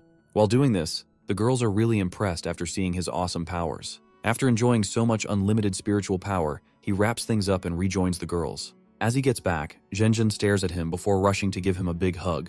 She tells him that she was really scared of something happening to him. While trying to enjoy their sweet moment, the demon girl interrupts them and talks about how potent the hero's spiritual power is. Lin Kyo gets down to see just how much treasure he can find from the dead swarm. However, he is disappointed when he doesn't find a single spirit pearl with reasonable value. He decides to give all the low-grade ones to his dragon egg. Seeing the egg as his child, he doesn't mind giving it all the pearls. After that, he gets back on his mount and awakens his skill for the day. He obtains a B-rank skill that allows him to communicate with spirit beasts. He quickly tests it out on the elephant he's riding. The beast is surprised to hear him speak their language so well. He then asks it to explain what's going on in the realm. The beast tells him that a blue pillar of light suddenly appeared and illuminated the realm like daytime. It knows there's treasure there, and at the time, a lot of beasts went to fight for it. It wasn't until temperatures started to drop that the beasts noticed something was wrong. After hearing the story, the protagonist wonders just what this blue light is. Meanwhile, Xing and Genjin are marveled at how the hero communicates with the beast. Later, they arrive at the core area of the spirit ruins. Genjin wonders if the thing that called her is responsible for the change in the ruins. Lin Kyu tells her it might be, but he doesn't get why the treasure would be there if the ruins have already been cleared. He decides they should just go and see what it is. Genjin suddenly feels something strange. She can't feel the presence that was calling her earlier anymore. This disappoints the protagonist because he was hoping to use the presence to find the treasure. As he suggests for them to search separately, Xing quickly heads out. He wants to try searching, despite their slim chances of finding the treasure. When nighttime comes, they meet back, but none of them has any luck. The hero tells them to rest for the night so that they'll continue the next day. The next morning, our hero wakes up and wonders why his disciple is looking very grim. Xing then tells him that their mount has suddenly disappeared. With no trace of it running away, she assumes someone must have taken the beast. Genjin asks if they should go back to prevent putting anyone in danger. However, our hero wonders how such a large beast was taken away without anyone noticing. He hands Genjin her backpack and tells her to keep it close. As they set out, he makes sure to walk behind the girls and protect the rear. Lin Kyo asks the system if it knows anything, but it refuses to give him hints. Instead, the system decides to help him with a skill. Our hero then acquires a skill that increases his hearing by 100 times. He thanks the system and ponders how it told him that this is an opportunity for him to grow stronger. After thinking for a bit, he tells the girls that he knows who the enemy is. The girls tell him to spill it, and he reveals that the culprit has to be a spatial beast. This makes the most sense to them. But Xing says that spatial beasts are difficult to deal with. He tells them to keep quiet, then uses his enhanced hearing to listen to the surroundings. He quickly locates the monster and plans to catch it off guard. With his teleportation portal, his team drops down on the monster. Xing lands the first blow on it, but it just laughs and uses its skill to vanish. Our hero stops her from chasing it because it will only cause more problems. Zhenjin asks if he knows about the beast, and he explains that it's a diamond rank monster known as a space wanderer, and it's very cunning. Since Xing attacked it, it's bound to come back for her. However, the crazy demon girl is looking forward to it. Lin Q wonders why a diamond rank beast would be in a gold rank realm and where the treasure could be hidden. He senses the beast close by, watching them, and signals to the girls. Then they pretend to rest as they wait for the monster to make a move. 2 hours pass and the beast hasn't made a move, but our hero is determined to catch it. His hands go numb and Zhenjin offers to rub it for him. He then tells them to remain silent when he notices the monster approaching. The beast gets close and recognizes its target, Xing. As it charges toward her, our hero signals the girls to act. Xing quickly moves to position and rushes to land a deadly blow. However, the monster stops her fist and a weird aura starts surrounding her. Suddenly, she finds herself trapped by the monster's spatial powers. Within that space, he gets ready to kill her. Zhenjin starts to panic and asks her man what they should do. However, the hero is more concerned for the beast, considering it took the devil girl with it. Meanwhile, in the spatial dimension, Xing is mopping the floor with the monster and mocking it. As she bears it out of the space, the protagonist shows Zhenjin how crazy his disciple is. Xing continues pummeling the beast, and our hero decides it's time for them to capture it before it escapes again. Sadly, the demon girl gets distracted, and her master tries to call her attention to the monster. At that moment, the beast disappears and reappears behind Zhenjin. It grabs and drags her away before our hero is able to save her. These spatial wanderers are much more cunning and intelligent than other spirit beasts. The beast watched from the sidelines as other monsters fought for the treasure. It eventually defeated the victor, took the treasure, and still managed to hide itself when the experts came to clear the ruins. Our hero gets furious when his woman is taken, and he vows to exterminate the beast and its race. With the help of the system, he starts tracking the beast's location. Meanwhile, Zhenjin remains calm, knowing her boyfriend is coming to save her. She thinks of a way to break free and stall until our hero arrives. She remembers her backpack and brings out the egg that Lin Qiu gave her. After that, the egg starts absorbing the monster's powers and spiritual energy. This causes the monster to break out of hiding. It also feels intimidated by the power of the egg. On the other hand, Zhenjin is glad that the egg ended up being very useful. She then brings out the spiritual handgun to test it out. She starts firing at the monster, but it is wise enough to dodge the bullets and be cautious. A bullet manages to hit the monster, but it barely does any damage. Zhenjin wonders how the beast remains unscathed after taking a shot. As the monster lunges at her, she recalls that the last bullet was recharged by Ouyang. She fires the bullet, but the monster is too overconfident in its abilities. Due to this, the bullet pierces through its skull and kills it. The protagonist and Xing continue searching for Zhenjin until they see the beam from the pistol. Lin Qiu rushes in and sees that his girlfriend is alright. She tells him that she took care of everything. He quickly hugs her, feeling glad that she's alright, and she tells him not to worry. Zhenjin lets him know how the egg and pistol helped her to defeat the monster. The hero realizes that Ouyang's bullets really came in handy. He also commends the egg and says he'll do his best to hatch it soon. After that, Xing calls their attention to the dead monster's body. The body suddenly disappears, leaving behind 2 spirit pearls. The protagonist picks them up and notices that one of them is strange. The system then tells him that the strange pearl is an ice soul orb. Thanks to the monster purifying the orb, it's perfect for Zhenjin to absorb. Our hero gives it to her, and she recognizes it as the presence that has been calling to her since. As she absorbs the pearl, Zhenjin ends up advancing through multiple levels, leaving the others bewildered. After seeing how Zhenjin improved so fast, our hero wonders if there might be side effects to this. The system tells him that nothing will happen to her, and that most of the pearl's energy will help with her cultivation. Upon hearing this, he wants a pearl for himself and doesn't see the system as good enough anymore. Meanwhile, Xing notices that the snowstorm is gone. Thanks to Zhenjin absorbing the pearl, the realm is returning to normal. He realizes the Ice Soul Pearl was the problem the realm had all along. Meanwhile, Zhenjin feels super good after achieving a Platinum 1-star rank. She also gained a skill called Ice Domain, allowing other ice users' attacks and recovery to be boosted within the area. Lin Qiu can't even imagine how strong she'll be with an ice squad. As usual, the couple starts flirting, and our boy reminds her that his disciple is still with them. After that, he tells the girls to watch over him while he absorbs a couple of spirit pearls. After a while, Xing is glad to see her master reach a gold 7-star rank. He also seemed to have absorbed a skill orb too. He then asks his woman if she wants to go on a trip. He holds on to her tightly, and they start teleporting. After exiting the portal, the hero explains that he used the Space Wanderer's ability, which allows him to send anyone he touches to a different location. He also starts gloating about the range of the skill, feeling like the next best thing on the block. With the spirit ruins settled, he decides to go back the way they came. Meanwhile, near the entrance of the ruins, Qianlong's team has encountered a wild elephant beast. As the elephant tries to attack, the guys see Lin Qiu's name on it. The hero then shows up and asks what they're doing there. One of the guys explains that his mount scared them, and they thought they were goners. Qianlong tells him that the principal has asked them to come back since the issue with the ruins has been resolved. Back at the entrance, our hero meets up with the instructors. Ouyangze quickly notices that Zhen is now a platinum rank awakener. He then asks his disciple to explain how she was able to achieve that. After our hero explains the ordeals that went on, the old man commends him for a great achievement. He then asks about the world tournament, but the hero refuses. Lin Qiu doesn't mind working hard to win it, but he doesn't want to engage in something so dangerous. The hero tells his master that they'll talk later about the topic. He looks over to his girlfriend, vowing not to let anything happen to her.